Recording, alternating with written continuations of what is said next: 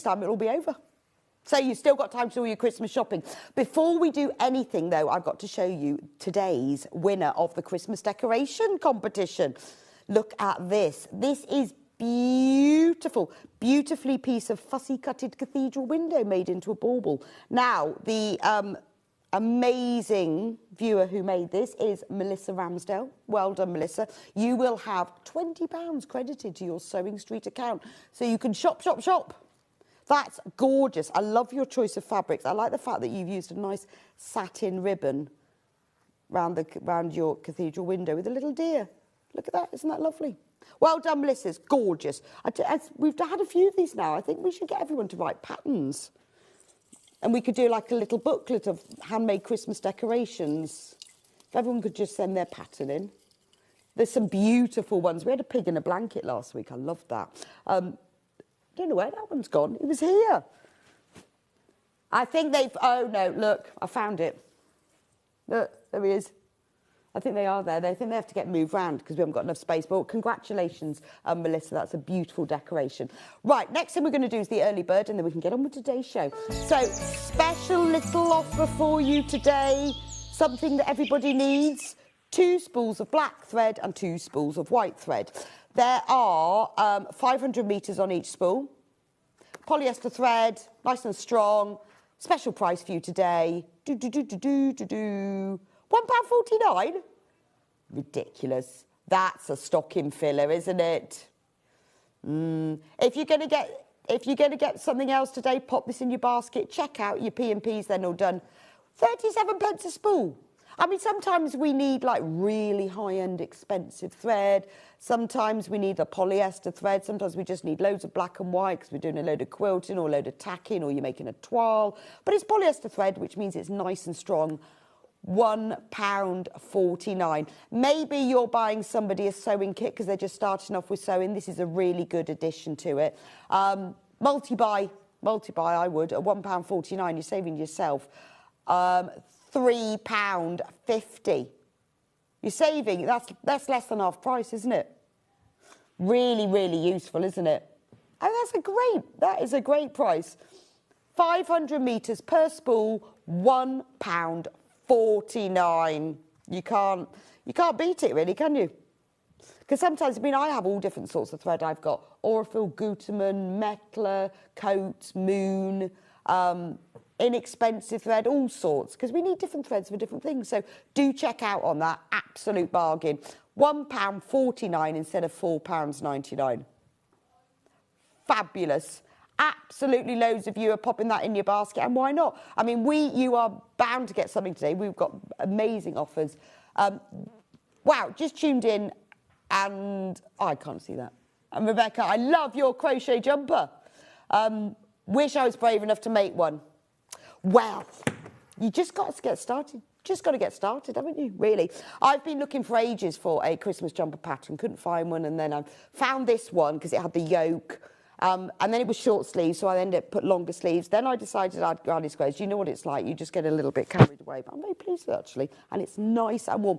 You've just got to start. Just start. Go on YouTube, learn how to crochet. Honestly, it's quite simple. Once you've learned how to chain, after that, it's quite simple, really. It's all about being able to hold a hook and then you're on. But thank you very much. Glad you like it. Check out on your early bird. And let's see what's coming up on today's show. Because check out on this, because you're bound to buy something today, because it's all great. Now, 8 o'clock, we have the wonderful Debbie Shaw with us this morning, who is going to be launching her daughter Kimberly's brand new fabric collection, Celestial Stitches. Look at this. Kimberly has made this jacket, which we have got the pattern for, by the way, as a digital download using that collection. That's what the jacket looks like, the pattern, because there's 2 choices of colour. Isn't that gorgeous? Absolutely gorgeous. That's the fab. And we've got other patterns and accessories and interfacing and all sorts.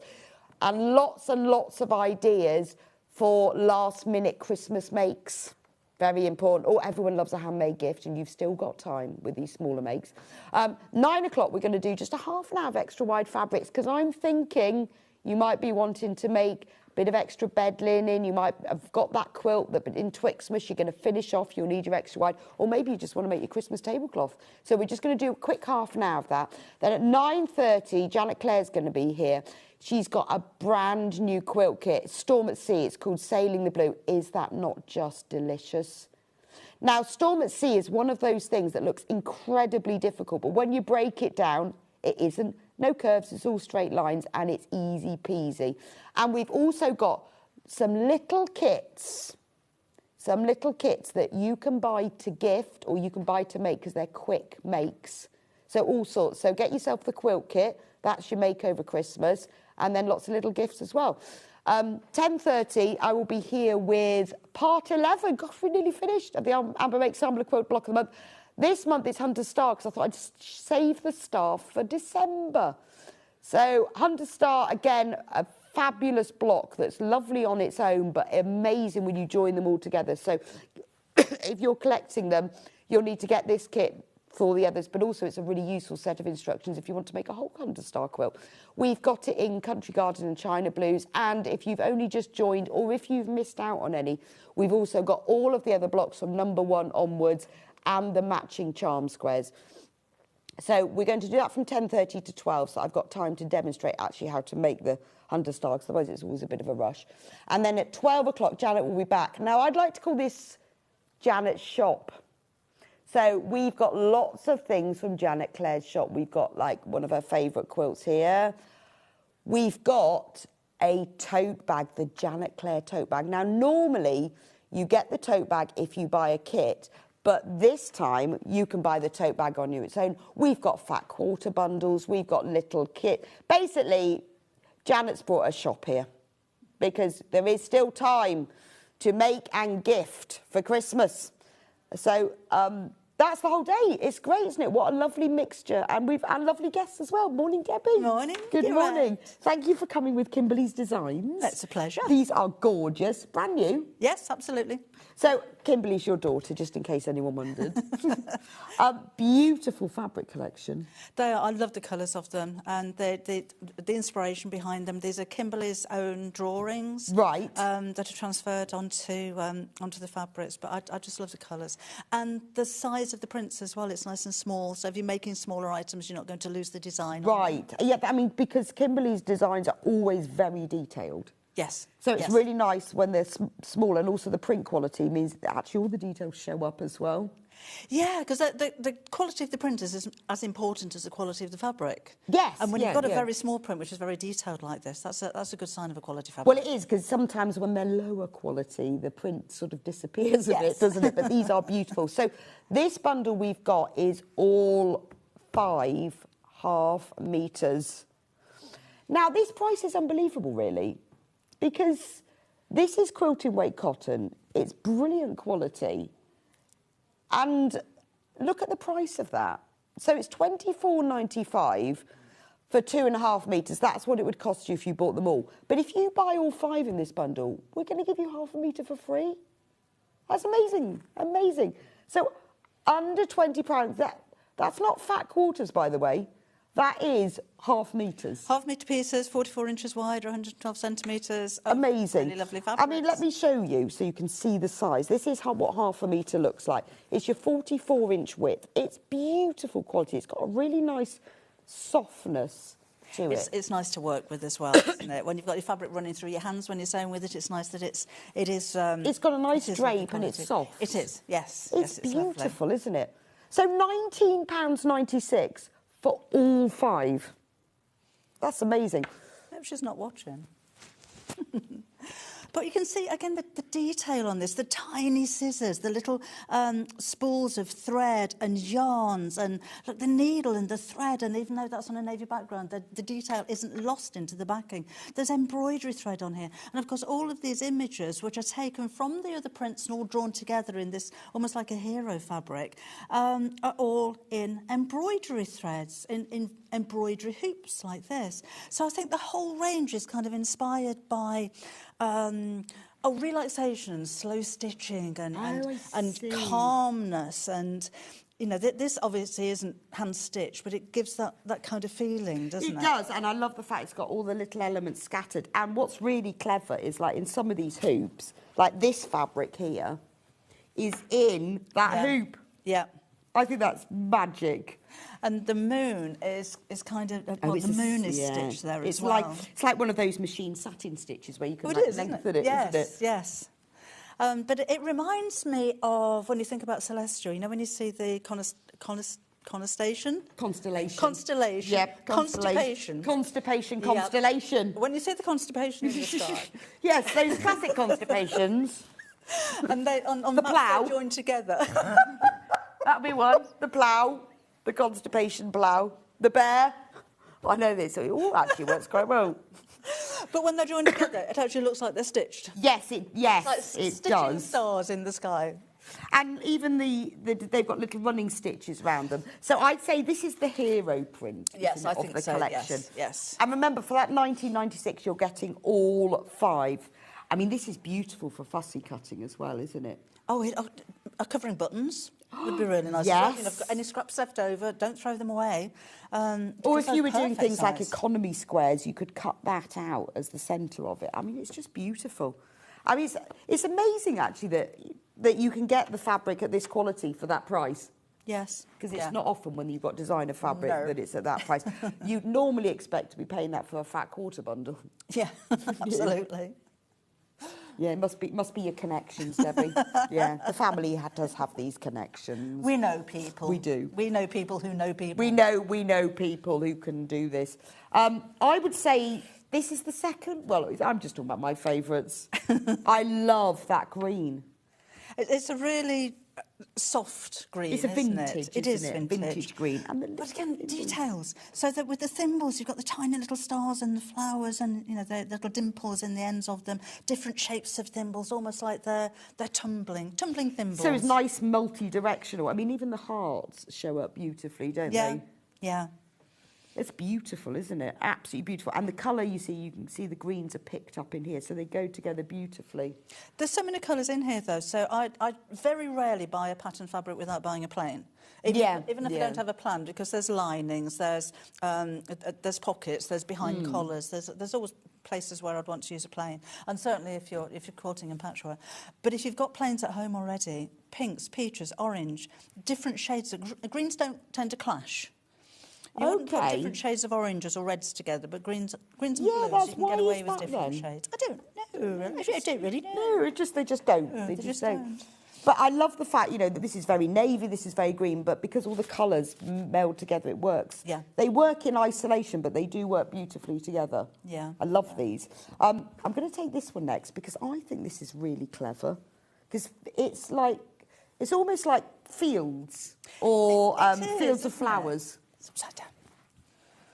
But you've still got the stitched kind of look. They look like lupins. I think, yes, lupins and big daisies. Yes, they're lovely. But even these are petals with tiny little leaves in there as well. There's so much detail on That's this. what shows you the quality of it. So although it's an amazing price, the quality you can see because of the print detail. And again, this is a fabric that works beautifully in isolation, but it does work with the others because the colour tones are the same. I love the flow, the fluidity of this fabric. I've not seen a print quite like that before. It's nice to see something. You kind of feel you need to. I feel like I need to see the whole thing. Yes, look at that. Yeah, it would be lovely as a binding or a border because you've got little bits of the colour, and it's not regular either. No. There's no and although straight lines. it is directional, it's not so obvious. If you do use it sideways on or upside down, it doesn't scream upside down. Yes, because you've got sort of blocks of colour. Yeah. Gorgeous. That's just one of them. Another one. Then we can do this beautiful sky with clouds, flowers, and moons. And embroidered moons, but moons with the leaves and the flowers. And again, this is picked up in the other fabrics as well. So you've got the little floral design that you're seeing. Oh, yes. And you've got the flowers that are in here and the flowers that are in there. Nice colour blue as well, this one, isn't it? I don't know how you describe it, but is it a cobalt? Yeah, it's not navy. No. And it's not mid blue. It's got, like a sapphire-y cobalt. Yeah. It works so well with the gold. It does, doesn't it? And gold, mustard. Do you imagine different colours? If you were to put a fuchsia pink behind that, the pink would really pop. Yes, yeah. And that would change completely if you put a mustard or a gold colour behind it as well. Derek says, wow, just tuned in. This would make a wonderful shirt for spring. Yes, it would. Well, Derek, we have got 1/2 meters available. So if you want to make a shirt, that would be a nice one. It would. I think Derek means that one. But the 1/2 meters are available on the website. So if you want more than 1/2 meter, if you need 2 meters for your shirt, just multi-buy it.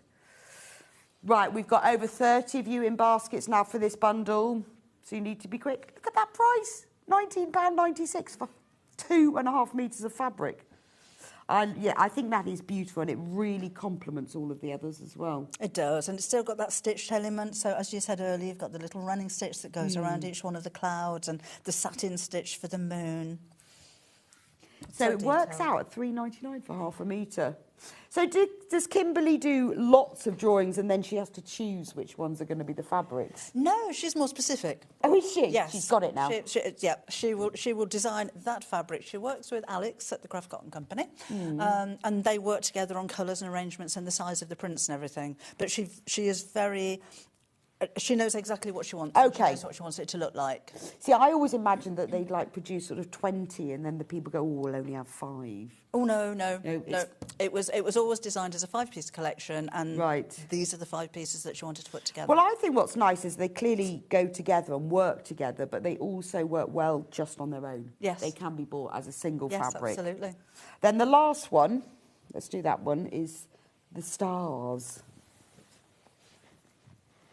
That's beautiful, isn't it? I think this is a really classic design. So not so much of the stitched elements, or maybe in the little stars that go around each one of the sun shapes, but even in the centre of the sun, look, it's got sun rays right in the middle. You can see the definition of all of those. And it's nice to have this sort of kind of geometry, because you've got this sort of the flowing floral, and then you've got the geometry of this one. Yeah. But this is what you could use for instead of a plain as your bindings. Yes. Yeah. But then, because of the geometry in it, would be lovely. You could cut it into squares either way, couldn't you? Yeah. Beautiful fabric. And look at see the colours. You've got all of the gold that's in here. So the most popular fabric on its own, because we are selling by the 1/2 meters, is this one. Oh, lovely. Yeah. Nice little bit of something a bit spring. different. Good. What are you going to make with it? Yes. The abstract one reminds me of fields from Karen. Yeah, I'm thinking Holland. Yes. Tulip fields. Yeah. It does. It looks like those sort of the patched fields. You know, when you land at Heathrow and you think, oh, look at all those little baby little fields. That's what it looks like. They don't have flowers in, but they're that kind of shape. Remember, this is how it's working out. £3.99 for 1/2 metre. If you buy this bundle, because we're giving you 1/2 metre for free. What a gorgeous collection. I can't wait to see what you make with it. Yeah, what are you going to make? What are you going to make? Because when you see fabric, do you buy fabric because you like the fabric, or do you have a project in mind that you? A bit of both. Oh, do you? A bit of both, yes. And then I think I wish I'd bought more, unless I've got a specific project in mind and I buy it for it. But quite often I'll buy something like this and then think, I wish I'd bought more of that one because now I've got enough. But I like to have it. So then if I think, oh, well, I'm just going to make that little bag or something, I've got that fabric. So. Yeah. If I love it, I'll just buy it and then think about it later. Thanks, got the floral multi for a shirt. Well done, Derek. Derek, when you've made your shirt, can you send us a picture? Right, shall we give you some inspiration? We want to know what you're going to make from it, but this is what you've made from it. Do you want to have a look at Yeah, this is, honestly, I want this. I just think this is genius. We've got the pattern for the jacket, but it's just something about the way that you've put the fabrics together and used different patterns of patchwork. So, you know, some of it, like on the sleeves, it's just squares and a rectangle at the end. But here you've got a sawtooth star, we've got half square triangles. It is a work in process. You've probably spotted the pins already because Kim just didn't have time to finish it before the show. But it's stunning. The pattern isn't for the patchwork designs, but this is all half square triangles, different variations of blocks with half square triangles, and then, like I said, you've got the squares as well. So you would make your blocks and just keep building and building on them until the pattern fits over the top. Oh, okay. I mean, I love this, so that you've got... It is just using the fabrics in this collection and some plains. That's all it is. So you can use plains from your own collection. We have got some plains as well. But what I would say is just take out of your fabric stash some plains that go with this, or just use the fabrics in there. And I really think it showcases how the fabrics work together with your quilting as well. Yeah. Because when you see all 5 there, you think they look nice, but how does that transfer? And that's how it transfers. That's what it's going to look like. And it's things like having that plain navy with the green thimbles. Yeah. It works amazingly. This pink is an absolute winner with this, isn't it? It really is, isn't it? So, the jacket pattern, brand new today. It's digital download only. It's only £13.50, and look at the size range, 4 to 30. Yep. So this is, how does the pattern work? Does it tell you how to do the patchwork at all? The pattern is designed for pre-quilted fabric. Okay. But she does explain in the instructions how to quilt your own fabric if you prefer to do. Right. Because this is, Liberty, the denim something or other range, that Kim put together herself. So that's up to you. So it is reversible. It's got pockets on the outside. So that's the inside of this one, as you can see. Oh, and also all the seams are bound. All the seams are bound, yes. Beautiful. And the collar, you can add the collar, you can leave the collar off, Okay. you can leave the frill off the collar. With frill, without frill. Yes, yes. So you can either use a pre-quilted fabric or you can quilt your own. You can go really random and like with this jacket and put all sorts of patterns on there. So it comes as a digital download. And then you just you can just print out the pattern pieces, so you don't have to print out all the instructions. No, and it's A4, but there is an A0 okay. as well. So if you wanted to send it somewhere else to print for you, brilliant. then go for the A0 option. Amazing. Now, if it's the only thing you buy today, you won't obviously pay P&P. If you buy anything else, you will, but if that's the only thing you buy today. It might be a pattern that you just you buy and you keep and you think, because this is a stash buster pattern, isn't it? Oh, yes, yes. So you can make it play. It's not actually reversible, was it, with the binding on the inside? Sorry. I don't know. I think I would wear that. I think that looks lovely. You could do it. You could do it. But it doesn't have to be like a coordinating set of fabrics. It can literally be your stashes. You don't have to patchwork it if you've got pre-quilted fabric already. That makes it really, really easy. Well, or you could use like a denim. You could use a heavier weight. Or corduroy, yeah, absolutely. Beautiful. I mean, it is a great stash buster. And if you wanted to use plains, you could use like different colour for the sleeves, like corduroy. Yeah. Velvet would look fabulous, wouldn't it? That'd be nice, wouldn't it? And you could have velvet sleeves and checked, it could be fantastic. So, and there's no, it's not fitted, there's no darts, it's a loose-fitting, comfortable fit of jacket. It's gorgeous. I might just try it on, actually, because something about it. Why not? Always got to try these things on to see what it fits like. Actually, I will watch my mic. Oh, very nice. Oh! Perfect. How pretty is that? It's as if she knew. Look at that. It was made for me. That's gorgeous, isn't it? It is, isn't it?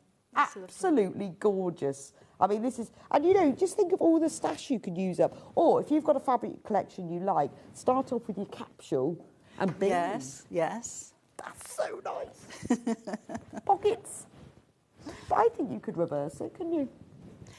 You could do, yes. Depending on how you finish the seams. Yes. But if you hand stitch those down... Yes, make it a feature. It could be a feature.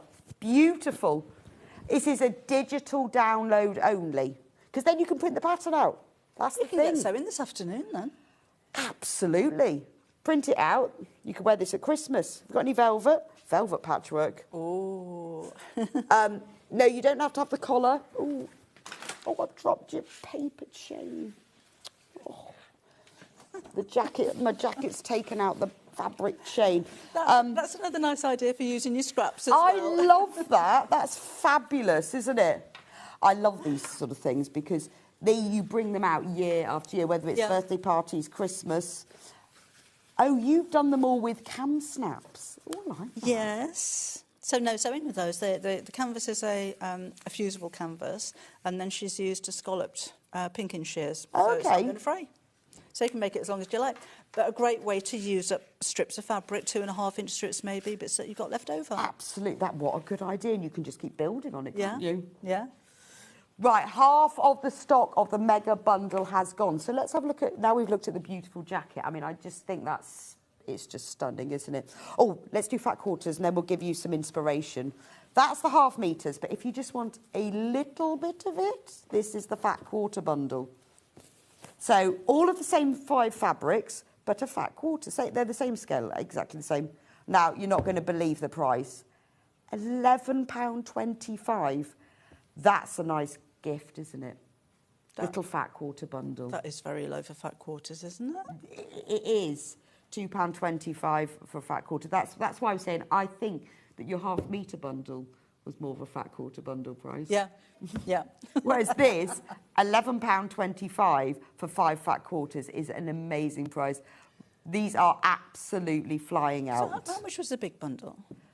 £19.96. That is so much better value. I know, just a little bit. Yeah, so much better value. I know. But some people might just want that. But isn't it? Well, yes, because that's double. Double the amount, but Yes. not double the price. No. Because that would be £23. It would. £22.50. If you buy 2 of these, it's 22. Don't buy 2 of these. £22.50. Well, you can, but this is the much more cost-effective way. Yes. Yeah. There we go. But that was our special deal because we gave them half a metre for free. Oh, okay. So that's what your fat quarter looks like.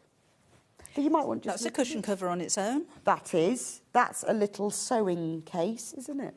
Oh, if you're making things for your sewing room. Oh, absolutely. So the cushion to sit on and maybe some little storage pockets and boxes as well. Yes. And pouches and book covers and journal covers. And how about a patchwork lampshade? Beautiful. And if you're a member of your half-yard sewing club, oodles. Oh. Oodles of patterns if you want some inspiration. Hundreds. Oodles and oodles and oodles. Because you've got a lot of patterns on there that are sewing room related I like things. sewing related things. I like sewing related fabric. I have some jersey fabric with sewing machines all over it that I am intending to make a dress out of. You should. I should. I know. will do when there are 8 days in the week. But anything sewing themed. I think as a sewer, you just like sewing things. Oh, I know. I'm always drawn to them. If I see any fabric that it's got needles or threads, we are drawn to them. And I know on the Half-Yard Sewing Club, there are lots of patterns like that. So, and you've also got a lot of things that are fat quarter friendly as well. Yes, absolutely. This could be maybe one of those little ironing station covers. Oh, We've made those on there. We've made drawstring bags to keep your mini irons in. And endless amounts of storage tubs, boxes and pin cushions and things like that. So if you're looking for some inspiration, you might be a member of the club already. Just don't forget to go on there because there's loads of patterns. That's your fat quarter. That is amazing. £11.25, which works out as £2.25 a fat quarter. But we go back to the half metres. Because we're giving you half a metre for free, if we looked at that, yes, if you looked at the fat quarter, that would be £22.50. This is £19.96. So that's half a metre? Yeah. And you get 5 of those. That's a lot of fabric. I wonder how much you'd need to make that jacket. I wonder whether would you do it from one bundle? You might do, because it's got a lot of plain. You could, because of the plains, yeah. You've got, and if, yeah, because a lot of people are asking about how much fabric. The problem is with a jacket, it depends on what size you're making. It's a really hard thing, and then it's patchwork, isn't it? I would say you could do this with the half metre bundle, but you'd need to put the plains in. Because if you look at like this one print, well, that's on one side, there's a square there. You'd get that from half a metre. That would easily be half a metre. I mean, Kim, if you're watching... Yeah, Kim, how much did you use? Have we not got the instructions for the jacket here? No, because they're digital download. Oh. So we don't have them. Oh, I should have printed them off then. So the plains that you've used there's a navy, you can use sangria or pomegranate. There's... the green is like a chartreuse. White would be beautiful. Yeah. Just pick out, really, I guess what Kimberly's done is she's picked out the colours in the prints, doesn't she? Yeah. That's all. I mean, so it's not... even if you were using your own. And covered buttons. You've got to have covered buttons. Yeah. Like you need the blue machine. I was on with Dave last week with the button machine. I've never seen it being used. I haven't seen it's that. It's genius. It's like seconds. And it's, you know how sometimes when you cover a button, they fall off? Yeah. It doesn't happen. They are absolutely genius. I mean, I just love it. The jacket pattern is in the side graphic. I think it looks very much like, I think that you would have enough fabric in the half-metre bundle for the print. I'm sure. And then you will just need to buy, if you bought half meters of the other colours. Yeah, easy. You'd have some left over. Yes, you would. So therefore, for under £20, you can be able to make the jacket and get some plains. Yes. Use up some of your stash. So how much would you pay for that if you saw it in a Jewels or somewhere? Oh, it'd be at least 100. At least, wouldn't it? A quilted jacket, at least. Of that quality. It's gorgeous, isn't it? And it's a statement piece. People go, where did you get that? And you go, yeah. oh, well, I just made it. So I take commissions. I charge £100 yes, £100, yes. But £13.50 for the pattern, it's worth getting because it's sort of thing what I would get, and I just keep it and think, right, well, I'm going to wait till I've got the right fabric. Or we were saying I often buy fabric when I don't know what I'm going to do with it. And then you get the pattern, you think, oh, I know exactly what I'm going to do. And I think it's lovely to see how a difference of colours works well together. It does, but, you know, for the jacket, if you just wanted it plain, if that's a little bit loud for you, then make it in denim, make it in cord, make it in canvas. Make it whatever you want. And the good thing about it being a digital download is you can print it out, you can cut out the size you want, and you haven't ruined it, because I always say to people, please trace your patterns where you don't need to, because you can print it out again. Susie says, beautiful fabrics from Kimberley. I'm loving the sparkly outfit, Debbie, and the quilted jackets, another project for my list. I know she's very sparkly. You've got sparkles here, sparkles on there. Well, it's December, isn't it? Christmas, isn't it? It's Christmas, isn't it? Yeah. Right, show me some of the other projects, because we haven't done this. So that's the cushion, again, easily made from the half-metre bundle. Yep, be surprised we if do you have from the fat quarter. You could do that easily with fat quarters. You do have the pattern for it. Kaz made this using my long hexagon templates. I do have But there is a long hexagon pattern of this size in the instructions as well. So this is the pattern. That's the printed instructions. And that's got everything that you need to know. It's got all of the information on how to make it, lots and lots of pictures, and the little template as well. So lots of Y seams, but they're not difficult. Well, I'm sure, because you look at all these pictures. Yep. You talk through. So if you've never done Y seams before, this is a good place to start. Yep. Start small. Once you've cracked it, then you can move on. But it's a nice quilt block. It is, it is. Oh, we imagine that on the jacket as well. Yes. Could use that on the jacket. Oh, that's got to be the centre of the back, hasn't it? Oh, yes. That'd be amazing. That's the centrepiece. But again, look how the fabrics go together, completely different. Where, you know, and because this has got multicolours, it looks like it graduates, but it's just one fabric. And there's no plains on here. No. But as you were saying, with the one with the suns on as a blender, it kind of helps the other colours to pop. And when you put the darker colours against the lighter ones, you don't necessarily need a plain in there. No, but I think this gives it more movement, doesn't it? Not Yeah. using a plain. It's lovely, isn't it? If you want to get making it straight away, or you'd rather just have a digital download, we do have that there, £9.99. There's one template, so if you've got the digital download, you can just trace around that. If you've got the digital download, you can just print it out. If you're buying the printed pattern, then just trace around it. But you have got the one hexy pattern that you need. So that's one idea, and then you've just popped a zip in that. Yep. So you could easily do that from the fat quarter. And then... Right, next one. The large pencil case. That's a very posh pencil case. Which we should... I think it's the clasp. I think it's the clasp. It makes it, doesn't it? It makes it posh. I like that. Yeah, I thought that was a little bit different. That's lovely. Cass So made that's this a one. nice way of having a pocket without having to put a zip in. Yes, it's the same kind of technique. I did demo this when we first launched this, way back when. But a letterbox zip. Yeah. But just before you sew a top stitch around there, you pull up the lining and fold it over. Oh, that's really clever, isn't it? So it makes like a welt pocket, really. Well, it's quite nice if you don't want to put a zip in one, Yes. and then you've just got that little bit. Yes. just that little bit different. And then the clasp makes it nice and secure. You could use a magnetic snap if you preferred, or a buckle clasp or something. And then you've got the zip across the top there as well. That's beautiful. And we do have those clasps. Can we do those? Oh, so we'll do the digital download. Loads and loads of you are checking out on this one.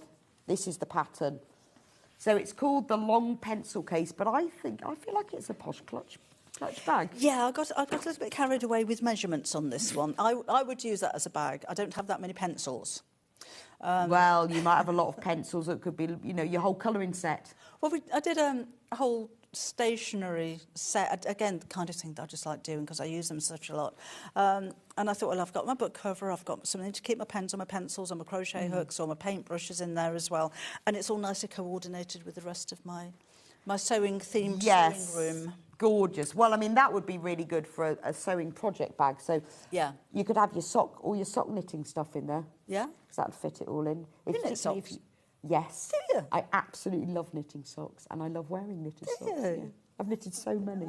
They're just a joy. You need one ball of yarn. That's it. And I love knitting. We had, when we first launched Yarn Lane, we had Christine from Winning Mum on, and she wrote the most brilliant book on how to knit them. So she taught me how to do it. I love knitting socks because you can knit them to fit you exactly. Yeah. They fit my feet exactly, and they're just beautiful. They don't go tight like other socks. Sorry, Hannah. She's like, digital download. You should knit socks. I'm a great sock knitter. Love them. They take ages, but I love them. This is the digital download for the large pencil case. Or it'd be good for a little sew if you were doing like EPP and you wanted something to put your little project in. Yeah, that's a nice idea. Yeah. It is very posh, though. Right, let's do these amazing clasps, because I know if I saw that and I wanted those clasps. Now, they come in 3 colours. I'm going to do, that's the gold one that you've got there, isn't it? Yeah. So this is the gold one. So what do you get in this then? There's the, you've got the bow. They'll come with a little plastic film on them to help stop them getting scratched. That's the tongue, and that's the backing. And you will, oh, don't come in a bag. The screws are already screwed into it. You'll need a tiny screwdriver. So a little bit of a tip for you with this one particularly. Normally, if you've fitted things like this before, you'll draw around the edge of that, and then you'll make a mark where the screw holes go, and you'll need some kind of wadding because it's quite deep, so don't just put this on 2 layers of cotton. You'll need some wadding there, and then you'll lose where the screw holes are because the wadding kind of heals around them. Okay. So the thing to do with this one is to cut close to the edge of the box and then cut all the way around the screw holes, because you've got a lot of backing here to hold it in place. Right, okay. So cut the whole section out and then glue it on with HT2 glue. Glue it onto your fabric. Okay, that Gutermann fabric glue. Yes. That one. Yeah. Make your hole the same size as that hole, and then you can always trim it back a little bit if you need to. Right. But while you're there with your HT2, put a little bit on a pin and push all the frayed edges up inside the gap. Oh, I see. And then that'll be really secure. It's not going to come off. You can see where your screw holes are, and it won't twist after use as well. Okay, I mean, it does really make, you know, a simple bag extra special, doesn't it? Well, it's all about the bow, isn't it? It is. Yes. And that could be anything. That could be the most simple of tote bags or anything. Oh, that's true. Yeah, and it just elevates it. It does. It does. We also have it in silver, shiny silver. Shiny silver. I think either go with this fabric, you know. Yeah, they do. They do. That screws in there. Beautiful. I like the fact that you've got the sort of the bow, but you've also got the bits at the bottom of the bow. Yeah. So that's the silver one, only £5.50. I mean, it might not be for this bag. It might be you get it now and then you can use it for a bag you're going to do later. And then the last colour, gunmetal. I was going to say gunmetal. It's a really nice shiny black. It's very contemporary, the gunmetal, isn't it? It's a very modern twist to your hardware. It looks very nice on that. It does, doesn't it? That looks fabulous. I know it looks a bit different because it has a plastic covering that you take off afterwards so you don't get it scratched. But that's what it looks like. Gorgeous. I like that one. Beautiful. Right, the interfacing. So this is amazing product. It's an amazing product, but it's also an amazing deal. So because we were having a chat earlier. I said, what is this, Debbie? What does it do? So we've got to get it out, get it out. So it's fusible. Yes. So like H640, but it's different. It is. It's thinner and it's stiffer. Should we hold it out just to see? £17. Look at the size. That's a lot. So it's 2 metres by 90 centimetres. So it's that's almost a metre in depth. You would use maybe that much to make a decent sized tote bag. Yeah. But it'll give you, you don't need anything special on your sewing machine, no special needles or anything like that, but it does give you the firmness. Yes, it's stiffer than your H640. Yes. But it's more compressed. It is. It's firmer. So why do you pick this one? I like the structure of it. I like that firmness. So with H630, H640, nothing wrong with that. I use them as well. They're soft. Yeah. They're soft and they're squishy. And for a larger bag, they may not stand up. They may not keep their shape. Nice for quilting. I wouldn't quilt with this one because it's too flat. Right. But this one gives you structure. It gives right. you Yes, firmness. I see what you mean. Because the H640 gives you a nice sort of squishiness. Yeah. But it doesn't make you end up having to use bosal if you want it to stand Yes. up. But this is kind of like a halfway house, isn't it? It is. It doesn't have. It's not as firm as bosal. No. But it's firmer than H630, H640. But I just like how thin it is as well. And you could use this if you are English paper piecing. Maybe cut your shapes out in this, leave them in. So iron the shapes onto your fabric, cut your quarter fabric around there. And then you're you're quilting as you're EPPing, if that makes sense. Yeah, no, so what you mean, yeah, because it's very solid, you're going to get a nice cut edge. If you did it with H640, you would have a little loose bits, wouldn't you? It wouldn't work as well. Yeah. This has got a really nice structure, and it's got a thin loft, a low loft as well, but you've got that stiffness. Now, we constantly sell out of this, so stock up while you can. This bag here, just so you can see, you made using this. So you see what I mean? If that didn't have anything in it, that would just fall. Well, it hasn't got any in the handles. Didn't have time to do it.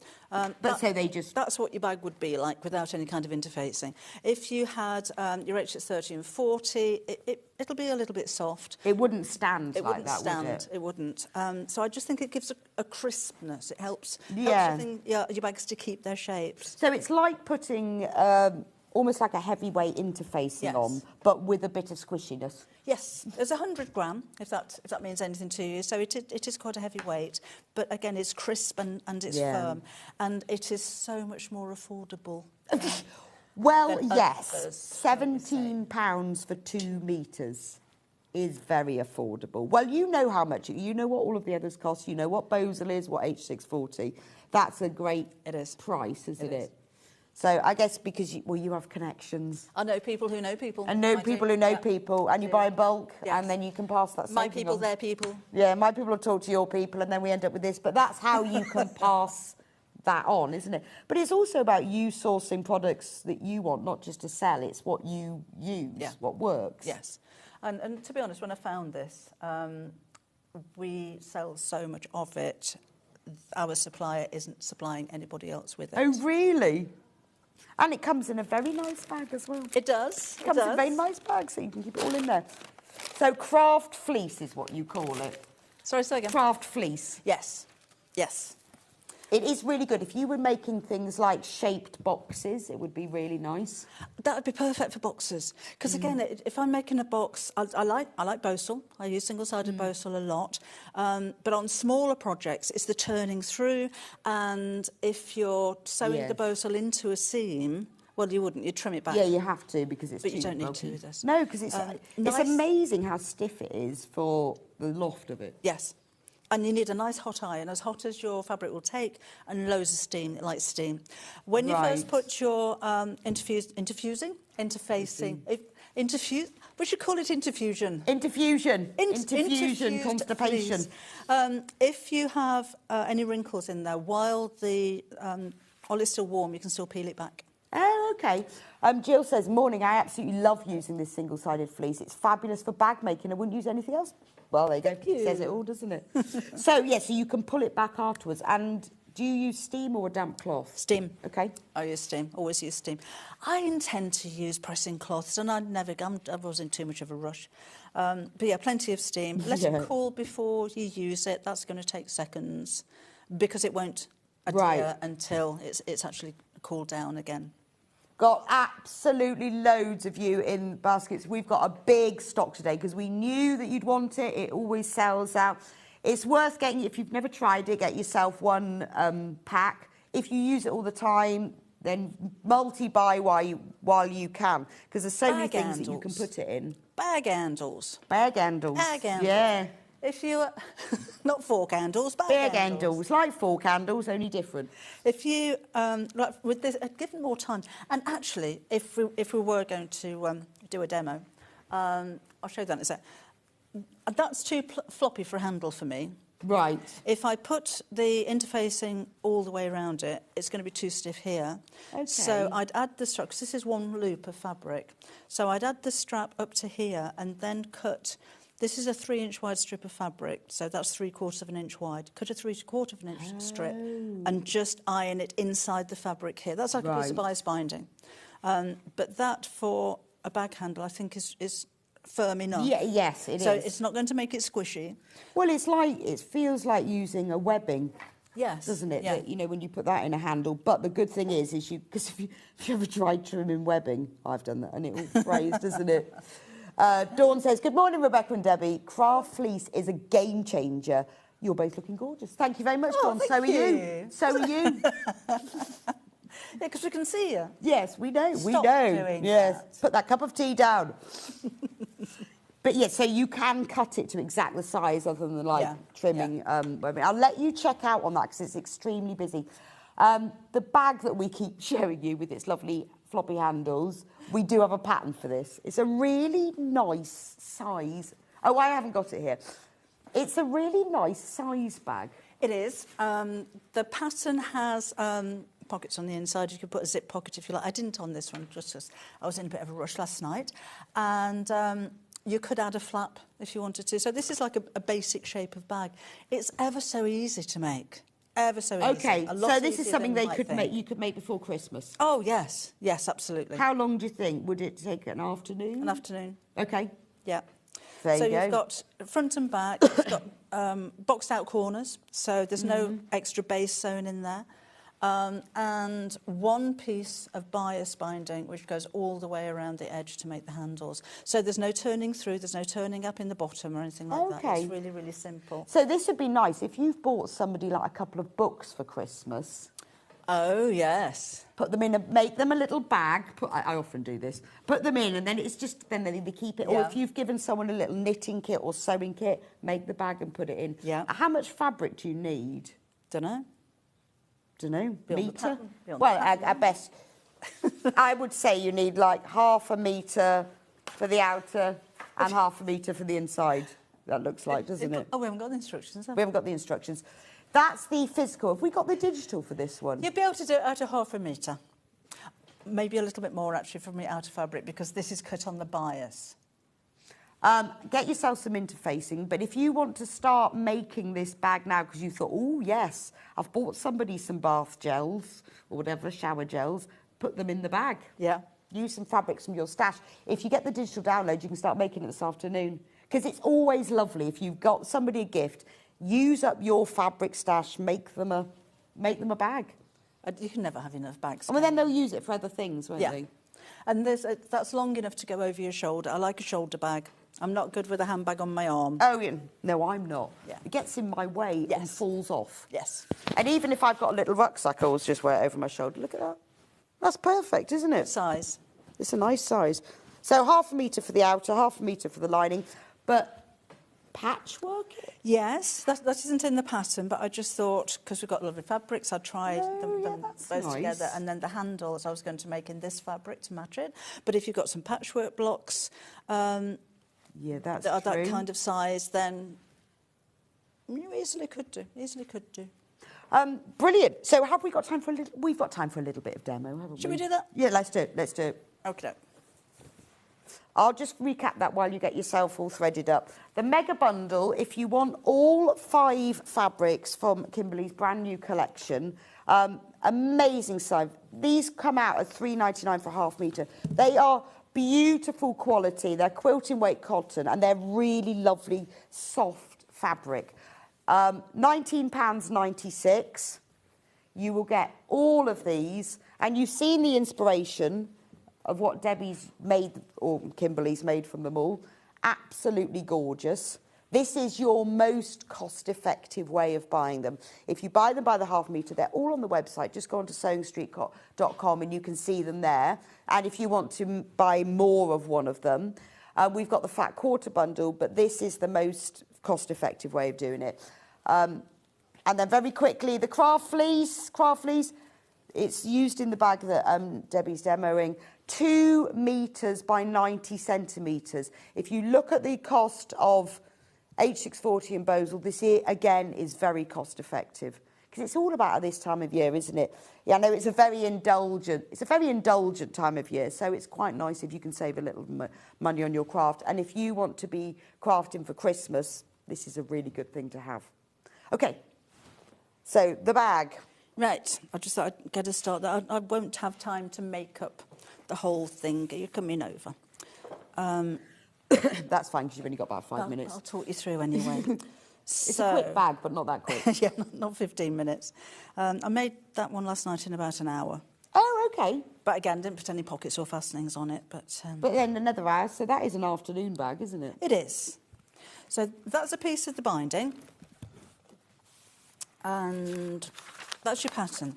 So a tip would be to draw around the pattern onto one piece of, because I've put my interfacing on the wrong side to start with, just because I find it easier. So cut out your fabric a little bit bigger.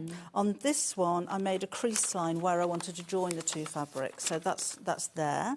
Then sew the 2 fabrics together first, and then cut out your pattern. Okay. So if you draw around one side and then flip it over and draw around the other side, because now you've got the interfacing on the back. If you folded that in half, you've probably got about 1/4 of an inch there that the pattern's not going to be right. Oh, okay. okay. It won't So fold piece the fabrics first, Yeah. then cut them out, then put the interfacing on. Then we're going to, let's sew these 2 together. I won't have time to do the lining as well. I just wanted to explain the handles for you. So try and match up that side seam. Let's get this sewn together. Under you go. So I'm just knocking everything off. I'm just using a 1/4 of an inch seam allowance, or the edge of your foot would work absolutely fine, which is normally a little bit more than, missed that, didn't I? A little bit more than your 1/4 of an inch. Fabric just moved then. And this is the fleece that you're using, the Yes, craft fleece. the craft fleece, yeah. So you can see how easily it goes through the machine. If anything, it's the same with any kind of fleece that you're using. You may feel as though your machine is stitching shorter stitches, and it's purely because you've got bulk underneath there, so lengthen your stitch length. But it's nice that you can stitch directly onto it, because with some fleeces, it all gets caught on your foot, doesn't it? With those very high loft polyesters, or even if you're using H20 wadding, yeah, you've got a bit of a clean-up job when you finish. So that's the 3 sides, and when my threads come undone, obviously. Why does that always happen when you're in a hurry? So is this fleece good if you're new to bag making? Because I know the whole world of fleece and interfacings and interlinings is quite overwhelming. There are so many. And interface, I don't know how to thread this. Do you know how to thread this one? I've used that one before. No, it's a minefield. There are so many different interfacings. A lot of them do the very same job. I haven't seen anything else like this one before, to be honest. And a lot of the time, it doesn't really matter which one you use. It's always a nice idea, if you can stretch to it, to maybe buy a metre of a few of them so you can compare. But for bag making, I think this is perfect. I wouldn't use it for clothing. It's a little bit too stiff. then go for your 80-20 wadding or your H630s. Thank you. H640s and that kind of I thing. am like a personal shopper, a personal Can you go and needle make a threader. coffee as well? While you... Yes, yes, I can do that. Right, so done. I can iron and I can thread sewing machines. Yeah, just bags, I think, for this one. Bags and boxes and storage. Yes, you'd have a very stiff jacket, wouldn't you? You would. Okay, and then we'll... I always use bamboo wadding for my jackets. Oh, that's just because nice. it's super soft. Yeah. And lovely. Don't forget to check out on the pattern. It's only £13.50. It's a digital download, which is great because you can print it all out rather than having to trace it. You can choose whether you put the collar on or not. The collar can have a frill or not have a frill. I love that one. I think Kimberly should donate it and then I'll just finish it. It's amazing, isn't it? It's joyful. She's going to look fantastic in that. It's a bit of fun, isn't it? It is. It's just gorgeous. It's those colours that I wouldn't have thought of, that shade of green with a bright pink and then the navy, but it just works. Done it again, Bex. Is it the base thread or is it the top thread? The top thread. Well, you know what? What I normally find, and I forgot to check that with these machines, actually it works the same with mine. If the spool holder is too tight, pull in on it. It pulls on it. But when you wind the bobbin, if the spool holder's not on really tight, the bobbin is loose. Well, we're going to pretend that Yes, can we just pretend while I thread up the machine? So it'd kind of look a little bit like that. Then you make up the lining, just in the same way, and turn that the right side out. There's no need to leave a turning gap because we're not turning anything through.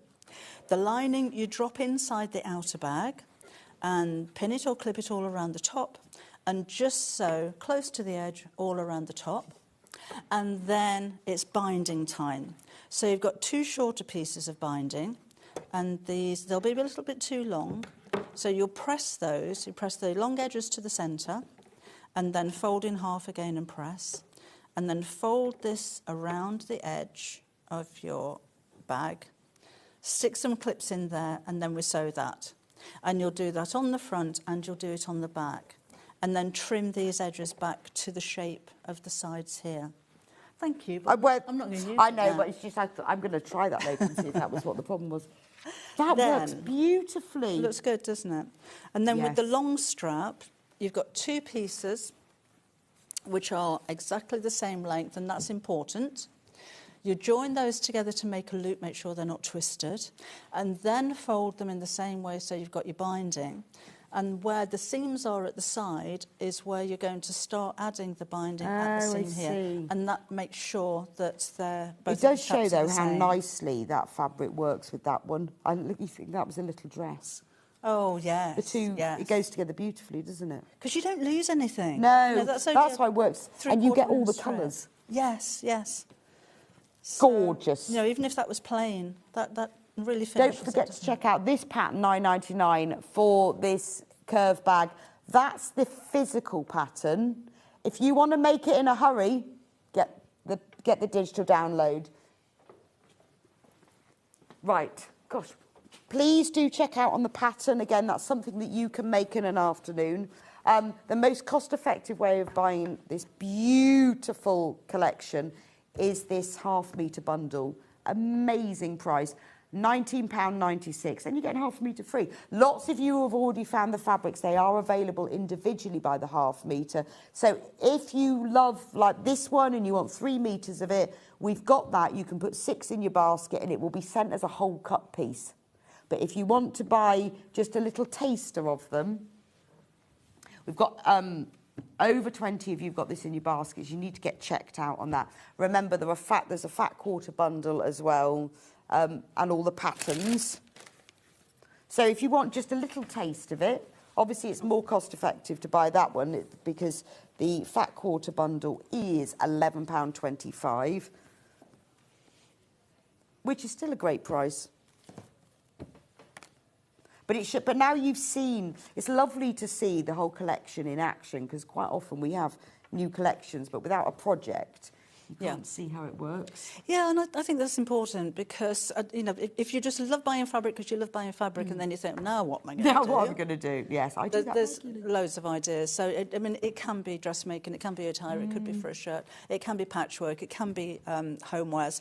And with the smaller pieces like this, we were talking earlier on about what you've got time to make before Christmas. Yes. Could even be gift bags. Well, exactly. I mean, that's a great gift bag, isn't it?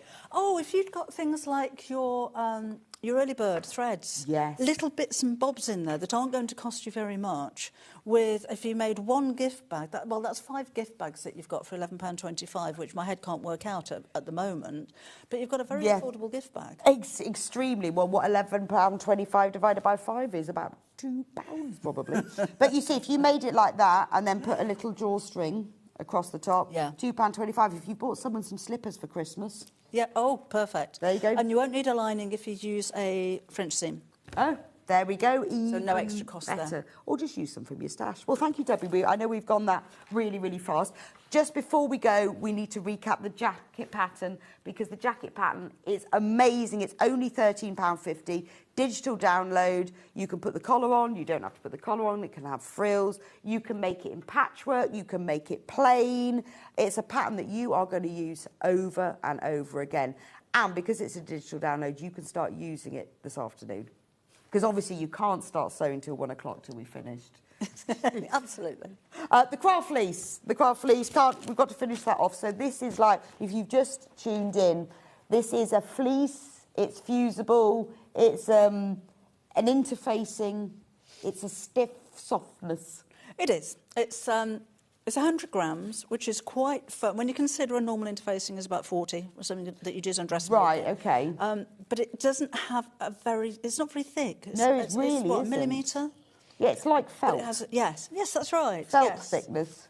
We had a massive quantity to start with, and we're down to double figures. It's absolutely flying out. But, you know, we're all going to be doing that sewing over Christmas. Nice to have that. Yeah, and while we've got the price, I can't guarantee how long we can keep it that low, because that is incredibly low price. It doesn't go off. No. You're not going to come in, you know, next summer and think, oh, gosh, that's a bit whiffy. No. I think the interface has gone off. It's not like fish or relatives, is it? When they've been around too long. And you think, oh, time to go. It will always be lovely. Oh, we have 2 other interfacings that we haven't followed, not Debbie's phone. 2 other interfacings. Now, these are both fusible, so they're but different weights. Yes, 40 weight and 20 weight. So the 40 weight we're called in the lightweight interfacing. So that would be suitable to use with craft weight of cotton. If you try and have the same weight of interfacing as the fabric that you're using. Okay. If you're dressmaking. So this is almost like a light to medium weight, isn't it? Yes, yeah. So collars and cuffs. Collars and cuffs and plackets and pockets. Plackets and pockets. Or anything when you make like an internal pocket in a bag and you want it to be a little bit stiffer. Or if you like to add interface into your linings, or if you're making something like a drawstring bag. So it's all going to gather. This isn't going to gather very well because it's stiff. That will gather. So if you wanted a bag, if you were using this and you wanted it to be stiffer, that's what you'd use it for. Okay. And then the other interfacing is lighter weight. That's even lighter. So this is 28 grams. Featherweight, like boxing. Have we got heavyweight? This one. What's the other bantamweight? Bantamweight. Never understood that. Don't know much about boxing, but never understood why they're called bantamweight. It's not chickens, are they? You wonder why they're called that? I've no idea. No, I don't really care. No, I've always wondered that. Not care enough to find out, but just wondered. Yeah, this is very lightweight. Even lighter weight still. So, again, it's fusible. A nice idea to use interfacing like this on a fabric that has a bit of stretch that you don't want to stretch. So if you've got a really lovely, like my jersey print sewing machine fabric. The one that you're going to make that dress from one day. Maybe you want to make a matching bag. So I can put this onto the wrong side of it and stop it from moving. Or if you have a loose weave fabric that can twist. Right. I'm thinking like wools and tweeds and things like that. Then just put this on the back and just make it stable. Oh, yeah. So if you were like making memory quilts from jersey, from like baby clothes and things, you could use it because you don't want it to stretch. And also, someone told me this a while ago, that, you know, when you press H640 on, sometimes it goes bobbly. Yeah. If you put a lightweight interfacing on first, I've and not then heard do of that it. one. No, someone told me, and I discovered it, and it works because sometimes I don't know why. You get bubbles. Yeah. But if you put an interfacing on first, you don't get the bubbles. I should try that. And these are 2 metres by 9 centimetres again, so they're huge big. pieces. Big piece. We will undo Doing it, it. just because then we can fold it all back up again. Look at the size. So that makes $7.99. Now, normally we charge about $9.99 for a metre for interfacing. Oh. So $7.99 for 2 metres. Our Huge sort of amount. cut metre by 90 pieces are about, I think about that. So that's a great price. So that would be good if you're making memory quilts, wouldn't it? Yes, to it get would. so much. Because when you're using all those different, because you might have some cotton fabric, some jersey. Yeah. That's brilliant. Well, thank you for bringing us all these amazing products. And Pleasure. say massive congratulations to Kimberly for a beautiful collection. And Kimberly, can you put a photo of you in that jacket? Because it is a stunner. You've got to finish it now, hon. Yeah, and I want really big, fat covered buttons on it. It's going to look great. You've got to finish it, Kimberly. It's just gorgeous. Thank you so much. Now, you're back next week. I'm back on the 20th, week on Saturday. Right. I've got some chumleys to show you. Have you? Chumleys? I've got we love new chumleys. New chumleys. Brilliant, just in time for Christmas. Well, have a nice week. Have you finished Christmas shopping? No, I haven't really started yet. No way! I've only got 3. We're Okay. only buy for the grandchildren. I've got 3 grandchildren. Oh, so that's okay then. Yeah. Oh, well, that's easy. You're going to have to make them something, though, aren't you? Because we've got time. You have. Certainly do that. Do you usually make them? No. No? Yeah. I have intent, but it never quite Intent is happens. always good. Right, we're going to go for a quick break. I will be back with you with brand new extra wide fabrics. So don't go anywhere. I'll see you back in a few minutes' time.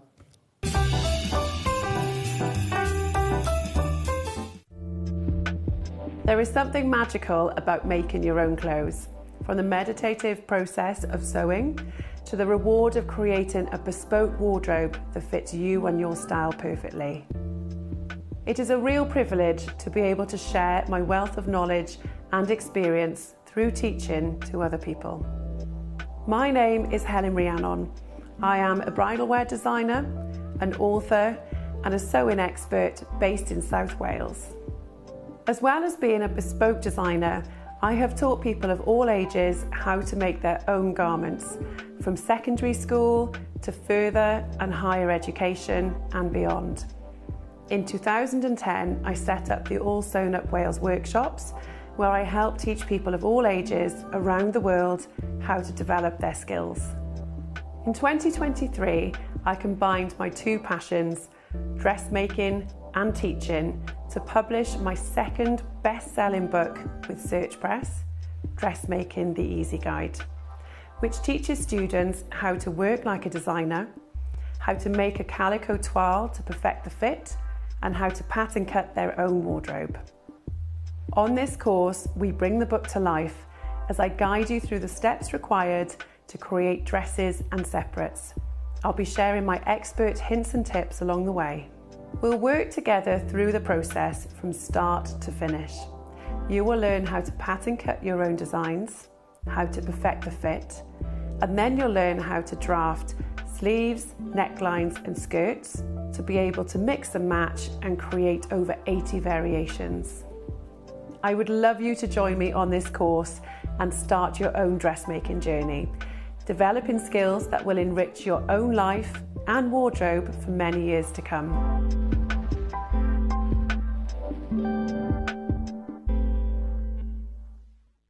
Missed a show on Sewing Street? Don't worry, you can catch up on all the action from the past week on our website. Just head over to sewingstreet.com and go to TV Guide and pick a day, then a show up to 7 days back from the Today tab.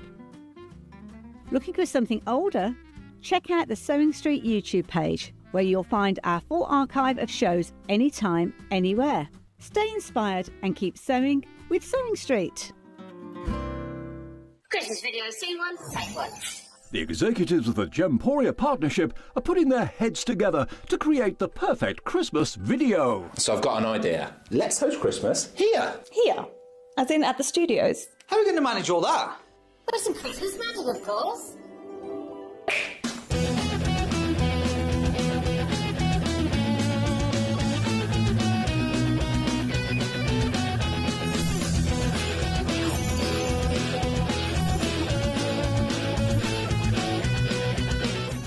This year, Christmas is happening at ours, and you're invited.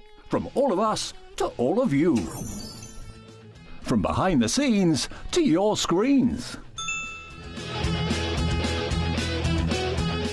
The Christmas elves have been working hard behind the scenes to bring festive joy.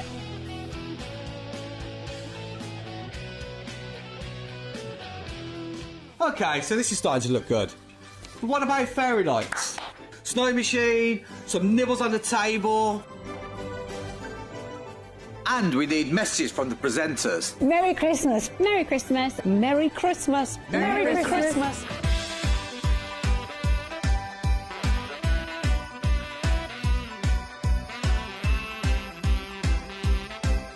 Well, this certainly looks like Christmas. And we get to share it with them.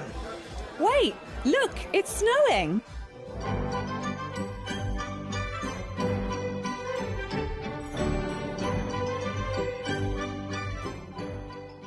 Happy Christmas from your Gemporia Partnership family. Join us here this year for Christmas.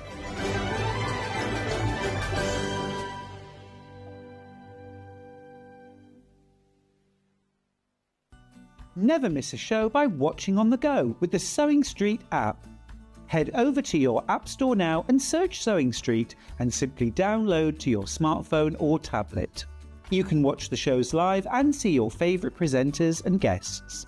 Click on the Today button to shop all of the products that are featured in today's show.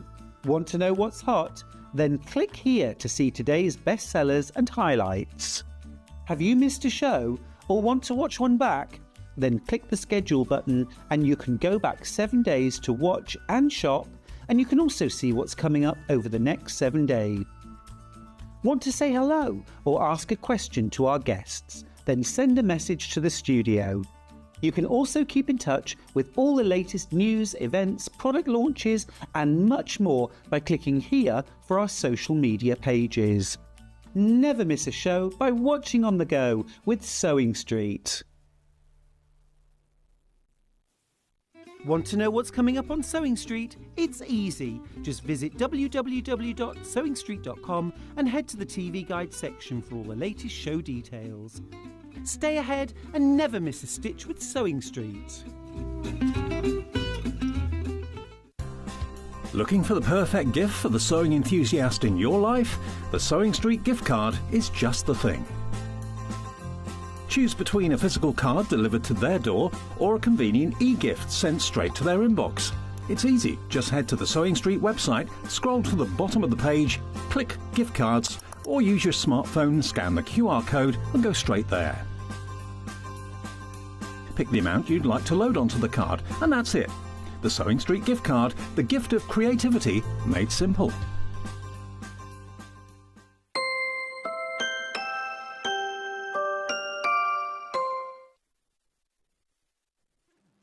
Welcome back to Sewing Street. Oh, I don't know what happened to the time. I think we ran over a bit on the last one. So we've got a very quick extra wide section because we've got some brand new ones. And we're thinking you want to be back in your quilt over Christmas now, or all the other things you can do with extra wide. This is gorgeous. This is a patchwork jacket. Asking to be made. I'm going to lay it on the table first so you can see. Look at that. Double wedding ring as if you'd made it yourself. Can you imagine making a patchwork jacket in that and cheating by quilting around the circles, and it will look like you'll go, God, you know, I can't believe how long that took. And, you know, I really had to concentrate on my seam matching, but I think I cracked it. I mean, it's gorgeous, isn't it? Yeah, don't look too close to my point. Some of them don't match. Oh, it's lovely, I know. Cost me a fortune in all the prints. We've put the jacket pattern there as well, so that's the digital download. The great thing about the extra wide, $12.99, and it's 274 centimetres, which is 108 inches. If you think normal fabric is 44, double that is 88. So it's more than double, but less than double the price, if that makes any sense. I say that all over again. But it's beautiful, isn't it? It's Wyndham Fabrics. I'm going to get my glamorous assistant, Finn, to just hold at the end. There we go. Look at how wide it is. This is a quilt quilt back and a half. Well, you can see I've got the sampler quilt on the wall. Can you move this way a bit, Finn? So if look at that. If you were using that for quilt backing, this is an 84-inch quilt. Look, way more than you need in the width. If you're making to sell, it's looking stunning. Thank you very much. How about a summer dress? I mean, that would be beautiful, wouldn't it? It would look like that you'd patchworked a summer dress. Because actually, you'd have too many seams on the inside, wouldn't you, if you were... But it would be a beautiful dress. Also, think about whole cloth quilting. If you wanted to make... If you've got a special wedding coming up and you want to make a quilt for somebody, you could embroider details on the insides of these. So you could put their names, you could put the date, the church, whatever. The ceremony place, the venue, the names of all the bridesmaids. I mean, absolutely beautiful. And honestly, if you quilt this, it will look like you've pieced it. £12.99, right. Absolutely stunning.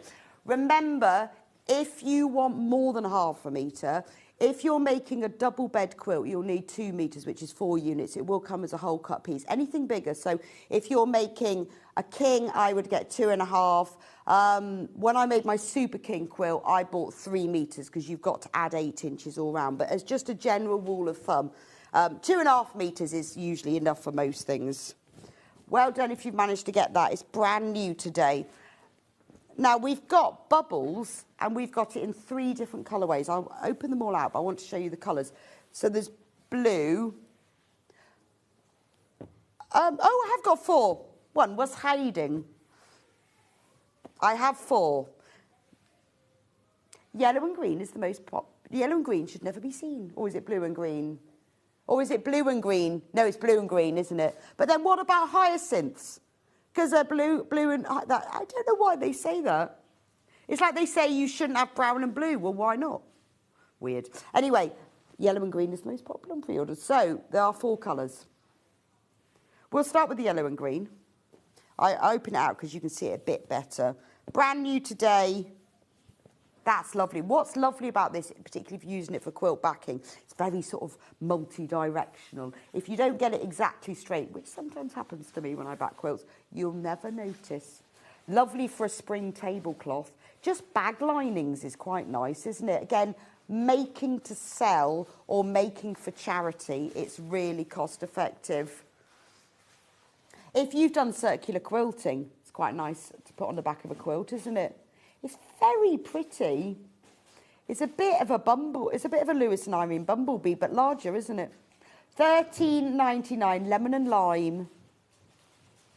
I think it's really good because you've got lots of different tones, and it does look like bubbles are dropping because you've got really pale ones and then mediums and then darker ones. It's a great price, isn't it? Don't forget, if you multi-buy, it will be sent as a whole cut piece. I mean, there's all sorts of things you can do with this extra wide. It's really good for bedding. You can make duvet covers, sheets, pillowcases, because it's wide enough. It's very fresh and lovely. That's lemon and lime. Which one shall I do next? I'm going to do the blue one. There's 2 sort of bluey ones. There's one that's bluey and one that's more tealy. But this is a sort of, this is blue and mauve. What's it called? Pastel. Pastel. They're all pastel. Who described that, honestly? Honestly. I would say that is blue and mauve pastel. It's just not very descriptive, is it? But it is blue and mauve. Beautiful. Love that one.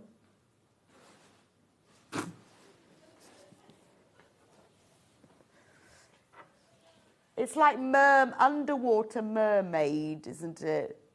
Really pretty. And I like the fact that they all sort of overlap. It's got a bit of a Venn diagram going on. That's the one that's called pastel, but it's actually blue and mauve. I'm not even going to guess what the names of the others are. This one, what's that one called? Pastel 2? Ocean, okay. Okay, ocean, I'll go with that. It is sort of turquoisey, teal. Wash bags, amazing for wash bags, cosmetic bags. Wash bag lining, if you put a bit of Odie coat on it, let me just show you the difference so you know between the pastel and the ocean. So that's bluey and purple, and that's blue and teal. They do look nice together. Matching set, wash bags, cosmetic bags. But it feels very bathroom, doesn't it? Be nice to make drawstring bags with it, to put your laundry. Oh, a blind would be nice. And you can, you can make, as long as you've got a really decent interlining, you can make a blind from it. Very pretty. And then the next one, who knows what this one's called? This one is mauve and purple. Lilac, yep. Yep, I'll go with that. I think it should be called wisteria. In fact, this would be nice for this, because it's very similar colourways, isn't it? Because you've got the pinks and the purples. I think sort of wisteria. It's very pretty, isn't it? It's one of those, and I bought some extra wide for a quilt the other day. It took me ages and ages to choose it because I was trying to choose something that matched. And in the end, I just thought, you know what, I'm just going to go for a colour that goes with it, but that's completely different. So like the other end of the spectrum. So if you really can't decide on an extra wide backing, go for something that's a bit statement-y like this, where you've got that big print, but choose a completely different colour. It just makes it a bit nicer. And then when you put your binding on, it gives it quite a big contrast, because it took me so long to choose it. But that's beautiful, isn't it? Right. Don't forget, it is beautiful for my quilt, and I think that one would be good for the China Blues. Yes. Right, which one would you like me to do next? Snowflakes. Oh, that's nice. Brand new. Oh, that is Christmas tablecloth. That's Christmas tablecloth. I think that's beautiful. It's called Snowfall Fog, only £12.99 for half a metre. That with white napkins and crystal and silver. It's just stunning, isn't it? Could be gift bags. You've still got time. Or maybe you've got projects to finish. That's gorgeous, isn't it? You can see now I've laid it out, how it, you've got like tones of fabrics. There's almost like you've got the lighter bits there. There's a lot of detail. That's the fog, you see. That's the clear bit in the fog. That's the dark bit of the fog. But I can imagine this on your Christmas table, white linen, and then you could put like strands of holly and rosemary and things, couldn't you? Well posh. Beautiful. And it's 100% cotton, so you can just chuck it in the washing machine afterwards. Gorgeous. We've got it in another colour. So if your Christmas theme is more icy,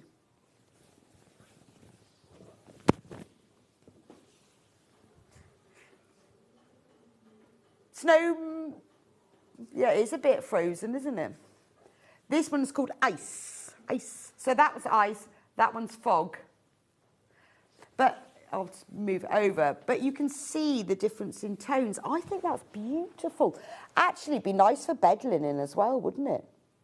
Just because it's sort of really clean and crisp. That's a really lovely fabric. Only £12.99. I've not seen one like this before, not as an extra wide. Beautiful. Again, because it's not Christmassy, but it's kind of wintry, isn't it? Then... in fact, I did wrapped up some presents yesterday, and I had 4 rolls in a collection, and they were all this sort of icy, snowflakey thing. So maybe that's in this year. Beautiful. Again, good for the back of a quilt, obviously. So that's those twos. All of these extra wides so far have been brand new. Always nice stuff. I love that one. I wish, yeah, that has got to be your Christmas tablecloth, hasn't it? Red. Wouldn't it look lovely with the red binding?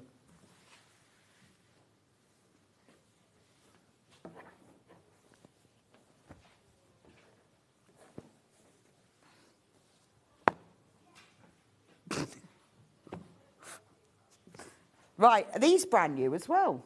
They're nice, aren't they? Right, these two, they're different. They actually, I'm showing you them together because they really look nice together. As one would complement the other, wouldn't they, if you wanted as a binding. Hannah's going to make pyjamas with these. lounge pants. That's very pretty, isn't it? But remember, you know, this extra wide, it can be used for dressmaking. It is it's called Beloved Penelope. I wonder who Penelope is. But we beloved her. We beloved Penelope. Beloved Penelope. I love that. Beautiful. Remember, it's very good for dressmaking. I'm listening to Hannah tell me a story about a imaginary friend called Penelope. Beautiful. So the background of this is a very sort of deep cream, and you've got tiny little sprigs of flowers. You can see it now in detail. You've got little pinks and blues. It's very vintage look as well. They've called it natural, but I would say Beloved Penelope Vintage Floral. Really pretty. Now, the other colourway, so if you wanted to put them together, that would be lovely. You know, if you were thinking about making cushions, cushion backs would be nice with the two together. Or one is very good. In fact, this scale of print works really well as a binding. See, doesn't that look lovely as a binding? Oh, they're so pretty. They're kind of really old-fashioned sort of Victorian floral. This one, is this Beloved Penelope as well? Oh, yeah. Who is Penelope? I mean, this says Beloved by April.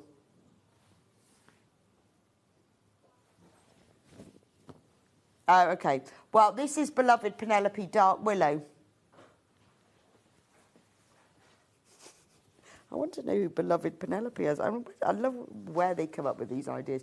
That's what they look like together, but the one that's on the screen at the moment is Dark Willow. Gorgeous. Everyone who's checked out has multi-bore. I'm not surprised. Again, good for a quilt backing in that it's very multi-directional. Right, one more. This one. Vintage, this one. This one is also brand new.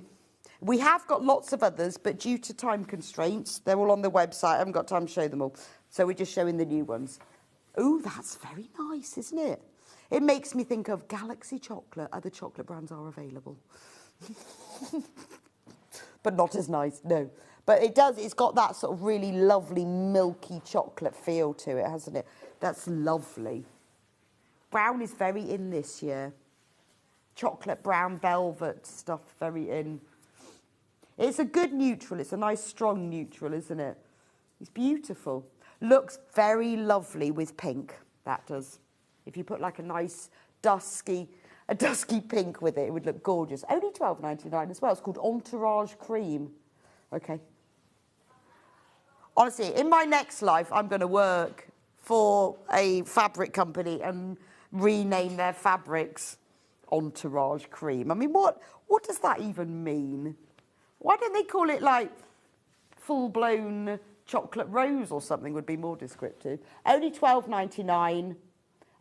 Remember, if you multi-buy, it will be sent to you as a whole cut piece. So loads and loads of different fabrics there. You might think, I'm going to finish that quilt off. You might have been looking for an extra wide. We have got others. They're all on the website if you want to choose one. It's just really nice, particularly if you've got a quilt on the go, if you've got the extra wide. And if, like me, every year you say, I'm going to make a new Christmas tablecloth, maybe you could, because you will get it before Christmas, so you've still got time. Right, we are going to go for a few-minute quick little break, and Janet Clare will be back with me with her amazing quilt. I love Storm at Sea. It used to scare me until I learned how to do it. And Janet's going to show you, break it down, make it easy to understand, encourage you to do it, and you can buy the whole quilt. But don't forget, we've also got some very little quick make kits that you can gift or make. And we've got the Janet Clare tote bag, which you get free if you buy the kit. But if you haven't got the kit, we've got it for sale. I'll see you back in just a few minutes' time.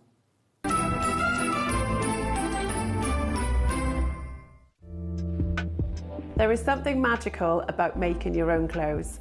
From the meditative process of sewing to the reward of creating a bespoke wardrobe that fits you and your style perfectly.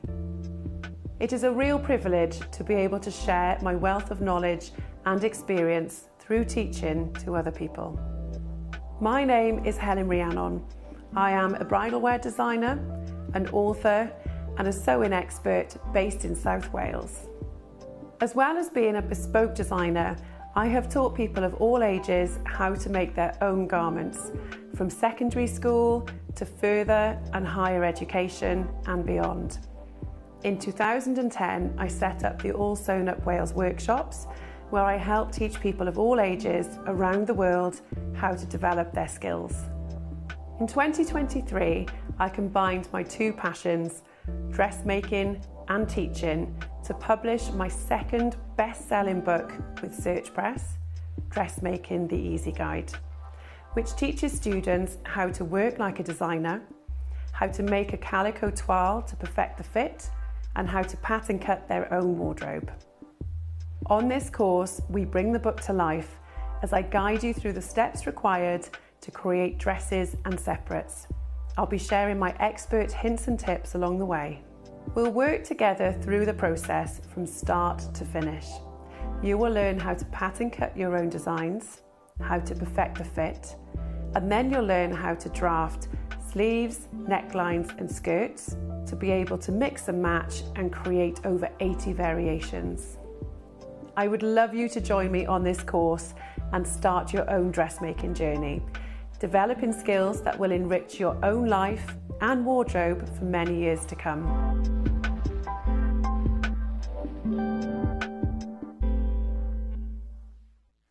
Missed a show on Sewing Street? Don't worry, you can catch up on all the action from the past week on our website. Just head over to sewingstreet.com and go to TV Guide and pick a day, then a show up to 7 days back from the Today tab. Looking for something older? Check out the Sewing Street YouTube page, where you'll find our full archive of shows anytime, anywhere. Stay inspired and keep sewing with Sewing Street. Never miss a show by watching on the go with the Sewing Street app. Head over to your App Store now and search Sewing Street and simply download to your smartphone or tablet. You can watch the shows live and see your favourite presenters and guests. Click on the Today button to shop all of the products that are featured in today's show. Want to know what's hot? Then click here to see today's bestsellers and highlights. Have you missed a show or want to watch one back? Then click the schedule button and you can go back 7 days to watch and shop, and you can also see what's coming up over the next 7 days. Want to say hello or ask a question to our guests? Then send a message to the studio. You can also keep in touch with all the latest news, events, product launches and much more by clicking here for our social media pages. Never miss a show by watching on the go with Sewing Street. Shopping with Sewing Street couldn't be easier.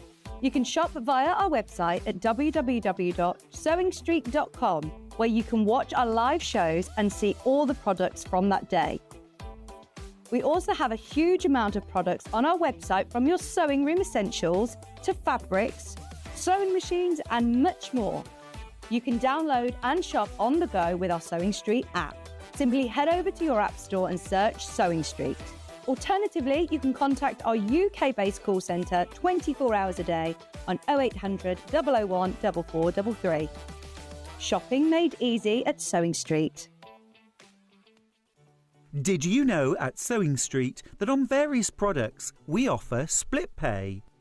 That means on certain items you can spread the cost over 2, 3, 4 or sometimes even 5 interest-free monthly payments.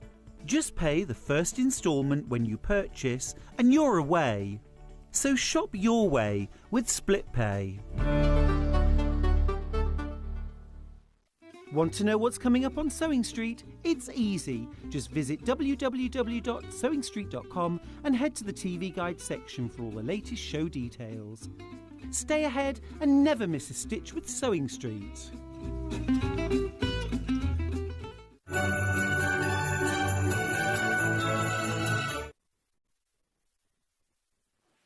Welcome back to Sewing Street, and it's the Janet Clare Hour. Hello. The gorgeous Janet Clare Hour. Thank you so much. I love that film. It just looks really striking and it looks hard, I doesn't hope it? you've got it on your bed at home. No, I don't have any of my stuff at home. Do you know what do you have on your bed? Do you have a quilt? I've got the first quilt that I made, Right. which is all like really random, like shirts and really traditional thing. And then I've got quilts that I made a quilt for Tony, but it's not in my fabric. And then my elf, who does our long arming, she made me a quilt for a big birthday. And they're the only 3. Everything else is at work. That's a shame because that is it's beautiful. It makes me you. think of Little House on the Prairie or Does some it? American Christmas movie. I think it's it's just got that feel to it. It's really... It looks really... it looks hard. Heirloom quality, heritage, traditional. And when I break it down, you will be amazed. You're making 2 things. It's amazing, yeah, because it looks... 2 things. It looks difficult, but you're just making 2 things. And you have to be very intentional with where you put the fabric, and that's the game changer with a lot of quilt designs. Where you put each print and each colour is an absolute game changer. But the techniques are very, very simple, I promise you. This is not your first quilt, but they are simple. But it's your second. Yeah, it's honestly. If you want a challenge, learn on the spot, why not? Absolutely, I love it. We've got some other products we're going to talk about first. The most exciting one is the Janet Clare tote bag. Now, normally you can only get this if you buy it. So if you buy the quilt kit, you will get it for free. If you haven't bought the quilt kit. Now, these are limited edition, very special, because when Janet gets these printed, when they sell out, she changes the design. Only a £5. Right, 1/3 of the stock is gone of these. Okay, cool. So, do you have hundreds and hundreds made? We just put in our order, and then for years and years and years, we were just putting our logo on them. And then Tony said, we could change these up. Yes, How do you fancy so that? once they're that's gone... what we do now. Once they're gone, they're gone. So, yes, and we chose a really nice sort of rich, wintry colour, not a Christmassy red. And I have done my experiments with them. They go through the washing machine, the print goes through the washing machine. Okay. It hasn't bled. I've done all sorts of experiments. I've made little cushions with Recycled cotton as well. a little tote bag. Oh, so you don't have to keep it as a tote bag. No, you don't, because I thought, actually, it's nice. It's calico, but it's nice, thick quality, and let's just see what you can do with it, because there's only so many tote bags maybe you want, and you want the design to do something bold and graphic with, and you can make a little quilt block with it if you want to. Yeah, loads of different things. Just have a little play. So, £5, very lovely. I'm going to talk about the kits in a moment, and I'm thinking if you're buying a gift for somebody, one of Janet's kits, the bag is a nice thing. No, nice little add-on. Yeah, isn't it? Always a nice add-on. We'll try and reduce paper and sellotape. Well, I always just think things like that it's just a nice add-on. And also, I think if you're giving someone a kit, it's nice to have a bag because they can keep the bits in it as they're making. I have so many project bags. I have a project bag for everything, and I've got a studio, I can leave things out, but it's still nice to think, right, that's everything together. So I keep the specific tools, like I've got one of those add a quarter seam rulers for foundation. I keep that with my foundation projects, because then I'm not thinking, where is that? Where is it? That? Yeah, so a bag is really useful. Yeah, I mean, because I keep my quilts, because clearly I have more than one on the go, like in boxes. But when you've got smaller things, it is nice to put it in a bag because it's a lot easier, isn't it? Anyway, only £5. These are absolutely flying out. 2/3 of the stock is gone. It's only a £5. Can we go home? Let's just go home. Yes, we can go. No, we can't go home yet. It's too early. It's too early. We've got. We don't want to go home, really. No, we don't, because we want to see how to make that quilt. Right, the next thing I'm going to show you, I'll leave that with you, and I'll keep you updated on the stock. These kits. Now, these are absolutely brilliant. I love these because this is the time of year where we think, like Debbie hasn't even started. In fact, John messaged me yesterday. He hasn't started his Christmas shopping. John Scott hasn't started it yesterday, he said. He hasn't even written a list. Throw his credit card around. So if there are people who haven't started or just want an extra one, this is a brilliant kit to gift, but it's also a brilliant gift to make and then gift. So this is what you get to make from it. You get to make a little purse like this. So, and what's great about this kit is we've got it in different colourways. Everything's in there. Everything's in there. So you get the little charmy things. Yes, the charm to make the front, the pretty front, and you get the lining, which is my fabric. It's not calico. It's nice posh fabric. Proper Moda fabric, and you get the zip. So that's all you need. Thread. That's all you need in there. Bit of thread. Now, and you can choose, I'm just looking at, I'll show you the prints in it, but this one you've done as half square, but this one, you can just change the... Just change the layout, just make stars, do whatever you like, really, just have a play with it. What a great gift. What a great gift. Now, it comes in 4 colourways. I don't know which one's which. Which one's which? Well, they don't match the tote bag, the little pouches, so you just have to add Right, this first one is collage. So that's, I like these. What are these called? The little collage. 2.5-inch squares. They're called candies. Moda called them candies. Right. Little so you candy get squares. that little pack of candies. I'm going to open it up. Go on, open it up. That's fine. I like the fact collage has got a really sharp, limey green in it. A really zesty green in it. So you get this piece for the lining. Yes, which is from the same collection. From the same collection. You get the zip. You get this little pack of loveliness, which is cute. And that's all the collection, isn't it? That is the whole collection as I designed it and put together. So all the colours work. You've got variety of tone. So it's blues and sharp limes. Sharp lime. And you get full instructions. And the instructions are, even when you've used up the tote bag, the little pouch kit, they're useful just to know how to layer it up to put the zip in and things because... You know, if you don't do it regularly, you get a bit of a muddle. So you can reuse these. So once you've made this, you can use these over and over again. Over and over again. How to put the tabs, how to do the patchwork. It's a quick make, isn't it? It's a lovely quick make. And you've also given some layout ideas as well. Yes, there's lots and lots you can do. And also, if you were being thrifty, even, you could do half of the half square triangles on the front and put an ordinary back on. Maybe put your nice... fabric for the lining on the back. Yeah, you could calico lining and stretch it to. So you could have 2. You could make 2. So you could have that's the back set, and then you could use your own fabric and then you for the could, lining. Yeah, exactly. And then you could make somebody a set because these little things are so useful. Talk about keeping your kits in a bag. This in your handbag you can find your charger, you can find your. Well, I've got in my handbag now a zip bits. Purse that I keep my phone and my car keys in because I cannot find them in my bag.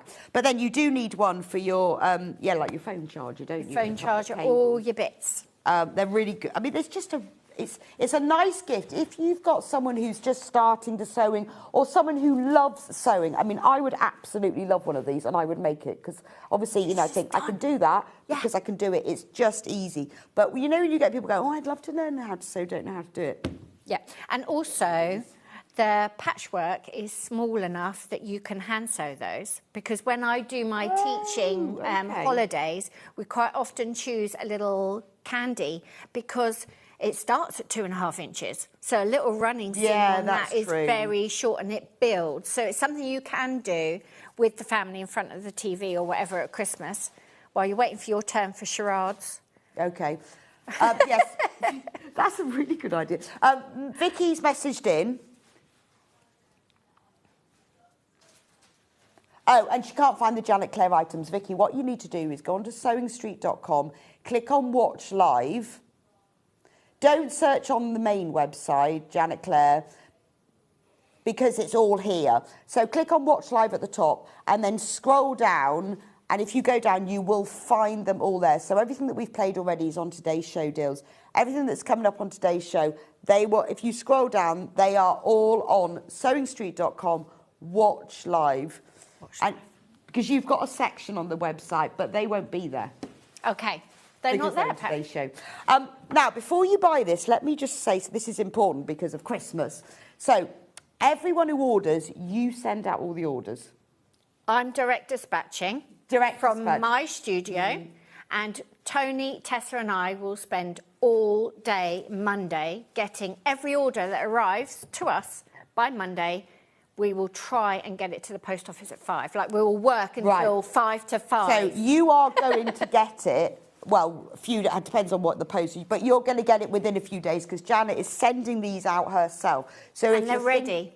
They're all ready. Everything's ready, packaged. It's literally just, there's the box of that pouch, and we pick it up and put it in a bag. So if you're thinking, oh, I don't know, I haven't got time to make it, or will it come? Yes, it will be there in time for Christmas, because Janet will be sending them herself, so we know that. And we'll do it again on Tuesday if we need to. We're very happy with sending orders out. And it is, and the fact it comes packaged like this, it's lovely. Right, next colourway. Let's do the pink, because we've got some other blues. You were talking about pink and brown. Yes.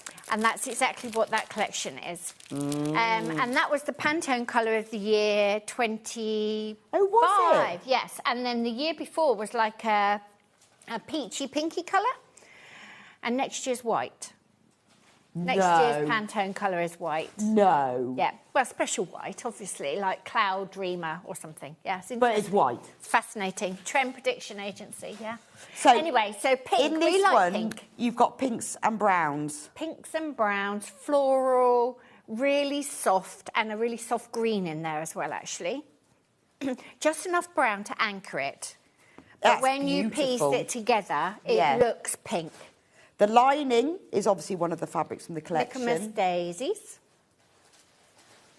But I would, to be honest, I would keep this and just put some other lining in. I mean, if you're making it as a gift, you know, then it's all matchy and lovely, isn't it? It looks lovely. But it's just a nice treat when the inside is lovely, because that's what you're actually interacting I with just as well. think, you know, you can buy a really nice tube of hand cream. You could. Pop it in the pouch. That's a lovely gift for anyone. Or a little gift card or well, anything. particularly, you know, when you think, well, they've got everything. You know, and I was just talking to Debbie about it, and people go, well, you know, if I want something, I'll buy it myself. But this is the sort of something that you wouldn't have yourself. You wouldn't have yourself, and it elevates things, and it's... I like a consumable. I like to be able to use things in some way. Right. So, you know, all these little shelf knickknacks are lovely, but I've had my house for 30 years. Yeah. You know, it's, you know, I don't need those little bits. So it's nice. I like a posher hand cream than I'd buy myself. I think it's lovely. Oh, I've got a beautiful one. My son bought me last year. It's just, and I'm on this. I keep buying another tube. It's just beautiful. And, you know, having nice hand cream is good. Lovely. All those little things that just... what do they say? That you're romanticising your life. So everything, it just elevates everything, makes it a bit nicer. And it's so cute. So that's the pinky brownie version, which is called Blooming. Lovely. I will put Blooming Lovely. Blooming Lovely. Is this the one that you've got there? It's very similar. Okay. This one is a collection called Flight, which we don't have anymore. That one is Bon Voyage, and that was about travel, all the nice bits of travel, like little maps, little postage stamps. There is like a rose-tinted sort of quality to some of the prints, but there's no pink in it. So you've got a tealy... So this is Bon Voyage. Bon Voyage. This is what you get. So, well, it has got a bit of a... It could be used for like a little travel pouch, couldn't it? Yep, good for all your passports and all your bits and bobs. So it's sort of tealy, a little bit of green. And some of the prints have got a tiny little pink of like a rose-tinted type pink. Yeah, that little sort of... But there's no red. Pink in it. No, it's got a little bit of red, but then you've got that bit there. Yep, a little bit of a postage stamp. Yeah, so that was about... Oh, I like that one. I'm decided yet which one I want. So there's no florals in that one. No, this is all... So this could be quite masculine. Yeah, suit anyone. Want it. You could just buy a nice cable, or you can get beautiful, like, leather cable ties. Yes, and the other thing we do is, if you're thinking about Bon Voyage and travelling, we go to America at least once a year. So we've stopped changing our dollars back. Oh. So we keep them now in little pouches. In patchwork pouches, obviously. I mean, we don't have, obviously, if you've got hundreds of dollars, you may need to change them. But we're talking tens. Yeah. You know, it's not worth changing. It's quite a good idea, isn't it? Keep them in your little... Gorgeous, love that one. Right, and then the last one, because now it's decision time. I've taken your whole little charm. That's okay.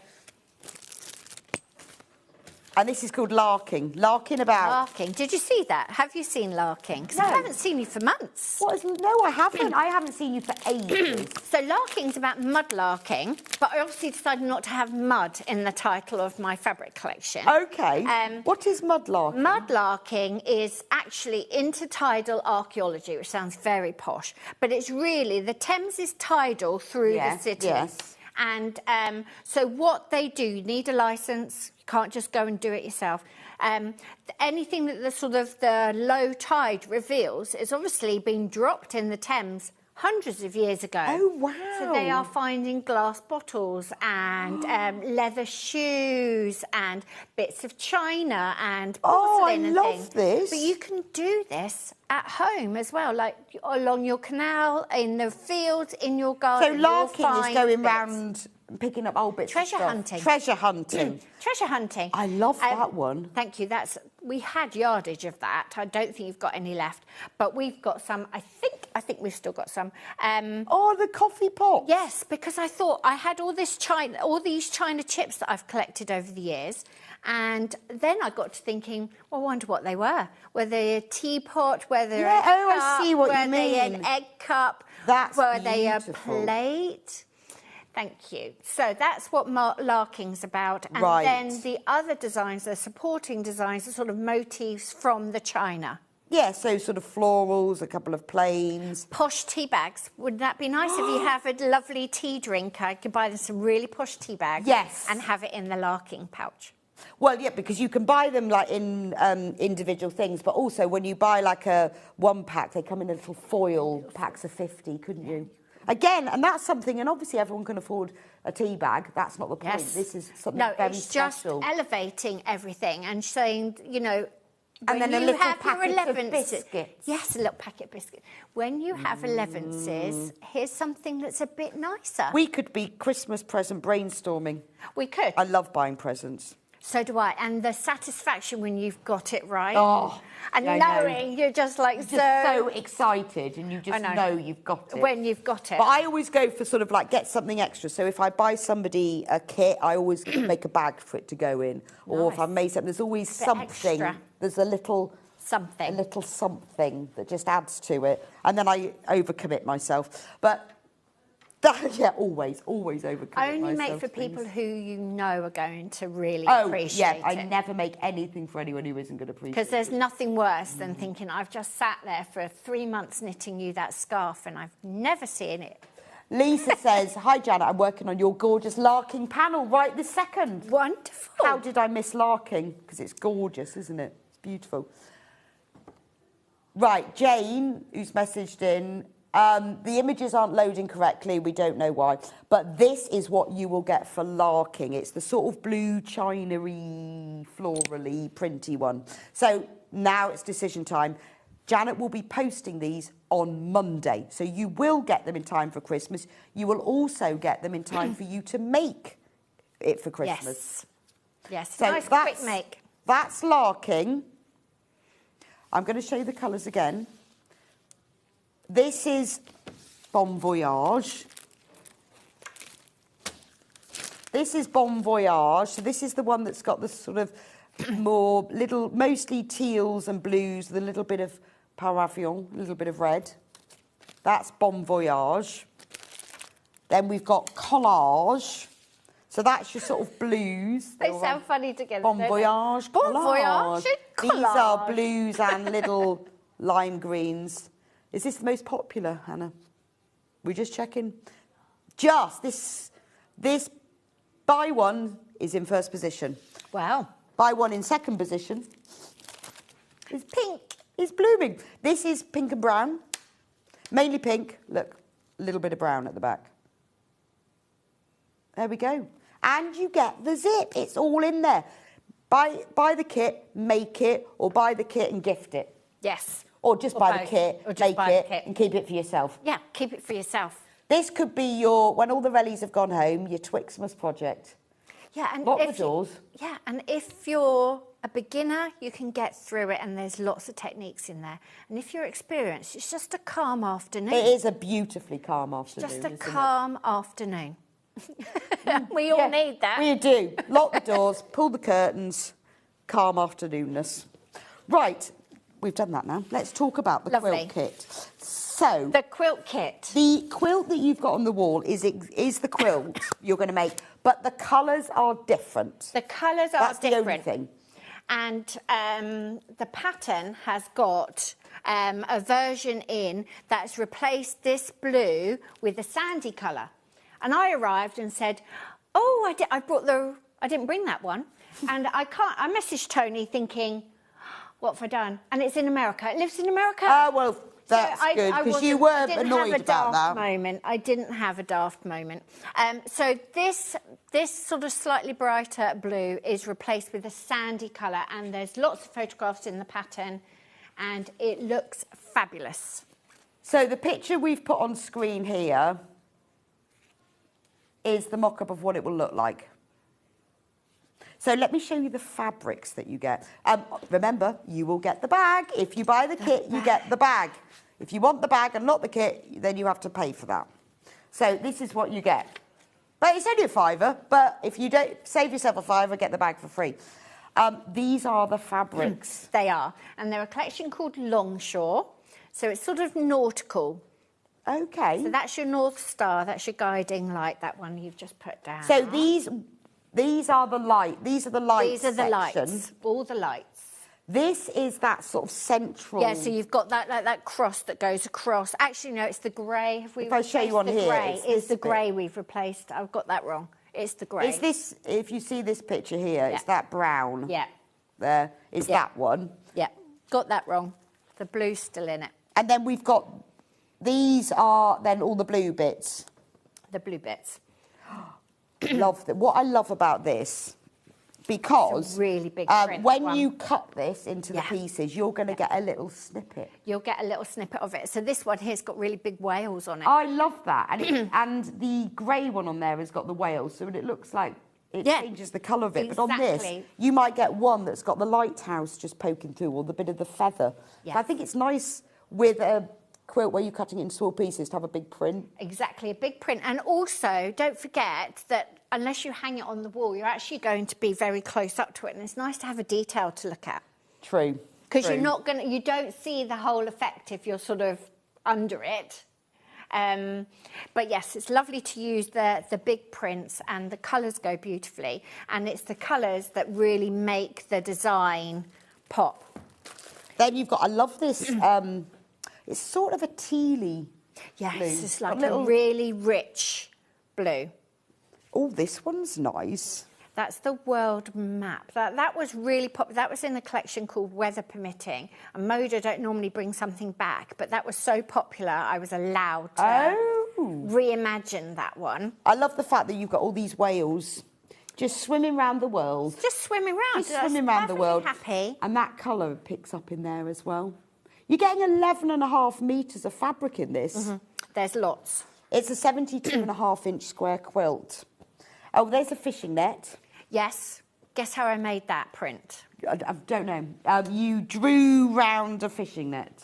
I actually put ink all over a tangerine bag and smushed it onto paper. Because I tried to draw it and it was hard. It was taking me a long time. I can imagine. There must be a more intelligent way to do this. And it's a tangerine bag. It's brilliant, tangerine isn't it? Bag. But I can imagine when this is cut, then you just get this sort of like tiny little grid. Just look at this fabric still going. Look at it all. Love that one. You've got the little spot. Which is same as that one. Yeah. And then you've got, well, this, I always say it's plain, but it's not plain. It's got like a texture to it. Yes, because I hand paint my designs for the fabric. So if you put like a solid with them, it looks too dense and solid. So I like to include like a texture. So I paint a sheet of watercolour paper in the colour. Oh, okay. And it does goes work. in and out. Because I've still Very got subtle. I've still got some of your one of your original fabric collections. One of the whales. The whales. You've got hearty good wishes. I have. Get that on eBay. It's worth a fortune.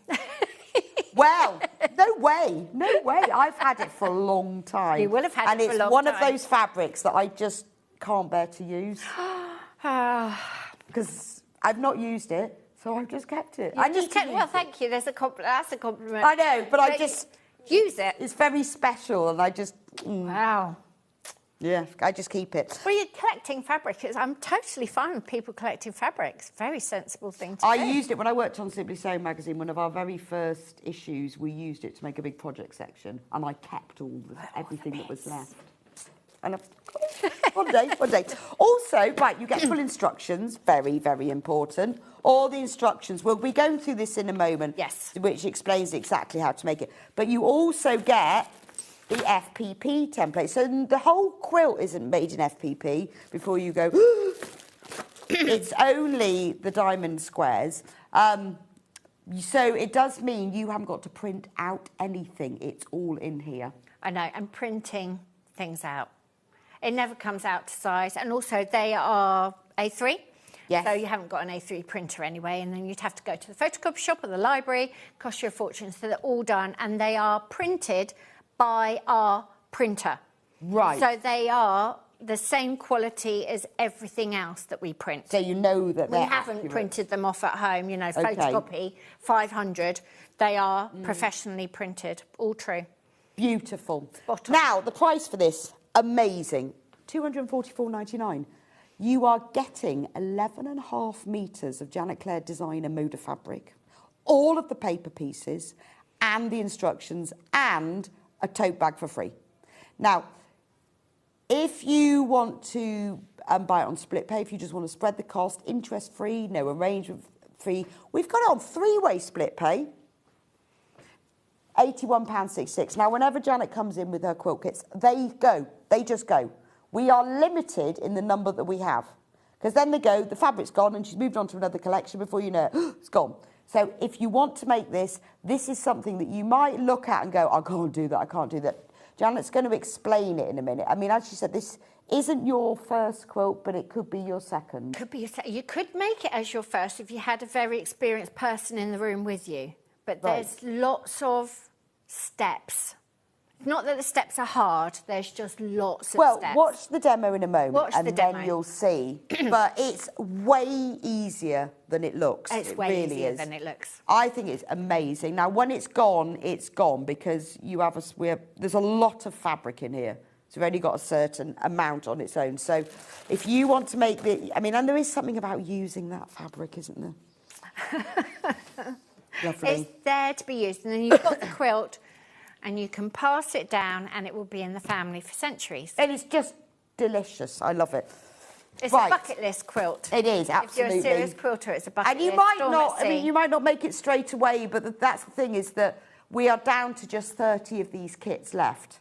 And when they're gone, they're gone. £244.99, or get it on split pay, 3 equal payments of £81.66. You can start making it. The first thing you need to do is cut out the fabric, and then after that, you just follow the instructions. Just follow the instructions. Now, you might want the pattern on its own. If you've got other fabric and you're thinking, well, I've got loads of fabric, I can make it myself. £9.99, that is the physical pattern. Because this has got, in the pattern, for £9.99, you've got the template, which you will then have to photocopy. However, we do have the templates for sale as well. So the pattern £9.99, you can just buy that and photocopy that. But if you don't want to be photocopying, we have got the papers on their own.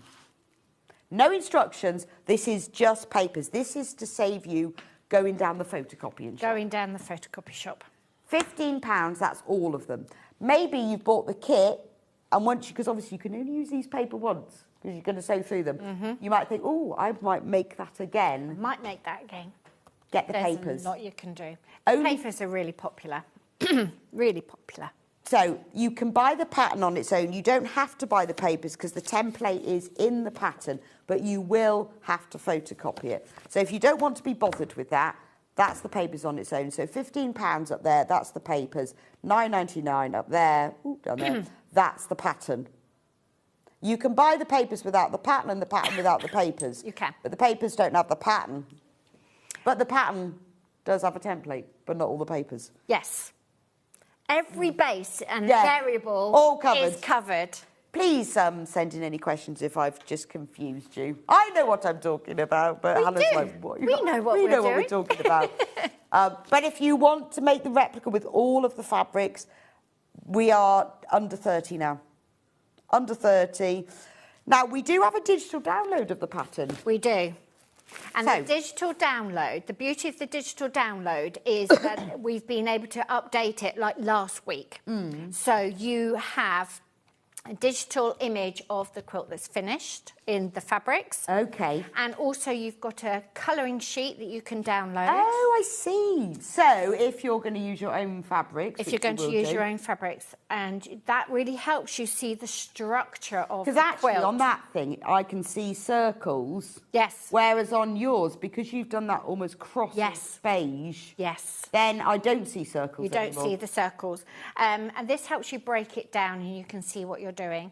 The other thing in the digital pattern is that the first sheet on your foundation papers, which you can't download, has got the templates with the fabric allowance around them. Which means you've got those. Now, what we've done, what Tony's done, the Royal We, on our errata page, janetclare.co.uk, if you go to errata and look up Sailing the Blue, you can download your colouring sheet and the templates just with the fabric in. You can't download all the foundation papers. For fussy cutting. For fussy cutting. You can't download the foundation papers. You can't download anything else. They're just a little help because we couldn't put them in the physical pattern. Right. Are you with me? If you've got any questions, just message us. Just message us. Right, let's start doing some demo because I want to see how this is made. The quilt kit is massively popular. Remember, we are limited in stock now, and when it's gone, it's gone. Right. Now, you said at 7 o'clock this morning you've just taught yourself how to make a I have, because I didn't want to, because I thought it was too difficult, and I thought I need to do it. So we did it for one of my sample quilt block of the month, and I tried every which way to do it, because everyone has a slightly different way. And if you don't like a certain way, then there's always another option, which is really useful to know. So all you've got to make are square in square blocks. What do you call those? Economy blocks. So that's a full size one. And then these are half size ones. So there's 4 economy blocks there, 1 economy block there. And then you have to make diamonds. And it's the diamonds that cause you all the mathematical headaches. Not the sewing headaches, the mathematical sewing. I know. I thought it was going to be easy. I thought the diamonds were going to be... Oh, yeah. And it's like making a half rectangle triangle. Yeah. They are impossible. So the difficulty is that is a 50... Hold on, I wrote it down. Funny angle, isn't it? 53.5 degrees angle. Which you cannot cut. None of your rulers, nothing will help you cut that angle. So that's why we've got the templates and we've got the papers. Yeah, and I know a lot of people go, oh, I don't like FOPP. But I think that's because when I first learned about it, I saw these massive nativity scenes, you know. Oh, yeah. And I thought... Just millions of tiny little things. I didn't realise that FPP could be just for a block. And really as a block, it's quite easy. It's really simple. So, square in squares, you're going to make them oversized and you're going to trim down each side. So you've got lots of layers. So you can see this is the first one. Then you're putting more corners on, then more corners on, then more corners on. And where you place the fabric gives you the results. So I've got 2 greys here. Yours will be beige. And I've got 2 indigos there. So you pay attention to where you put the fabric. Which is why the colouring sheet if you're doing it yourself. Does change it, doesn't it? It does change it. So we have got a double diamond border. Some of the Storm at Seas have only got 1, but the double gives you the ability to create really interesting shapes that flow in and out. Every single piecing is straight. Because you think, oh, is there a curve in there somewhere? I know, it's the weirdest illusion, It's the weirdest illusion. So square and squares and diamonds, that's it. So it's very, very, very durable. Cutting list tells you exactly what you're going to cut, how many you've got to cut. Oh, nice. And essentially, you've got 11 yards of fabric, 11 metres of fabric, whatever it is. You're going to cut it into strips first. So you're going to cut everything from a strip. You put the actual print in there to make it easy as well. The actual print's in, tells you exactly how many you're making. I never cut all the fabric at the beginning. I will cut one strip and then make sure I've got that right. Get the steps down. You can practice on scrap fabric first. So this tells you what block you're making, what rows. So very, very detailed Okay, and because you've used the right colour, so when you get the kit, it's going to be really easy. Yes. So the digital images are correct with the fabric that's in the kit, and any of the photos are the quilt that's in America. Right. Which I thought I'd forgotten to bring with me, but I haven't, so that was a relief. So if you've bought just the pattern... If you've bought the pattern... You could write on that bit at the beginning. Yes, change your fabric. You could just write on there, couldn't you? Yep, and also you could just cut out your fabric and stick it on. Yes. So really you're looking at a dark, a pale, a mid and an accent colour. That accent could be bright orange, it could be red. Okay. That's really what you're doing. And what you want to do is you want to squint and think these change. They change in tonal value. These don't. They're scale of print. And then the accent is very important. So and I guess you can see from there. So if you wanted to change this because you wanted it to be red, you just choose those choose which ones you're going to be red. Yeah. And the colouring sheet will help you because then you've got something to visualise. Square and squares. Right, I'm just going to whistle through what we've got to do. You're going to start with a central square.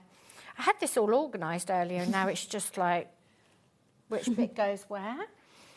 The trouble is, I was saying to Debbie, you do the demo so many days in advance. I know, I'm exactly the same, and then I can't remember. I know, and then you're sat in the green room thinking, oh yeah, I've got it all organised. Exactly Unless what I'm I've done it the day before, I've forgotten. Yeah.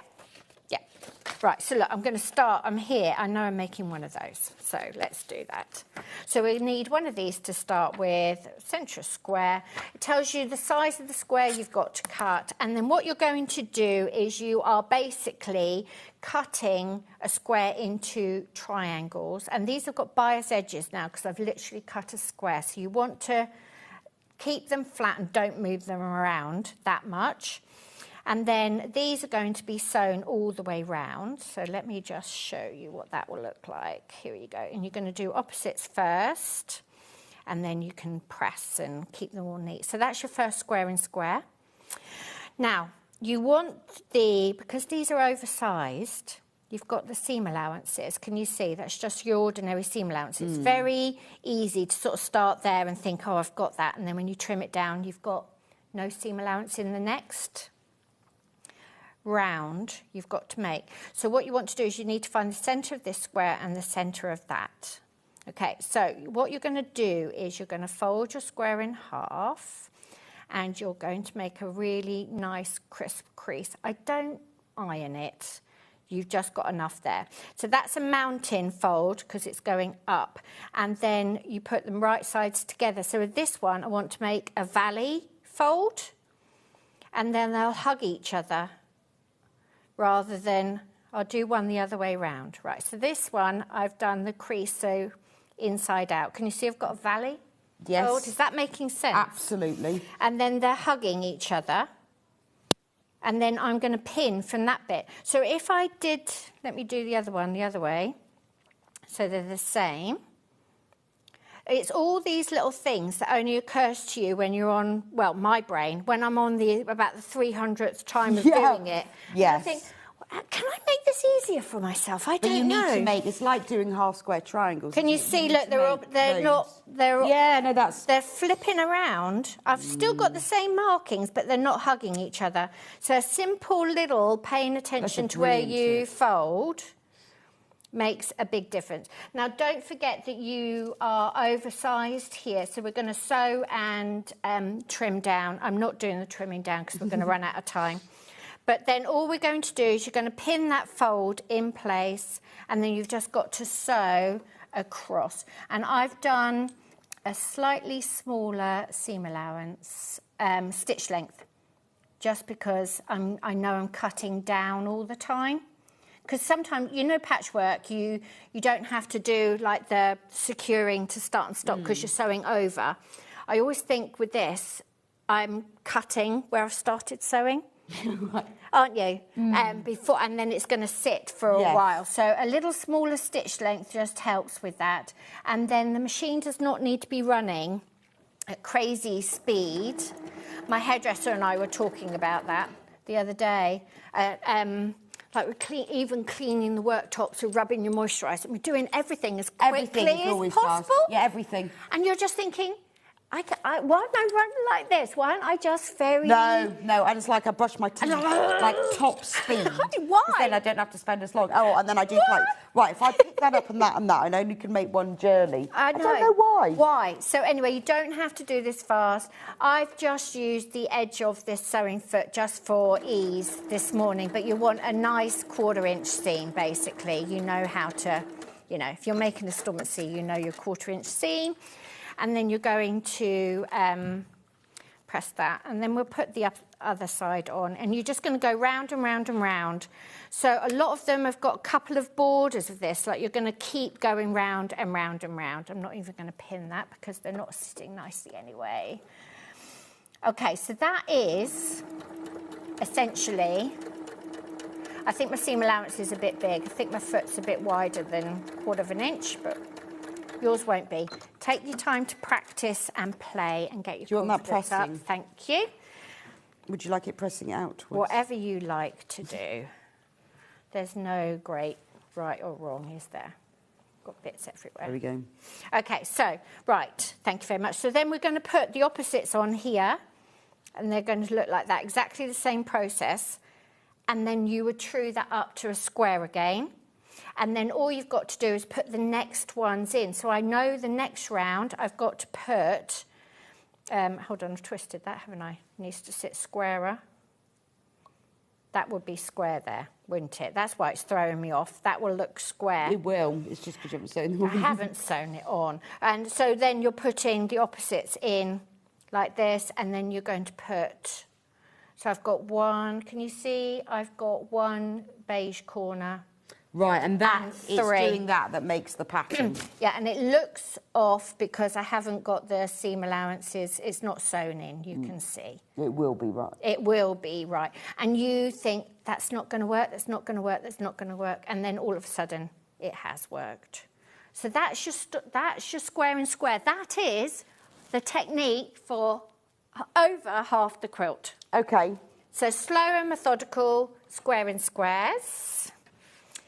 And now we move on to and that's all in the instructions. So that's just to give you an idea. It's all in there, but that's one block, so that's possible, isn't it? That's very doable. Also, there's no seam matching with that.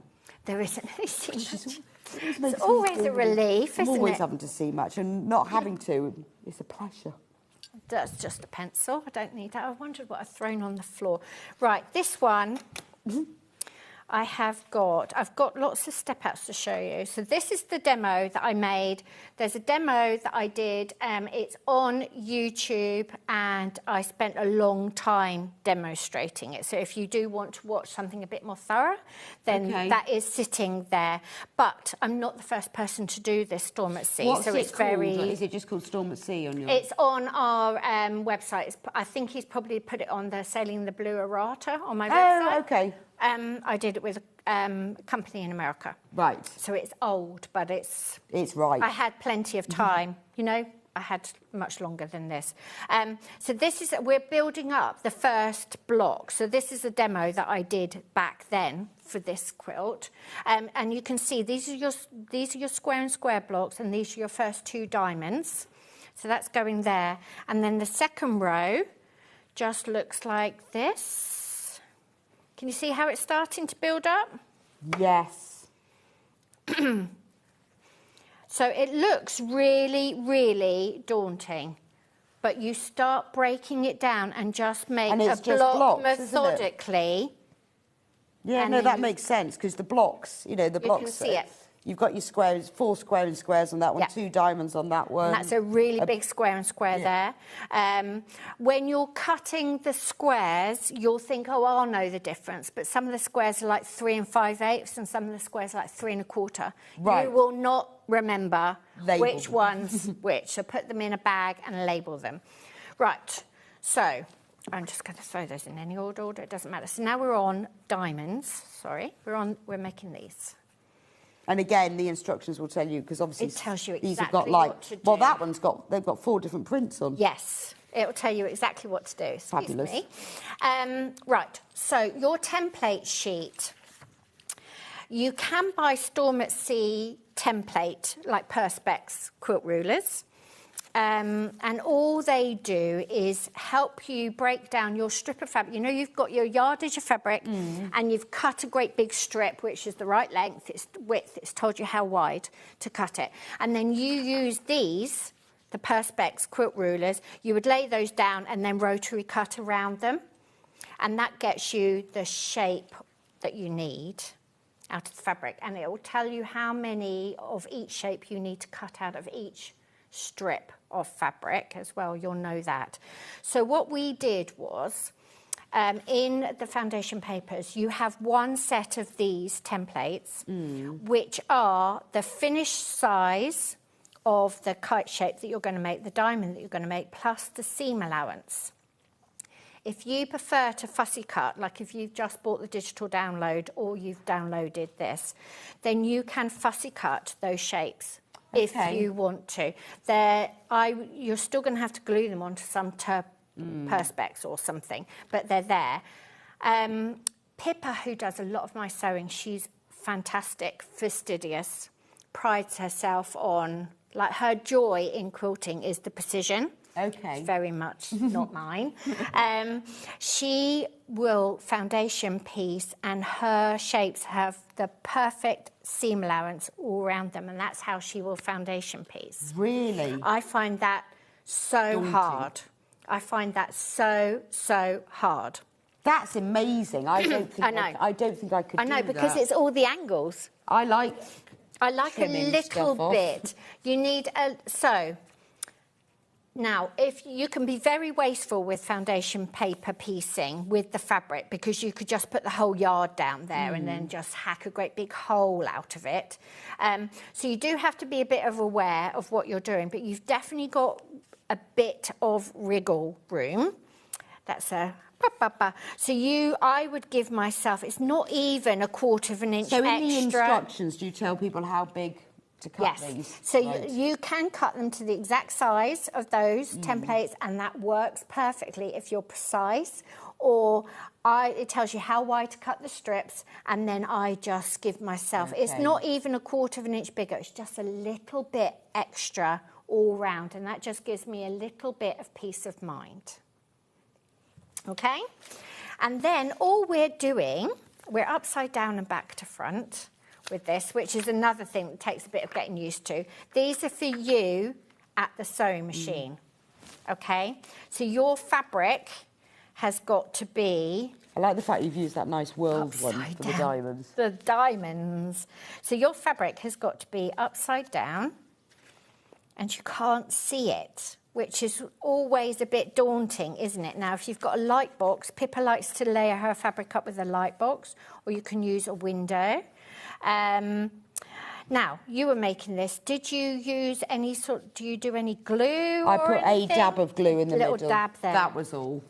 A little dab there. A little dab, but not much. I'm not really a massive fan of no, glue. I just... I don't want to sew over it, I think. No, I just put a little dab like there instead of a pin, that's all. Okay, so it can move a bit. And then what you're going to do is you can fold on that line. If you've got one of these, you can fold on that line. Actually, the diamond with the exact seam allowance is very, very doable, because that's not really going to move. It's really the triangles that you're putting in the corners that move. So you could cut that down to, let's do it. Let's cut that down. We've got piles and piles and piles of demo and step out everywhere. So you could, this has got to add 1/4. I had a rotary cutter somewhere. You can trim that down because you don't want so much excess seam allowance that you can't really see what you're up to. But too little worries me. And then what you're going to do is you're going to look at the pattern and it's going to tell you what fabric to put where, but we're moving swiftly on. So that you can see I've been quite generous with that one. You're going to put pretty sides together and you're going to line them up as best you can. And then you're going to go upside down and back to front and hope nothing's moved too much. And then all you've got to do is sew on that drawn line.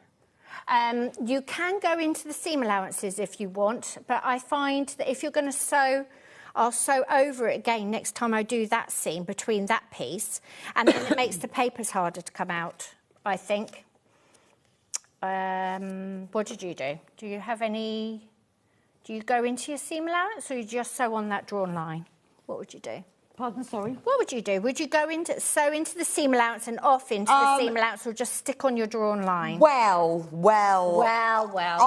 With that, I go along into the seam allowance. Yes, I do. Swizz into the seam allowance. I do, because... even though it makes the paper harder to come off. But I have learnt recently, and really recently, because I used to, when I first started FBB, because I clearly taught myself, I used to reverse stitch at the beginning, so I want it to come undone.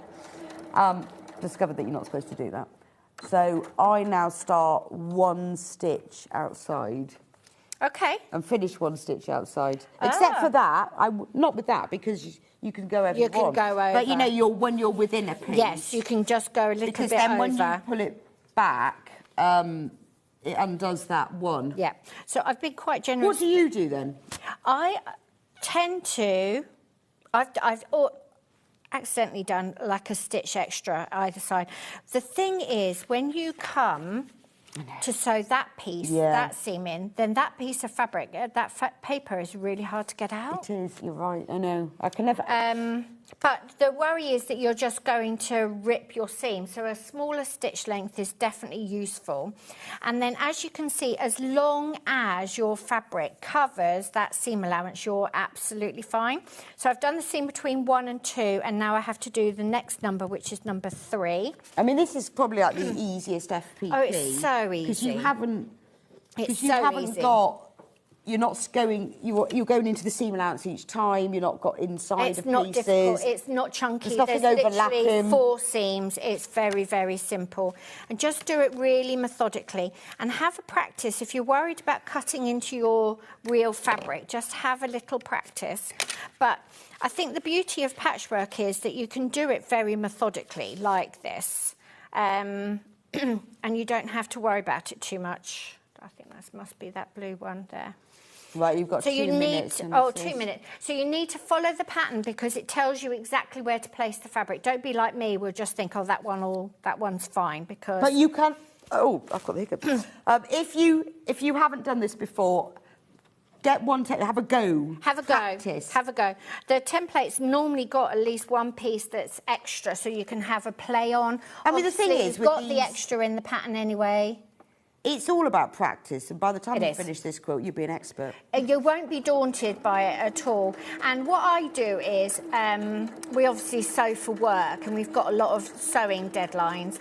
Just to break it up, I do a bit of cutting, a bit of sewing, a bit of pressing, a bit of cutting, a bit of sewing, a bit of pressing. And then I'm breaking it up, and I can see that I'm making progress. Okay. So I'm making a quilt at the moment, which will probably be here about February, hopefully.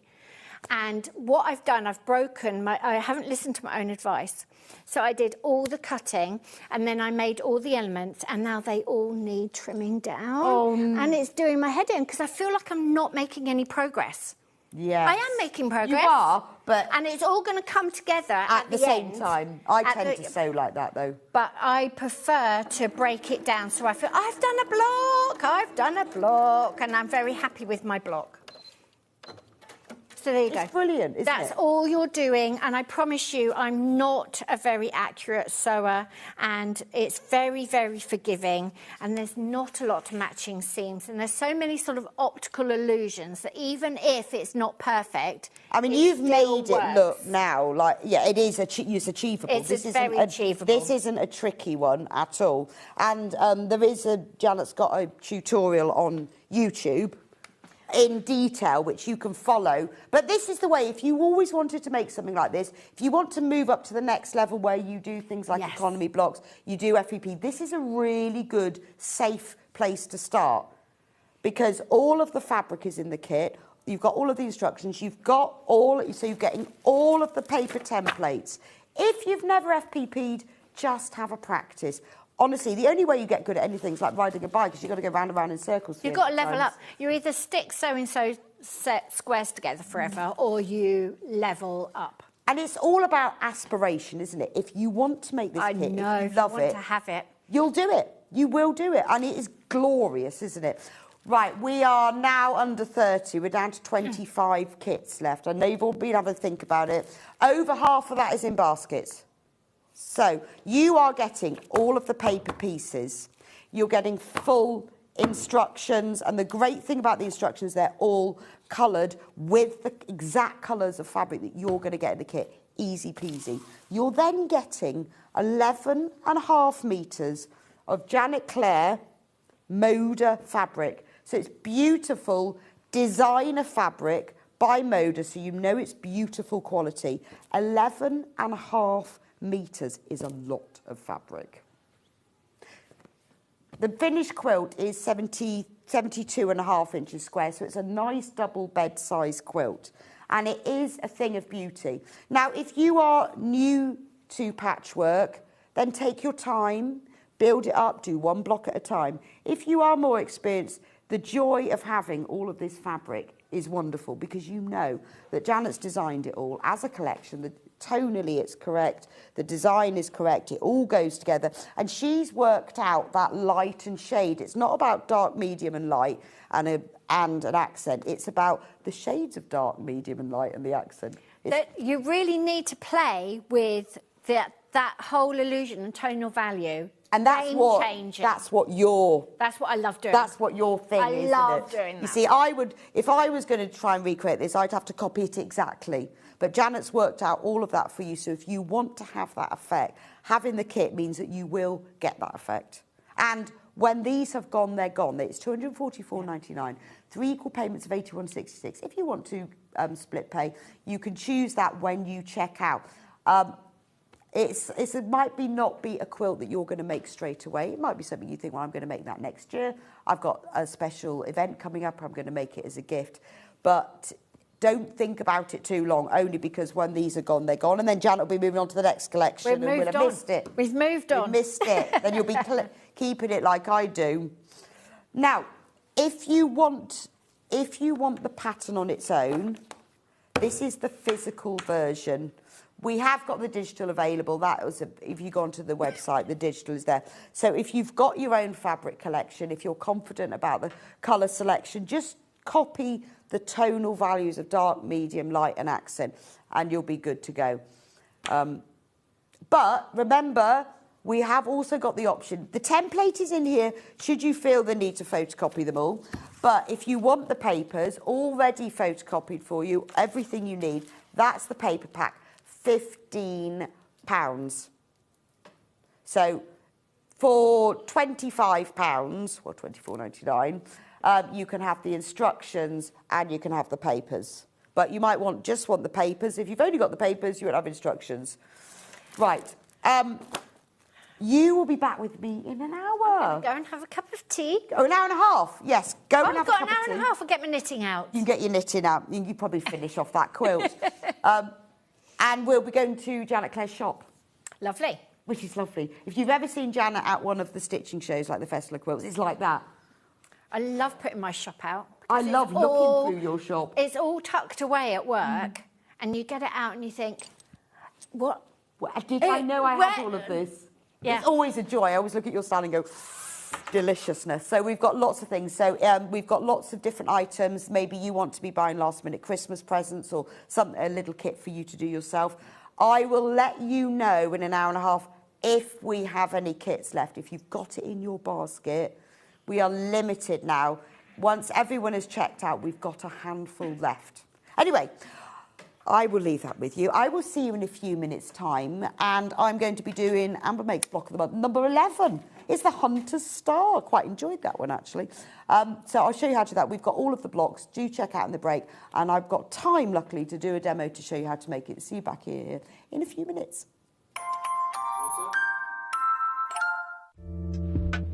There is something magical about making your own clothes. From the meditative process of sewing to the reward of creating a bespoke wardrobe that fits you and your style perfectly. It is a real privilege to be able to share my wealth of knowledge and experience through teaching to other people. My name is Helen Rhiannon. I am a bridal wear designer, an author, and a sewing expert based in South Wales.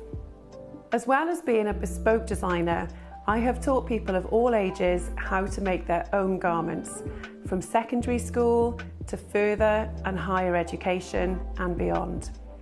In 2010, I set up the All Sewn Up Wales workshops, where I help teach people of all ages around the world how to develop their skills. In 2023, I combined my two passions, dressmaking and teaching, to publish my second best-selling book with Search Press, Dressmaking the Easy Guide, which teaches students how to work like a designer, how to make a calico toile to perfect the fit, and how to pattern cut their own wardrobe. On this course, we bring the book to life as I guide you through the steps required to create dresses and separates. I'll be sharing my expert hints and tips along the way. We'll work together through the process from start to finish. You will learn how to pattern cut your own designs, how to perfect the fit, and then you'll learn how to draft sleeves, necklines and skirts to be able to mix and match and create over 80 variations. I would love you to join me on this course and start your own dressmaking journey, developing skills that will enrich your own life and wardrobe for many years to come.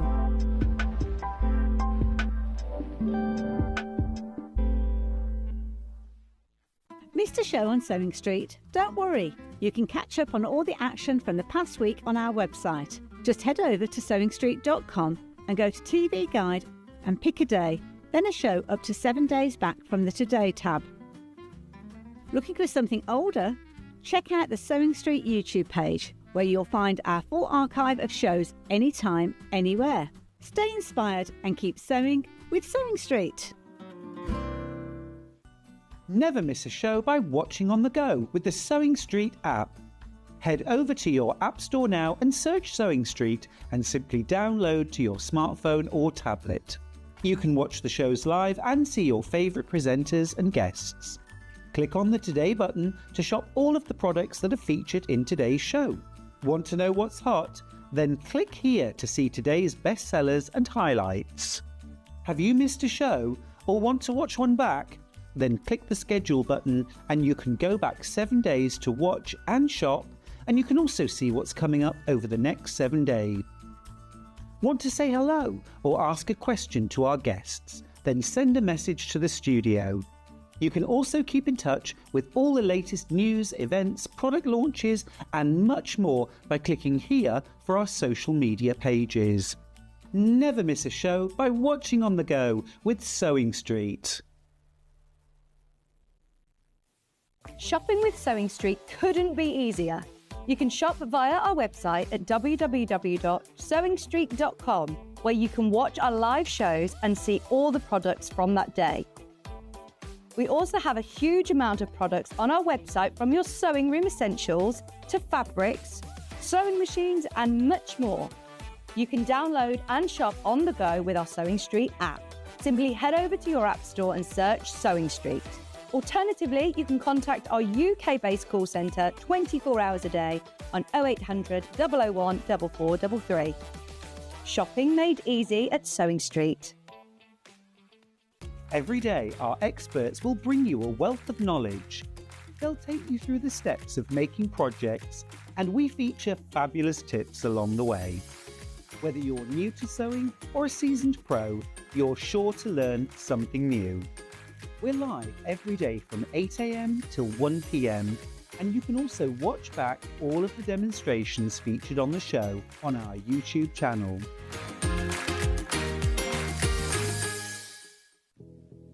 Did you know that we have 4 brands within our Gemporia craft family, including Gem Collector? So who are Gem Collector? It's where the world of gemstone collecting comes to life. Whether you're just starting out or you're already passionate about this rewarding hobby, we're here to inspire and guide you. Our channel offers an incredible variety of gemstones from around the globe. From timeless classics like rubies and emeralds to rare and exotic gemstones, there's always something to spark your interest. More than just a showcase, we aim to educate you by providing so much more insight into each gemstone's origin, history, and unique characteristics, making it easy to grow your knowledge and appreciation for this extraordinary hobby. Gem Collector helps you build your collection and connect with a vibrant community of gemstone enthusiasts. Go over to our website or download the Gemporia app to discover how rewarding gemstone collecting can be here with us at Gem Collector.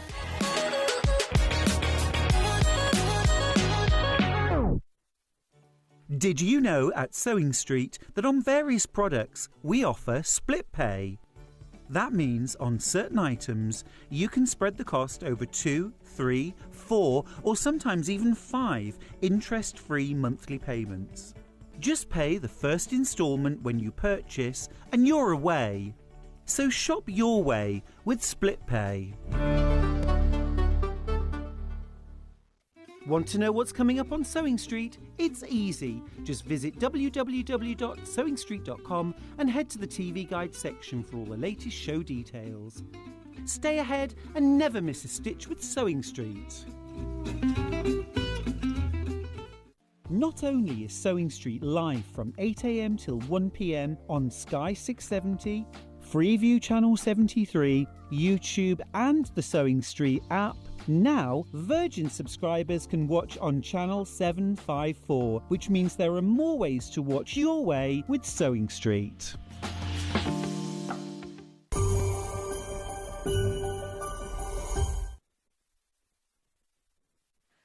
Welcome back to Sewing Street. It is time for number 11. Number 11.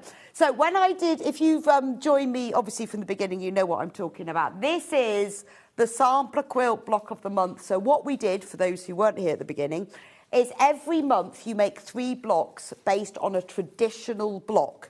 I will go through all of them for those of you who've missed some or haven't joined in or whatever.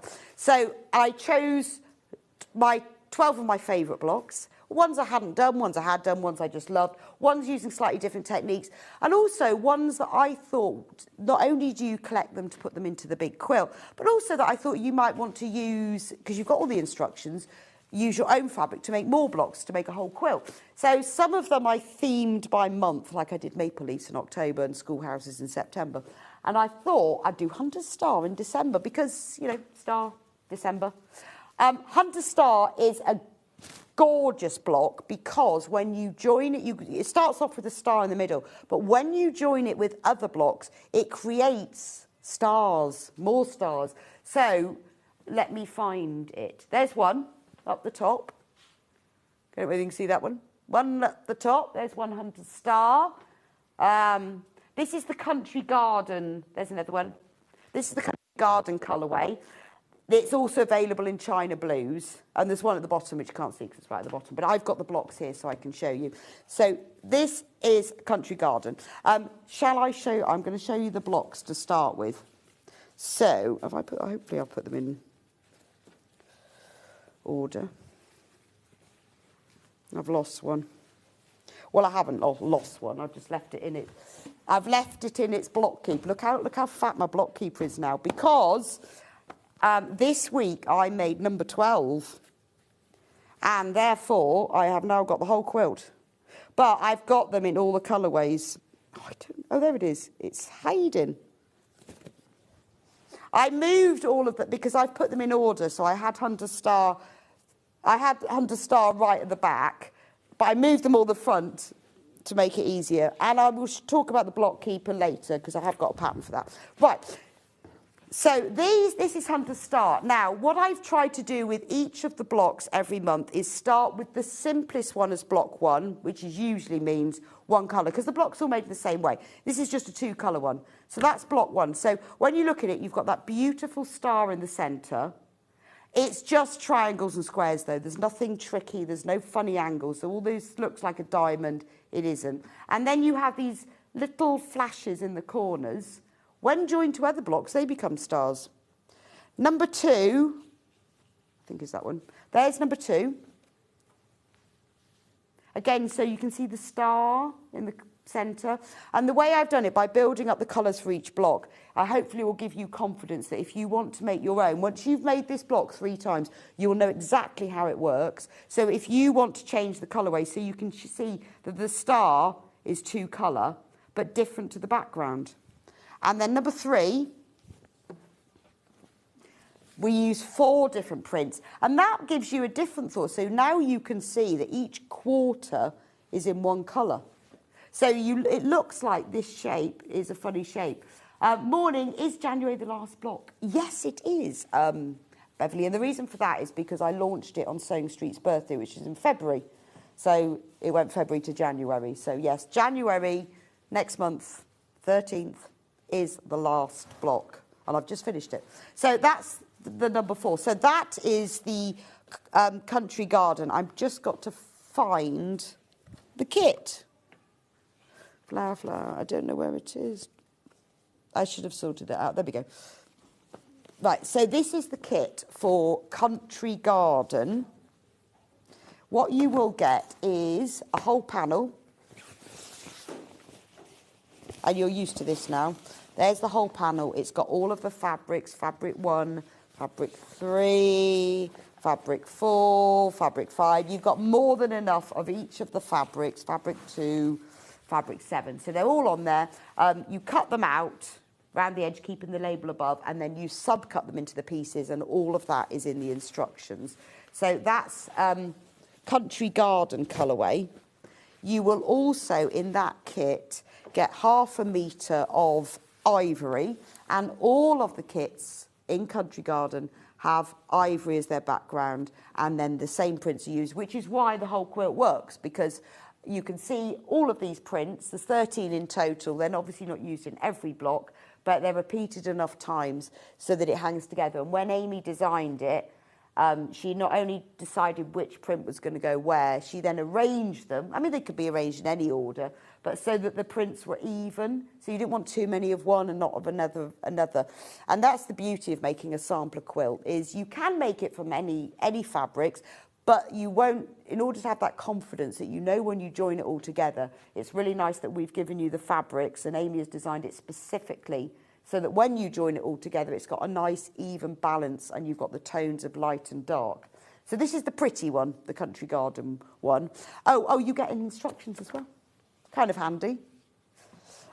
Full instructions and a full video tutorial. So you've got loads and loads of information. I'm loving this quilt. Will the finishing panel be January or February from Sally? It will be, so next month will be the last block, which is pineapple. And then February, I'm going to do the finishing. So we've got a whole panel, and the whole panel for the finishing has got these sashing strips, the little squares here, and it's got the binding fabric, which we've pre-printed, so it's already scrappy binding, so you don't have to join any together. We've printed it like that, and then I'll be showing you how to create it, and that will be in February, and then it'll be done. All done. Can't believe a whole year. It's a big quilt. It's 84 inches square. I've realised it doesn't actually say it on here, and I don't know why. Who wrote these instructions? Rubbish. I think it is 84 inches square. So it's a big quilt. So look, you've got all of the information. Every time you make a block, you might learn a slightly different technique. This month, we're doing 4 at a time, half square triangles, 8 at a time. We have done that before, but you've got all of the cutting out. I've done it so that you don't need cutting diagrams. You cut strips across the width of those fabric pieces, and then you subcut them. There's block 1. Hunter Star Block 2, and then you've got the 2 diagrams. Hunter Star Block 3, and then the diagrams, and then you've got pictures of the whole quilt, and there is a full video tutorial. So you can follow me. There's the link there, but there's also a QR code inside. So if there's any bits that you're not sure about, you can just follow me and I show you how to make it one block at a time. So that is Hunter Star in Country Garden. Right, Hunter Star in China Blues. There's block 1. I like that because the blue and the white is very crisp, isn't it? We have got a picture, because we can't hang up both of them, so we have got a picture of the China Blues. Do you want to see a picture of the whole China Blues one? Just we haven't got enough room to hang up both of them. There we go. That's China Blues, which is blue, mainly blue, a little bit of green and some grey highlights. That's what it looks like. It's glorious, isn't it? It looks amazing when you look at it like that. They are kind of neck and neck, really, as to how many we have of each. So that's number 1.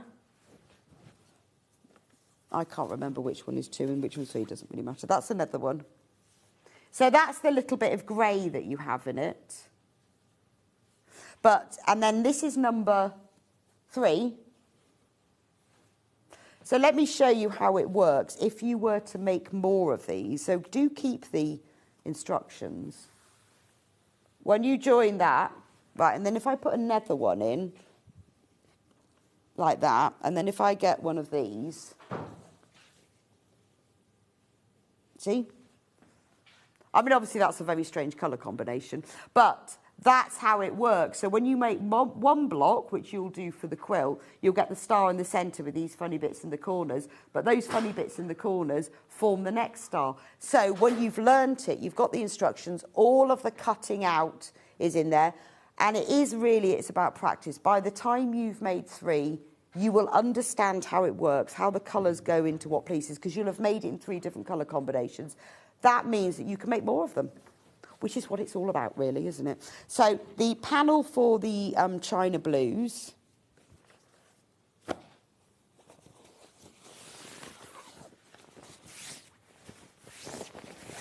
So here's the China Blues panel. Again, you've got all the fabric. You've got that blue floral. You've got a bit of grey there. You've got a little bit of green. Because it was all going to be blue and white to start with, but then once Amy designed it, she realised that some parts of it needed a little bit of green, we needed some grey, but you've got small scale prints, big, and obviously, if you've been collecting this since the beginning, you'll have seen all of these prints, because like with the 7 in this one, there were 13 in the whole quilt, but you see them all repeated. So I have designed it, so if you are a complete beginner to quilting, you can just follow along. And I wouldn't say either that it gets that, the first one is the easiest, the last was the hardest. I did save the last 3 that maybe were a little bit trickier because you might have learnt from them. So like last month I did Storm at Sea, and next month I'm doing Pineapple. But actually, I think it's more conceptual. I think we think of these blocks as being the hardest, but they're not really. It's just that because visually they look quite complicated. So you will get, in the China Blues, you'll get 1/2 metre of white, and it's Rose and Hubble fabric, so you know it's always going to be exactly the same. You'll get the panel and you will get the full instructions. So that's those 2 blocks. I will go back through. I just want to do the block keeper, because you might have got to this stage now, like I have, that you've got a lot of blocks. So what I did was I wrote a set of instructions, only physical, printed, set of instructions which show you how to make the block keeper. Now, you can use any charm squares to do this. In the instructions, it lists the fabric you need, but also if you go onto the Sewing Street website and have a look at product description, I list what you need. So for this one, I've used charm squares. I'll show you those in a moment if you haven't seen them before, but what we've done is for every 3 months, we've printed a panel of 40 charm squares with miniature versions of each of those 3. So they've got charm squares on the front and back. There's a pocket so that you can keep your instructions in there, because this isn't just about making a sampler quilt. This is about a block library. Once you've done them, you know how they work. For some of them, they are very standalone, like the flower blocks. Others, like the Hunter Star I've shown you, they just all join together. So it's up to you, really, how you do it. But keep them all in the pocket. Now, I've put a foam Bosal interfacing in mine, just because I'm carrying mine forwards and backwards all the time. I wanted a bit more structure. You can put H640. And then you use brushed cotton for the pages, because brushed cotton will cling to the fabric. You need quite a lot of it because of all the pages. So what I did was I bought myself a double bed sheet, because they're fairly inexpensive compared to buying fabric by the half metre. And a double bed sheet, well, actually was fitted, so I had to cut the elastic off. It's enough to make this. So the way it works is you just put your blocks in each of them. So obviously I've got twice as many as you'll have, because I've got them from each colourway, and then you put them within each page, and then they all fit in. So mine's getting quite heavy now because I've got all the blocks in there. Once you've put them all in, you put the little closures, because if you don't do that, they fall out. And then you close it up. I used a magnetic clasp. It's also, it doesn't mean that you would just use it for this one. The pages are 14 inches square, so they more than easily fit these 12-inch blocks. You can use them for any blocks. There we go. So once you've done it, you've got them all. Because it's really important that, you know, obviously when you make a block, the edges aren't finished. You don't really want them fraying. You've cut it all and made it all nicely. So you need to keep it nice and flat, because you don't really want it fraying, because you've got to join it all together. That's the sort of point of a block keeper. But then a lot of people use them to keep pieces of fabric in as well. So that's the block keeper. I was talking about the charm squares. So I'll do the latest, which I've got to find. That's 1 to 3, 7 to 9. Okay. So what we did is, rather than if we did think about doing one charm square panel for each, let me just move these. They're just sort of in my way. All my rotary cutters, they're all in the way. Right. We were going to do one panel per month, but then we thought you'd end up with 12. So every 3 months we've created a new charm square panel. I'll start with the country garden, and it has miniature versions of the blocks. So you've got, like, there's the Storm at Sea, there's the miniature Hunter Star, so you can see, where did I put them? Oh yeah, there they are. You can see that that is the miniature version of that. So you've got little versions. Now, I used these when I made a patchwork jacket. You can use them to make a cushion, anything like a sewing machine cover, storage boxes, maybe little craft bags to keep your crafting in, all sorts of things. I'm currently making a miniature quilt, which hopefully we'll do at some point using them. So, and you've also then got the prints as well. So all the prints that you have got in there. You've also got a border across the top, look, of all the Hunter Star. It's all 100% cotton, so this is blocks 7 to 9. So when I made my patchwork jacket, I used 5 of these panels to make it. So you can have one of each. I mean, it'd be lovely. You can keep them all like this, or you can cut them out and sew them together. But it would look lovely to make a bag. Because they're miniature versions, if you then quilt them, it'll look like you've sewn them. So that's the country garden version of the charm squares. So obviously ideal for using for the block keeper, but you can use them for anything. So I know a lot of you have been collecting them, because what you could do, if you're making the whole sampler quilt, it'd be nice to have a matching cushion on your bed using the miniature versions. Then I've got the blocks 10 to 12 in China Blues.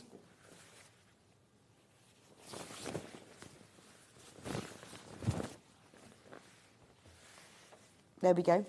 That is blocks 10 to 12 in the charm squares. So, and the under stars across the top, they'd be quite good to use for a handbag handle. They've also, all of them have little gift tags on. So quite a lot of our Amber Makes kits, we print gift tags on. When we've got little space, Amy always fills it up. So I keep these now. I've got a little box that has all my gift tags in because they're really quick to make. You just put the front and the back right sides together, sew it together, leaving a little gap, turn it right sides out, and then you can punch a little hole or put an eyelet in for the tag and then write on it. So I started keeping mine because it does make a present quite special when you've got a fabric gift tag on it. So this is that was the Storm at Sea that we did last month. There's your Hunter's Star.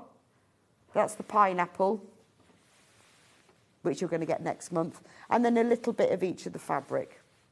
So if you've collected all the others, it goes quite well together. So should we go through the other blocks to start with? Right, so what I'm going to do is, get my bookkeeper. Now, all of the panels they're not all the same, obviously, but they are all the same, as in you will get enough fabric to make the 3 blocks with a little bit extra, because I'm always quite generous with that. You will get 1/2 metre of white if it's China Blues, ivory if it's Country Garden, and you will get a full set of instructions and a link to the video tutorial.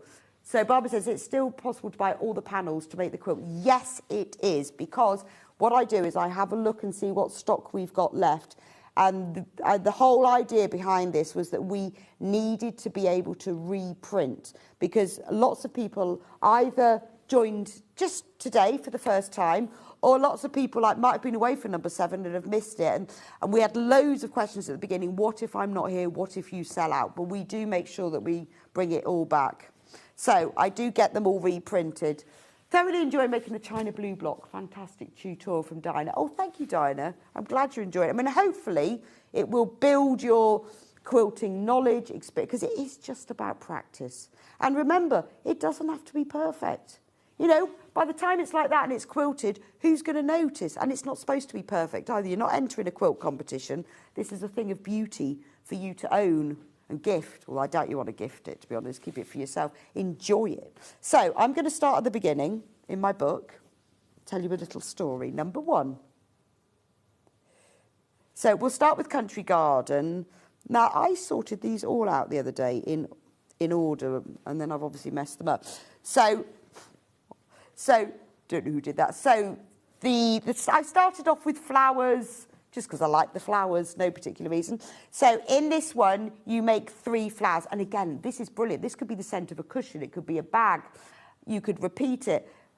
That's the daisy. You could make this again in whites and yellows. Now, you might not want to make the whole quilt. You might just want to have the instructions and everything to make it. Remember, all instructions have video tutorials as well, which are free. So this is the daisy. Then the sunflower. So imagine that in yellows and browns. I love the sunflower. And then you have blossoms. So you can see this one's a little bit smaller pieces. Then in China Blues, I told you I'm in the wrong order again. Daisy. They look quite different, don't they? Then the sunflower. This is why we've got these little flashes of green, because I designed all the blocks and gave them to Amy. Once she was colouring them in, she realised, I'm going to need a bit of green for that. But everything has been designed specifically, so it all goes together for each block, but also works as the whole quilt. That's the sunflower, and then that is blossoms. So once you finish them, you won't have 6 in yours, unless you're making both of them. I know some people are. The next block was Carpenter's Star. So what I've tried to do is sort of swap a little bit between geometric, standard, traditional blocks and ones that are more pictorial. So this is Country Garden. I love making every block. Thank you so much. Oh, Carol, thank you. I'm really glad you've enjoyed them. And it's having the video tutorials, because what you find, I mean, I find when I'm writing in the instructions, I think, oh, I'm not sure how to explain, you know, is it going to be misunderstood? Sometimes you just need to see it being made. Also, it's really easy. It's broken into chunks, so you can just forward to the bit that you need. But I'm glad you've all enjoyed it. So this is Carpenter's Star. That's the 3. So all made in the same way. Again, Carpenter's Star is one of those 3-dimensional blocks. Brilliant to use for, I mean, I've made a whole Carpenter's Star block quilt. This is Carpenter's Star in blue. If you don't know what number's which, the kits are numbered 1, 2, 3. We didn't put months on them because the month doesn't really matter. It's all about the parts. So the kits are all numbered with their parts. So this is the China Blues. See, they're all the same. They're just using different prints. So by the time you've made 3, you'll be brilliant at a Carpenter's Star. Right, then number 3 was thread spool. Classic. Oh, I thought I went. So what we did, again, start with the big one. So we did the really big one, simple. Again, Amy's designed the fabric so that they graduate in colour, which looks lovely on the thread spool. This is a great block to use as a cushion in your sewing room. All the blinds in my sewing room are made from thread spool blocks like this. So that's a really useful block. Very simple as well. And then block 2, well, actually, let's show you this one because that is actually a smaller version of the square end block stacked. So you've learned the big one, small one's easier then.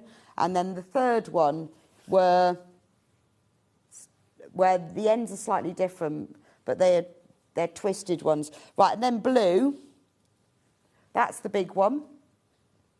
I love those blues, they're gorgeous, aren't they? Then, oh, well, that's the tumbling one. And then that's the stacked one. But the green works really well. And I think this is how Amy ended up developing the fabrics. Every time she got to the next block, she'd think, oh, I need another colour now. Oh, need a little bit of that, you know, just to make them stand out to be different. And then I think when she'd finished, she then had to sort of go back and redo them again because that colour wasn't, it took her ages. But was worth it. It was worth it because it's something that would be really hard to work out yourself. Next month was the Dresden plate. So slightly different technique here, because obviously we're making these little blades and big circles. Dresden plates are a really useful block to know how to do. You can have little blades and big circles, or big blades and little circles. So this is the simplest one. This is the 16 blade block, because it's got 16 blades. I agree with many ladies like myself that I've enjoyed making the blocks. Your tutorials are amazing, from Beverly. Thank you, that's really kind of you, because they do take ages to do. They do, because I have to really concentrate and I film them and then I give them to Amy and she puts them all together into a video and then she sends them back to me and I have to talk over them. And then I was doing one the other day and then the dog barked. I had to start all over again. I thought, and I listened to it, I thought, is anyone going to mind? But the postman had arrived, she was going mad. I had to start all over again. But now we've started I have got into the swing of it really, but I love a tutorial. Love a tutorial.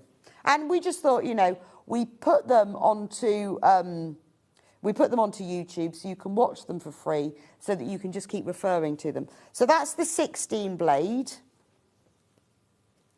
That's the 20 blade. So that's got smaller blades and circles. Oh, all the templates are in there, obviously. And that's the 24 blade. So once you've learnt out how to make the points, how to join them together, you then applique it to the background. So that's another technique you've learned, and hopefully has made you think, oh, I can do Dresden plate now. China Blues. Dresden plates is a lovely block to do because once you've learnt a whole one, you can do them in quarters and halves and use them for all sorts of things.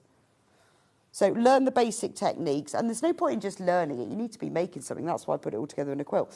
That's the 20 blade, and that's the 24 blade. So that was number 4. Number 5, sailboat, one of my faves. This one was really popular because I said, like, there's a lot of people Most people have been following with me and I've bought all of them and they're going to make the whole quilt. But there were a few people who just dipped in and out because they wanted the instructions so that they could make the blocks and then they can use them, because a quilt of all sailboats is lovely. So this is the simplest one. This is just your simple sails with purple, purple boat and green sea. Classic. Then the next one has got stripy sails and a little flag. The sea's very grey. That's the North Sea. The other one was the Caribbean. Very pretty sails though. And then the next one, I'm not sure where this sea is, the Flower Sea. And this one has just a little pinwheel in it, but no flag. So you've got like a striped sail.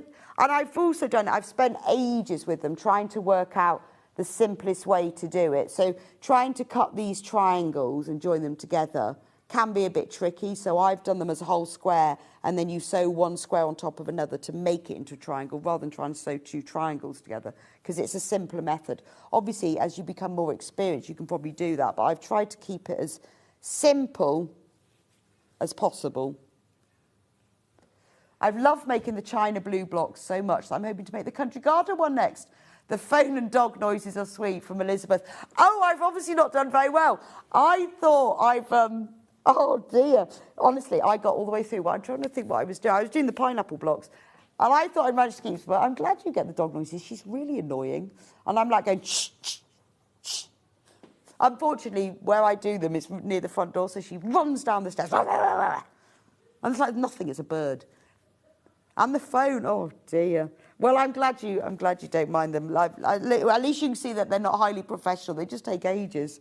I decided in my next life I'm going to have a soundproof room, but then she'd probably be scratching on the door, wouldn't she? Or then I get like, I could put her in the soundproof room, that's the answer. But it is so frustrating. It's all right doing the videos because they take the sound out of them. Anyway.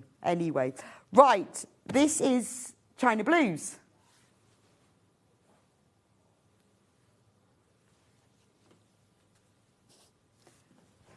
And that's, there's also the very loud clock ticking, but I'm not getting rid of that because I like my clock ticking. Actually, I must say, because Amy used to put these together, but Liz does now. So Liz, if you're watching, hi Liz, she is mine and Amy's Girl Friday. She runs the warehouse, she packs the kits, she puts my video tutorials together, she sends me things when I've forgotten them. She does all sorts, all manner of things, and we wouldn't be able to cope without her. So thank you so much, Liz, you're an absolute star. And I don't know, she puts up with our chaos, but she's very organised, and everything is labelled, thankfully. So we can just leave it to her, and it's been brilliant with Amy having the baby, because she's just been able to let her get on with it. So Liz is now our video tutorial putter together. And she's a marvel. So I hope you're watching, Liz, because thank you so much. Because I think we'd have been on our knees by now otherwise. This is the next one with stripy sails. And the flag. And that's the one with the little pinwheel. And the stripe. So that was sailboats. And the next one, honeymoon.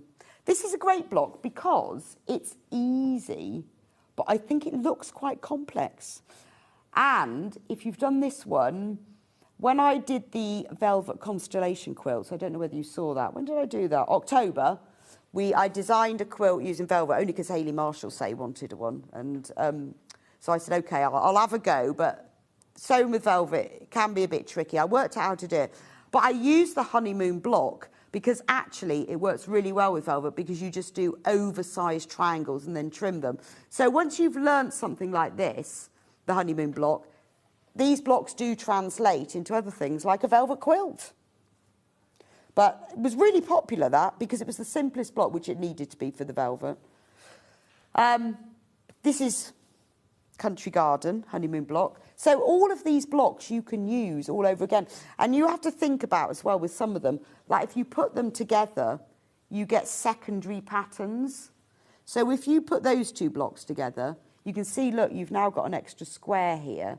that's become a pair of flying geese. You get a rectangle. So when you start joining it all together, it creates a secondary pattern. But this is kind of, making 3 blocks is manageable. When you have to make a whole quilt, you've got to make like 30 of them. It takes a bit longer. So I think you've got time and head space to be able to practice it and learn it. China Blues. Quick, Hannah, quick. Hannah's, whoa. China Blues. God, my jumper really clashes with all these quilts, doesn't it? I was just looking at that. I was just looking at all that lovely purple and blueness, and I've got this green red. It just sort of, yeah. I don't coordinate with the quilt today. I would blend in, but I look like a crocheted elf. With my, oh, look, you can see my granny square sleeves now, though. Love granny square sleeves. Right, so that's honeymoon. So all of these, you can check out all these. If you've missed it, just go to sewingstreet.com, watch live. If you scroll down, they are all on there, and they've all got numbers. So if you're not sure what number you're on. Flower basket. Love a flower basket. Some flower baskets have got handles, some don't. Some have leaves, some don't. So with this one, went for simple piecing, but the handle, because it's a curve, is appliqued. So in the instructions, you get the template, and you can either trace that onto Bondweb or the fabric. And once you've made the whole block, you just put that on top. And I sewed mine on with a blanket stitch, but you could do a zigzag stitch. You can sew it on by hand. So this is where you're taking a little bit of piecing, but adding applique to make it a little bit simpler. So that's the easy one. That one, you've got some little fall patches and bigger leaves. This one has got a sawtooth star. That's a posh basket. That's more of a hamper, really, because a posh one, isn't it? But they're all made in the same way. They're just different variations. And then if we go on to China Blues, that's your simple one. Just one set of leaves. By this point, you are going to be a half square triangle whiz, supremo. China Blues in flower basket. And then that's the one with the little sawtooth star. But you see how it all sort of works by having the grey. That makes that really stand out. You need to have enough fabrics for it to be able to work. Then we moved on to September and we did Schoolhouse. I love the Schoolhouse block. This is crying out to be a big quilt because it works brilliantly in just 2 colours. Traditionally red and white, so this would have been red, that would be white, or you can do it in reverse. And you can do that one white and that one red, but it goes back 18th century of whole quilts just made from the 2 colours, and it is gorgeous. So what I've done with this one, I mean, there's a lot of pieces in this, and I know a lot of people went, oh, there's a lot of cutting out. The actual construction of it is fairly simple. I know it's got weird angles, but I did that with a rectangle and 2 squares. So there's no weird cutting, it's just most things I've done so that you'll do it with rectangles and squares to make it easier. So you get one block that faces one way, I'll show you both to see that, and then the other house that faces the other way. That's called the mirrored schoolhouse. So I just thought if you wanted to make it into a whole quilt, you could have like them alternate, or you could have one row of your quilt facing one way, one the other way. And then thought, well, we challenge you. 4 baby ones. Making the roof the same as this, I decided was too tricky in this, so I made the roof a bit simpler because the pieces were so small. I thought, oh, everyone's going to hate that. So that's Country Garden still. Hannah got carried away there. China Blues, please, Hannah. She got overexcited. That's China Blues. But isn't it just the simplest block? I love the fact you just have like the chimneys in the gap. Everyone should have flowery chimneys, shouldn't they? Just need to get up there and paint it. There you go, that's the one. And then that's the little ones. So wouldn't this make a nice school bag? Pencil case. In fact, I think I did. You could just do 2 of them to make a pencil case, couldn't you? Or just do 1. So keep all of your instructions. The video tutorials will always be there. Keep your instructions. The quantities of fabric pieces, as you know, is all in there, so you can use them again. Then it was October, so we went maple leaf. Really easy, this one. And the stalk is appliqued on. You can do maple leaf by inserting a strip of fabric in between, but I thought, oh, can't be bothered with that.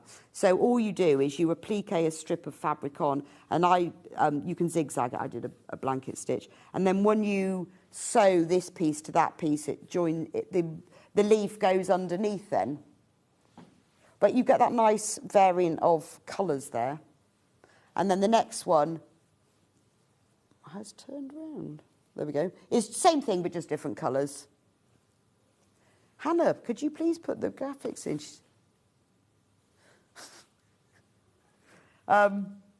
That's the next one. And then for the third one, as always challenge you, because these are, well, it's no more difficult, it's just they're smaller. But what is good about these, because you make these one little one at a time and then join them together, you can see it forms a secondary pattern, but what you can do is make a whole quilt, because I've twisted all of them, so you can make a whole quilt and have them all floating across, but you could put plain squares in between so that it's not this packed full of leaves, but just a few. But it's quite a nice one to practice on. Blue, please, Hannah.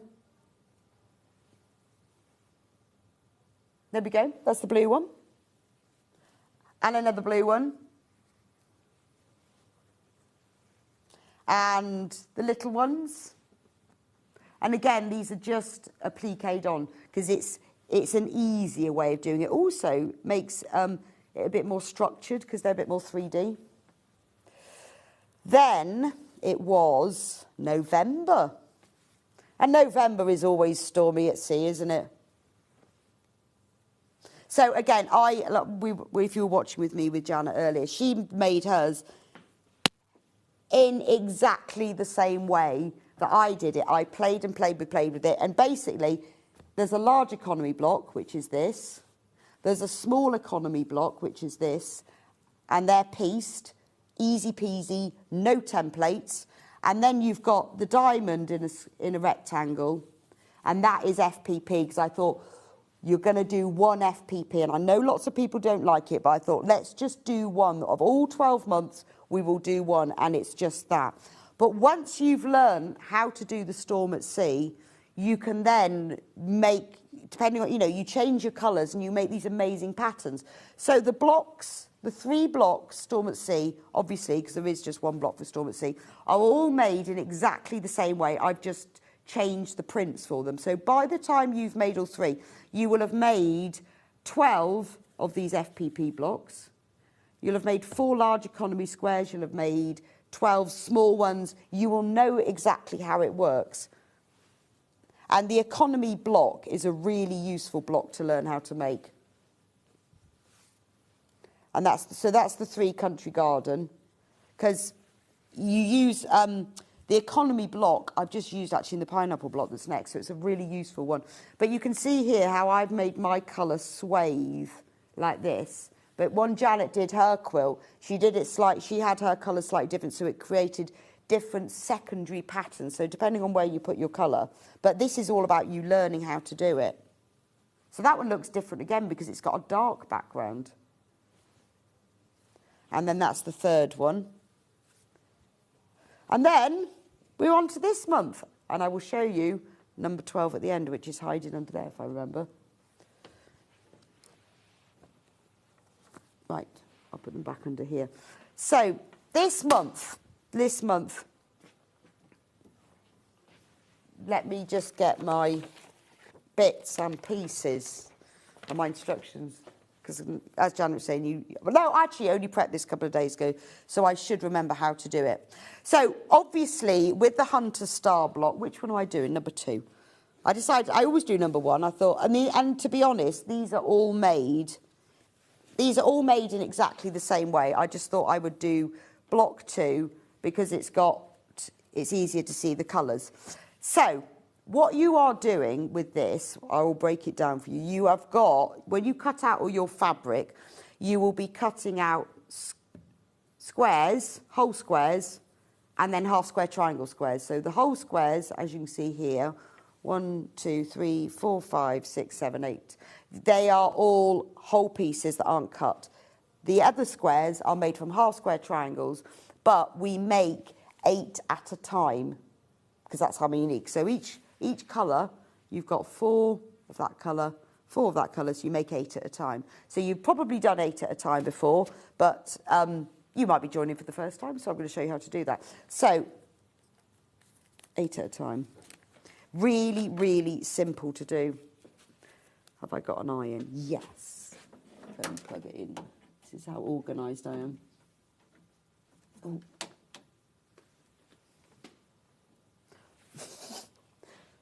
Something's happened to the plug.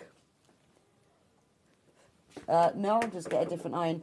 Please, may I have an ironing mat? Right, lovely. Okay. Oh, I use this one here. So what you do when you do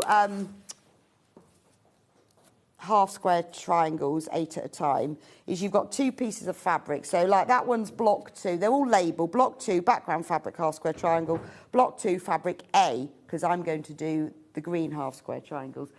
Can I have a cutting mat thing? The one that's as well, thank you, because that one, if you put that on the table, it doesn't like it. Then I'm going to draw a diagonal line from one corner, thank you. Yeah, you know the one that's an ironing one side and a cutting on the other side. Sorry, I just need to get a slightly longer ruler. Yes, I can't find one. Perfect, thank you. Right, that's good. I'm all good now. Right, I can't find a slightly longer ruler. So what you're going to do is use a slightly longer ruler, and you're going to draw a diagonal line.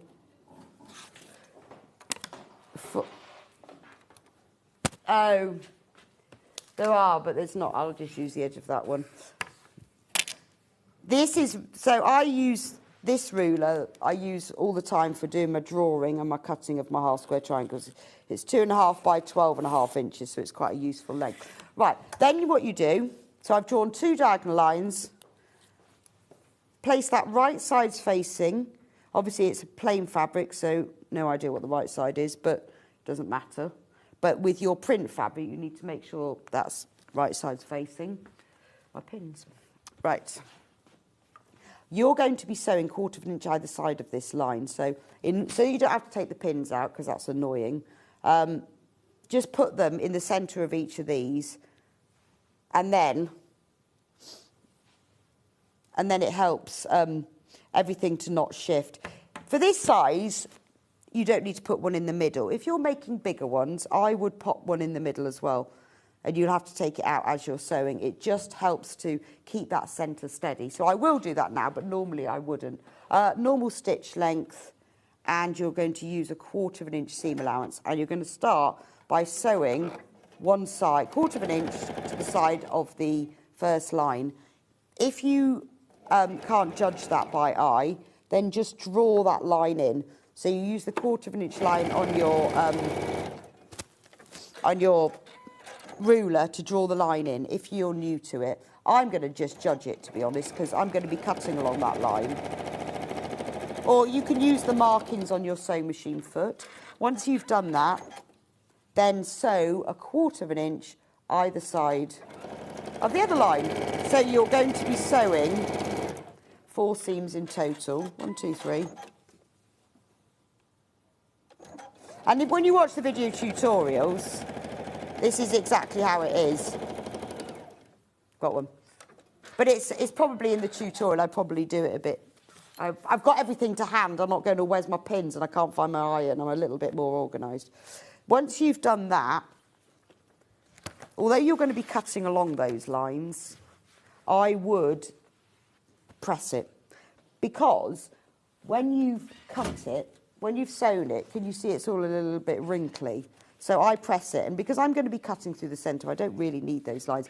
Don't iron it, because you don't want anything to move. You just want to press it. All you're doing there is setting the stitches into the fabric. That's nice. That's nice now, because it's really flat and lovely. So now you need to cut it. So I'm just going to turn over. So it's up to you. If you might find because I've removed that line, you can cut it from either side. So I'm going to have to use this ruler.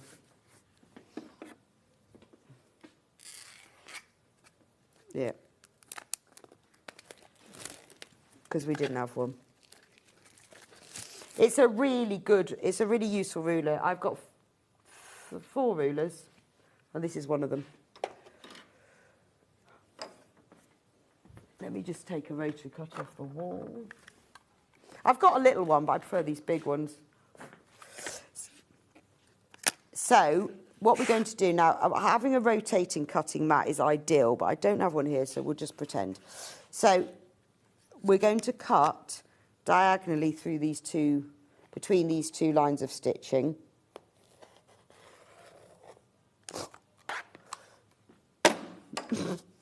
That is rubbish. There we go. Right. And then don't move the fabric. If you don't have a rotating mat, doesn't matter. Just rotate the mat yourself. If you've got a rotating one, it's a little bit easier. And then again, I'm going to cut through those 2 seam lines. So I've now got 4 triangles. But remember, we're doing 8 at a time. So don't move. If anything shifts, just move it all back into place. And then I'm going to cut straight through these. So make sure that the line on your ruler is level with the line there, and that it goes through the centre. And then we're going to cut that way. If you put your fingers there and lift it up, it stops everything moving like that. Turn it round, and then put that one on there. So this is an extremely fabric efficient way of making half square triangles, because you're getting 8. Oh, no, I stood on. That's my pink cushion. Right. It's 1, 2, 3, 4, 5, 6, 7, 8. So now we've got 8. So we now need to press them and cut them, because these are slightly bigger than you need. For 2 reasons. It gives you a slight room for inaccuracy. If you do it exact, if you cut them to make them exact, then if you've got your seams out, you're cutting slightly out, it gives a slight room for a manoeuvre, but also it means that you can then cut them to the right size and they've got nice crisp edges and you know they're perfect. And that's the key. If you can get your half square triangles perfect, the rest of it's a breeze. Press the seam over to one side. I usually do that towards the darker fabric and give it a press. And then repeat that with all 8 of them. I'm going to whoosh forwards and not do that. Now I'm going to trim them to size. The whole tutorial shows you all of this. So this is my half square triangle, which I am now going to cut into a 2-inch square. So what you do to do this is place on most ruler, nearly every ruler, even this one here, will have a diagonal 45-degree line. Place that on the seam, and then, because it's going to be a 2-inch square, place the 2 inches centrally in between. So you've got a little bit that side of the 2 and a little bit that side of there. And then you cut it up along here and then cut it along the top. Now, normally you would go right to left to cut, but I have found that I've cut off the corners of loads of my rulers doing that, so I go left to right. So you're not cutting towards yourself, but if you start here, you can chip the corner off, and it's really annoyed me, so I do it the other way around. Turn it round like that. So if you're doing all of them, if you're doing all 8, which you will be, press them all and put them all on your mat in rows, and then you can do all the cutting one way, turn them around and do all the cutting the other way, but I'm just showing you one. It's just a bit quicker. This time, make sure the line goes diagonally through and match up the bottom and the left-hand side, and then when you cut, it's going to be a perfect 2-inch square. There we go. So, perfect. So if you look at the other ones, that means that when you then put them together into your block, you know that's a perfect 2-inch square. So you can see what I mean with the other one. When you do them, for some reason, they'll all be slightly different. You know, just because of the way it's cut and pressed, it looks slightly wonky, but that is a perfect one. So you do that with all of the sections that say you need 2 inches square. Then, you make all these half square triangles. So you make all the fabrique. This one has got 4 fabric. This is one we're making. All the fabrique ones, 8 of those, 8 of those, 8 of those, and 8 of those. And I've made those in advance. So you then make 2 sorts of blocks. So the way that the Hunter Star works is that the 4 heart blocks, because the blocks are 4s, like this, 1, 2, 3, 4. The 4 blocks that are in this star are the same. They're just rotated, but they're put together in the same orientation. So these are called the centre blocks. The blocks that are on the corners are called the corner blocks. They are sewn together in a different way, a slightly different way. Because if you join lots of these together in a quilt, all the stars in this row, the blocks will all be sewn in one way, and all the stars in this way, the blocks will be sewn another way, and all that. So that's how the Hunter Star works. There's lots of different ways of doing the Hunter Star, but I think this is the simplest. So you have centre blocks and corner blocks, and if you're making a big quilt, you just alternate them. So you'll see what I mean in a moment. So I'm going to show you how to make a centre half square triangle. Just got to find my thing. Now, in the instructions, we used to do photos for our instructions, but when I started doing the sample quilt, I said to him, we need to do diagrams because it's much easier. So I've got a picture here, the centre half square triangle blocks. So I've made, so what you do is you take 4 of the same colour. I've made these in advance. These aren't the ones I've just made. And what you do is you just follow the diagram. So you place 3 of them in the same direction. So you can see, look, 1, 2, 3, and then the 4th one, you rotate. You just follow the diagram. It's really easy. The corner ones, I'll show you in a minute, are done in a different way. So all you have to do before you sew it together, you go, okay, so that's that way, that's that way, that's that way, and that's that way. Do check, because I did sew several of mine together wrong for not checking. And then you put the top 2 together. So no seam matching as yet. And then you put the bottom 2 together. Once you've made quite a few of these Hunter Stars, you'll see how it all works, so that if you want to change the colours, which creates a really variegated look, by breaking it down like this, it's quite simple. So I'm going to sew using a 1/4 inch seam allowance, the top row together.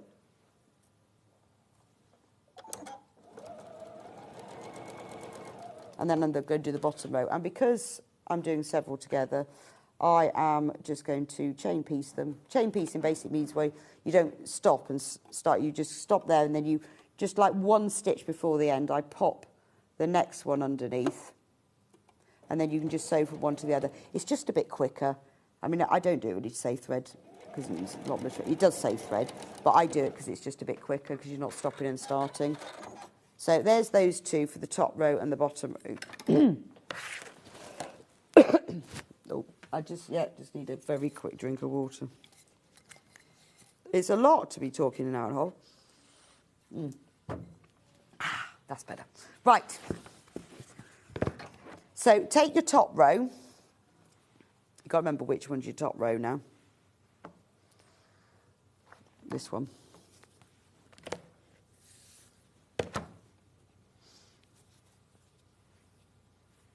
And press the seam in one direction. And then take the bottom row. Again, just keep looking at the diagram. The video will show you this, but I think looking at the diagrams, you can just double check it. Press the seam in the bottom row in the opposite direction, and then they'll nest together better. So again, look, I've got my diagram, so I can check. That way, that way, that way. I think the diagrams are easier because it's more controlled, isn't it? If I took a photo of that, it's starting to curl up on the edges a bit, and, you know, you can see exactly what it looks like. I always use the diagrams. I mean, you can watch it in the video tutorial, but I always do. So there's my top row, bottom row, put them together. Now, this is preference, isn't it? If I always think, particularly when you're learning patchwork, if you try and get your seams to match, you've got more chance of them matching. And there are certain ways of doing the way that I do it is if I want that seam to match, I'm going to put a pin through that seam, and then I'm going to pull it apart, and I'm going to make sure it goes through the seam underneath. And then I'm going to pull that together. That pin is now holding that seam exactly. So before I pin it together, because that's obviously twisted, I'm going to pin one end. And because you trimmed all your half square triangles, you know they're perfect. Then I'm going to pin the other end.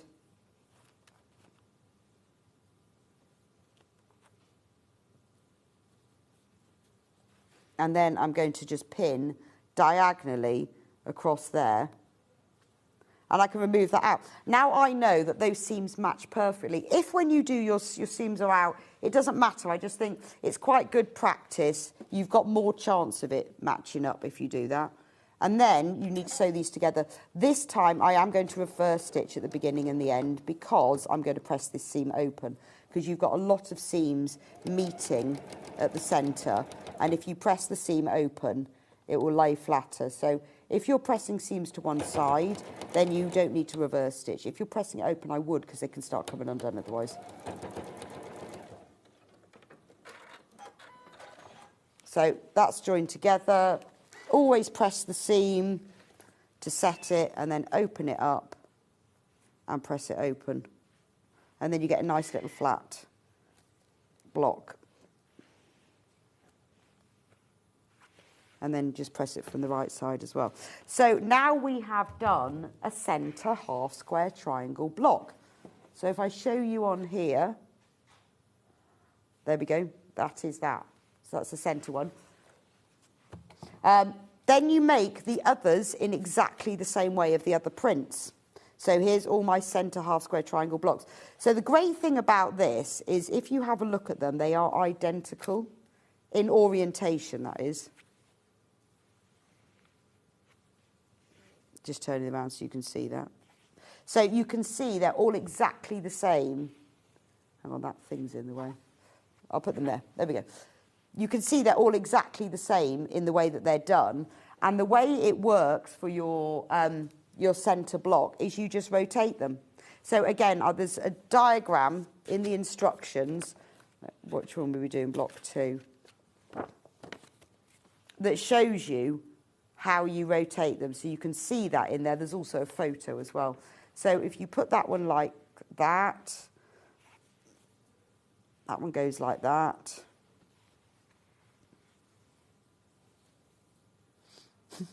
This is where you keep turning it round and going, there we go. That one goes like that, and that one goes like that. So although you can see,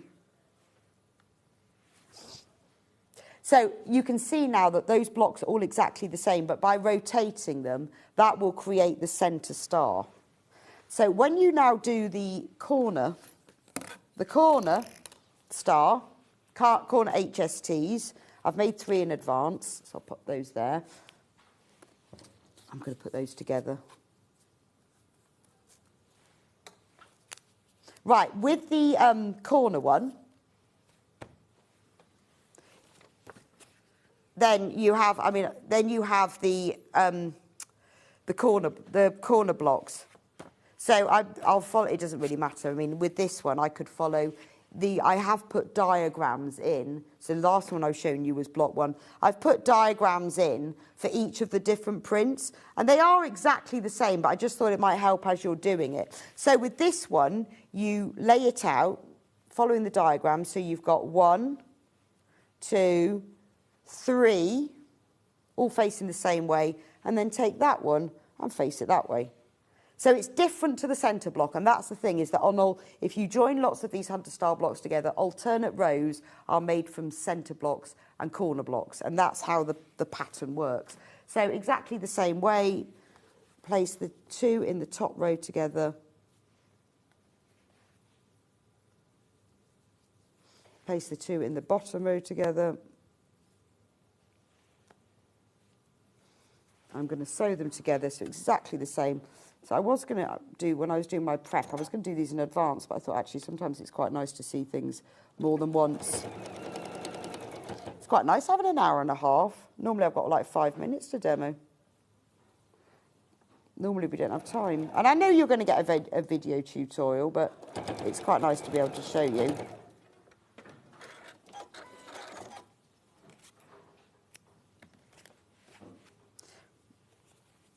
Right, so top row, you don't have to nest the seams. It's just these are little squares, and so if you just do it so that they're facing an opposite direction, it's just a little bit easier. And again, I'm just looking at my diagram to make sure that I've got them in the right place and they're facing in opposite directions. And then join them together. Do double check as you're going along to make sure that everything is exactly the same. Otherwise, you have to spend time unpicking. I must have done something wrong when I did mine, and I just was rotating this square round and round and round, and it still didn't work. And then I realised I'd done it wrong. I wasn't concentrating. But don't worry, because if it doesn't work, you can just unpick because you're sewing 4 identical half square triangles together. It's pretty easy to unpick if you've done it wrong. But if you follow the diagrams, you'll be absolutely fine. Right, I'm going to sew these together to make the corner block.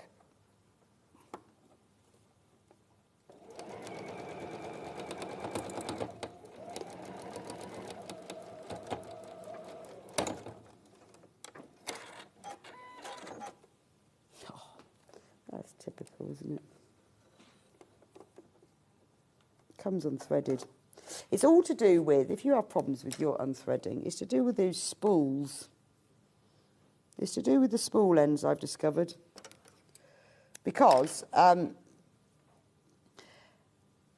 discovered that and it actually doesn't matter which thread I use, that when you've got the spool in the top, if you've got your spool holder, the little bit that goes on, if you won't be able to see it, but you know the little spool holder that goes on, if you've got it on too tightly, it holds the thread too tight, so it can't flow through, so it comes out.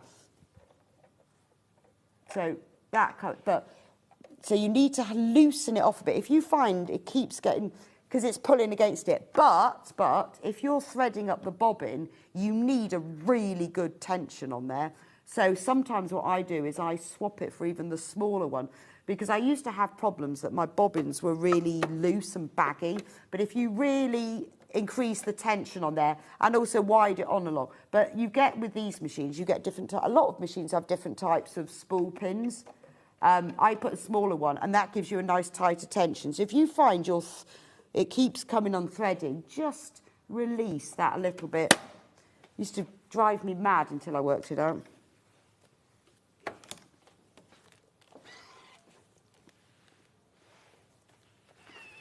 And I had that with I had the same problem with because I have this Juki, but I've also my last machine was an Elna, and I had the same problem with both of them. So they should write that in the instructions, because I just worked it out eventually. Right. So now I've got all of my corner blocks, which will be going here. So really simple. Once you've made all your corner blocks and your centre blocks, you take your squares, so because you've labelled everything, so what I would do is when you cut it out is you can just write the name of it. I mean, I've written mine out nicely. Block 2, fabric A, whole square. You could just put 2A whole or whatever. But it does make a big difference when you are doing it if you've got everything labelled. So you've got whole squares. I told you I had 8. It depends which block you're making as to which colours, but you will always have 8. So all you do is follow the diagram. I'm going to move my ironing board. Oh, it's a bit loud, wasn't it? So, I dropped that on the floor. Now, you lay them out following the blocks. So I found it easier to lay out all of the whole squares first. And because in the instructions, as you can see, the block layout is in both colourways. So whether you're using China Blues or Country Garden, it's in both colourways, so it's really easy to just follow. I'm following the blocks. I've got it above me here. So that one and that one. You see, because there are lots of different ways of doing a hunter star, but I tried all different ways of how you, not of actually making it, because it is all made from half square triangles, but the orientation. But I think this is the simplest way to make it, to understand how the different colourways work. So there you go. Then you take your corner blocks. Do keep them labelled, because if you mix them up, which I did, you have to sort it out and work out which one's which. So all you do is just follow the orientation.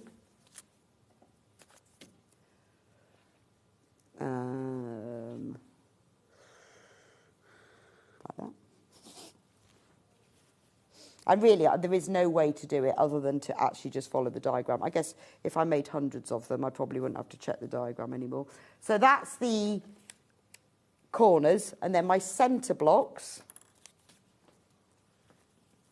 are that one and that one. My sleeves are getting in the way. And that one. And that one. There we go. So before, I'll just move them apart. Before you actually sew it together, just have a look at it. You will soon see if it's not working. So now you can see, I'll just roll my sleeve up a minute. Keeps hitting them. Yeah, I mean business. No, it just keeps hitting the fabric. So you can see now how this star is working. You can see the light, dark, light print. So you know that's right. And then when you look in the corners, another way to check is that this shape here should be forming like an anvil. Do you remember an anvil, blacksmiths and all that? Okay. I thought Hannah would go, oh, what is an anvil? Blacksmiths. So, you know the anvil shape. So that's,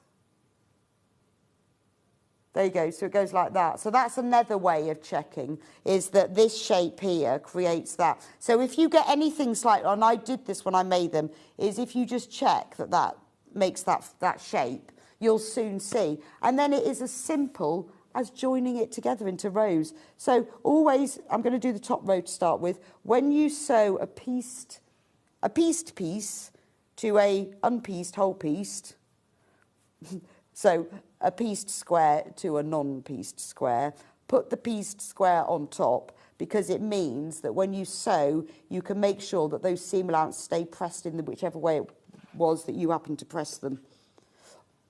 Also, it does mean that you can stitch, if you've got any sections, I don't like that, if you've got any sections where you've got a seam to go through, so that you exactly hit the quarter of an inch seam, you can go through that. So when you reach that seam, just hold it open or to one side.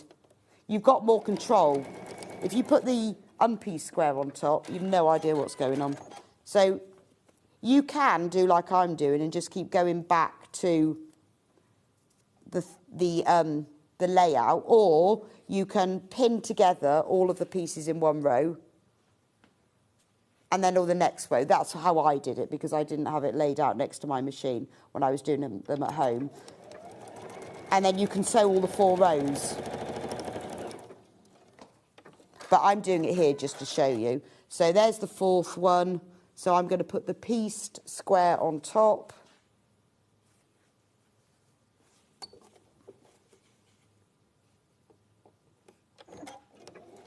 Now, it's up to you whether these seams I'm actually going to press to one side. So it's entirely up to you whether or not you do reverse stitch or not. The only thing I would say is that when you're doing blocks like this that are going to be joined into a bigger quilt, which we're going to do, and also you won't be doing it straight away, when you've got seams that are right on the edge, you want those to stay still so that when you join them into the bigger quilt, you know, it could be a few months before you join it all together. So I would, with these, reverse stitch, because it just keeps it a bit more secure, because you've got all of these blocks, you know, like this sitting around. If you haven't reverse stitched here, that's got a chance of coming undone. If you were immediately going to sew it sashing on, then that's fair enough. So all you do now is you do all of the rows. How long have I got? Okay, right. So all you do next is you sew each of the rows together, and then when you've done that, you sew all 4 rows together, so you can see how that is almost that. Hey, almost. It's like Blue Peter. So if anyone wants a spare block, there you go. It's almost done. Yeah, first person in messaging can have it. and some triangles. Yeah, anyone wants my block, it's yours. Right, Hunter Star in Country Garden. So that is this one where you make these 3 blocks. Panel, good question. Where's the panel? Do you need to see the panel? Look, those are the 3. So you get the fabric panel. It's all printed with the right colours. You've got more than enough of those. I give Amy the sizes that you need, plus a little bit extra, and then she adds extra to fill up the gaps. So you'll have got more than enough today. And you'll get a 1/2 metre of ivory and full instructions with the video tutorial as well. This month's Hunter Star, part 11 in China Blues. Oh. There we go, China Blues. And you see, once you've made all of these, you'll have worked out, oh, that's how you do it, because I've seen Hunter Stars all in one colour and always wondered how you do it, where the colours change slightly. But now you know how to do it. You know how all the blocks are made, so you can just change the colours. And you see, like with the one I've just done, it's the same colour for each of the centre blocks. When you come to do number 3, these are different colours, but that's fine because you make all the half square triangles, but you just select different ones to join them together. So that's why you end with number 3, and then you really understand the layout of a Hunter Star. Next month, because I have finished it. Next month it will be, I'm pretty sure, because I agreed it the other day, the 13th of January. Yep, did I write it in? I think I did.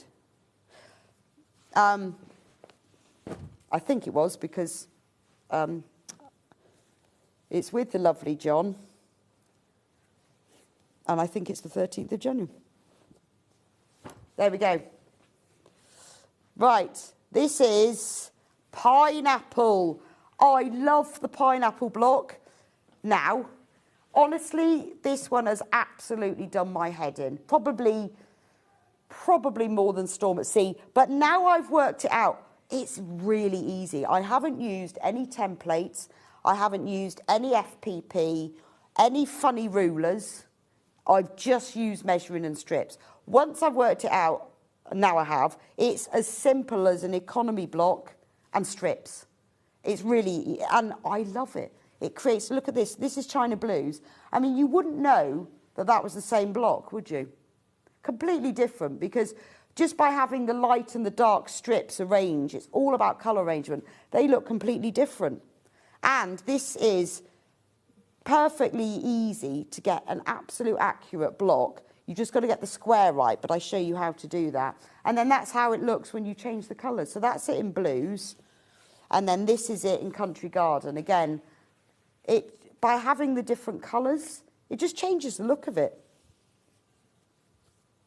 So that's block 3, that's block 2, and that's block 1, which is the easiest one. But I think that that is a stunning block. And once you learn how to do it, it is one of the easiest blocks. There is not a smidge of seam matching, even better. So that will be the 13th of January. Thank you for joining me today. I hope you've all managed to catch up. Remember, all the tutorials are on the website. If you've missed any of them, they are all numbered. Just go onto sewingstreet.com, watch live, and they're all numbered, so you'll be able to pick up all the ones you want. I'll be back with you in a few minutes with the lovely Janet. It's Janet Clare's shop. We've got all sorts of lovely Janet Clareness. So I'll see you back here in a couple of minutes' time. Missed a show on Sewing Street? Don't worry, you can catch up on all the action from the past week on our website. Just head over to sewingstreet.com and go to TV Guide and pick a day, then a show up to 7 days back from the Today tab. Looking for something older? Check out the Sewing Street YouTube page, where you'll find our full archive of shows anytime, anywhere. Stay inspired and keep sewing with Sewing Street. Never miss a show by watching on the go with the Sewing Street app. Head over to your App Store now and search Sewing Street and simply download to your smartphone or tablet. You can watch the shows live and see your favourite presenters and guests. Click on the Today button to shop all of the products that are featured in today's show. Want to know what's hot? Then click here to see today's bestsellers and highlights. Have you missed a show or want to watch one back? Then click the schedule button and you can go back 7 days to watch and shop, and you can also see what's coming up over the next 7 days. Want to say hello or ask a question to our guests? Then send a message to the studio. You can also keep in touch with all the latest news, events, product launches and much more by clicking here for our social media pages. Never miss a show by watching on the go with Sewing Street. Shopping with Sewing Street couldn't be easier. You can shop via our website at www.sewingstreet.com, where you can watch our live shows and see all the products from that day.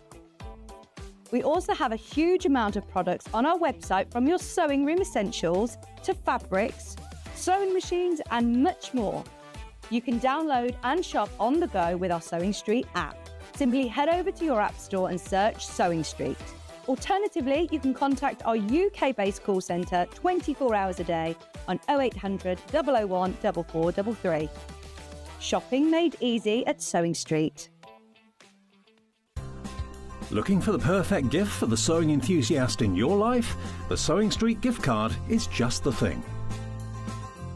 Choose between a physical card delivered to their door or a convenient e-gift sent straight to their inbox. It's easy. Just head to the Sewing Street website, scroll to the bottom of the page, click Gift Cards, or use your smartphone, scan the QR code and go straight there. Pick the amount you'd like to load onto the card, and that's it. The Sewing Street gift card, the gift of creativity made simple. Here at Sewing Street, we only charge one P&P throughout the day. You can add as many items to your basket and check out and still only be charged once. Once you've checked out the first time and want to order again, you simply add the item to the basket and click on the Combine Order button. Remember, standard P&P is £4.95. Charges may differ for outside the UK. Or upgrade to our premium option for £6.95 on certain items. Shopping made easy at Sewing Street. Every day, our experts will bring you a wealth of knowledge. They'll take you through the steps of making projects, and we feature fabulous tips along the way. Whether you're new to sewing or a seasoned pro, you're sure to learn something new. We're live every day from 8 a.m. till 1 p.m, and you can also watch back all of the demonstrations featured on the show on our YouTube channel. Did you know at Sewing Street that on various products we offer split pay? That means on certain items you can spread the cost over 2, 3, 4 or sometimes even 5 interest-free monthly payments. Just pay the first instalment when you purchase and you're away. So shop your way with split pay. Did you know that we can deliver to over 20 different countries worldwide, spanning 4 continents from the UK to Australia? Check out our website for the list of countries and delivery costs. Sewing Street, stitching the world together. Want to know what's coming up on Sewing Street? It's easy. Just visit www.sewingstreet.com and head to the TV Guide section for all the latest show details. Stay ahead and never miss a stitch with Sewing Street. Not only is Sewing Street live from 8 a.m. till 1 p.m. on Sky 670, Freeview Channel 73, YouTube and the Sewing Street app, now Virgin subscribers can watch on Channel 754, which means there are more ways to watch your way with Sewing Street. When you hear the term half-square triangle, or HST, it refers to a simple way to create 2 identical triangle shapes from a fabric square. Start with 2 squares of fabric, any size, and place one on top of the other, aligning the raw edges. Using a ruler and a fabric pen, mark a diagonal line from corner to corner. Then mark a second line 1/4 inch on either side of the diagonal. Pin the fabric together to keep it secure, then sew along the 2 outer lines that you marked. Now carefully cut along the first diagonal line you drew. Press the seams flat using the heat from an iron. Use washi tape to align your ruler and trim away any excess fabric. And there you have it. Your half square triangle is ready to use.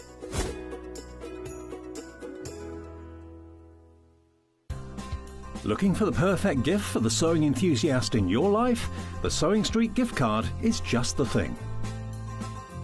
Choose between a physical card delivered to their door or a convenient e-gift sent straight to their inbox.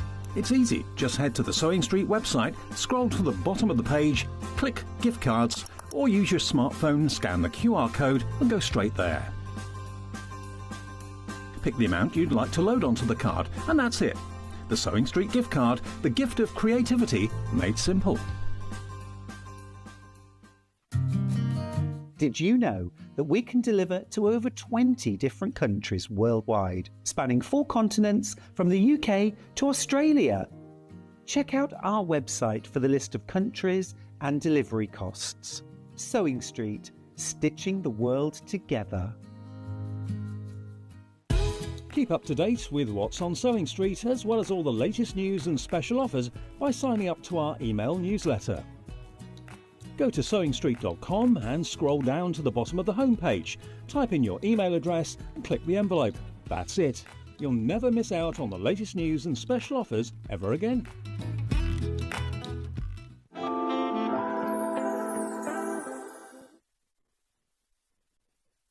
Welcome back to Sewing Street, and it's the Janet Clare shop hour, because she's brought loads and loads of different things in with her, all sorts, for some fabrics and some kits and some fat quarters and things. Your bag.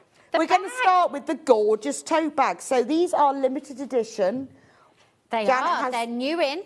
Yeah, they're new in, brand new in. There's only 19 left. Oh, wow. Look at that. Aren't they gorgeous? They're only a £5. So you can use them for things, though, can't you? You can use them for whatever you want. Doesn't have to be a bag. No, so they're just nice quality calico. I've put the print, I've washed them, I've ironed them, I've put them in the tumble dryer. They're all good. Very, very usable. So what have you made with yours? Oh, I can show you. Is that the last bag? I like that one. So I've got a little cushion I made with some fun pom-pom. It looks nice with the calico, doesn't it? It's got that kind of flower sack feel to it. Look. Yes, and then this one I made...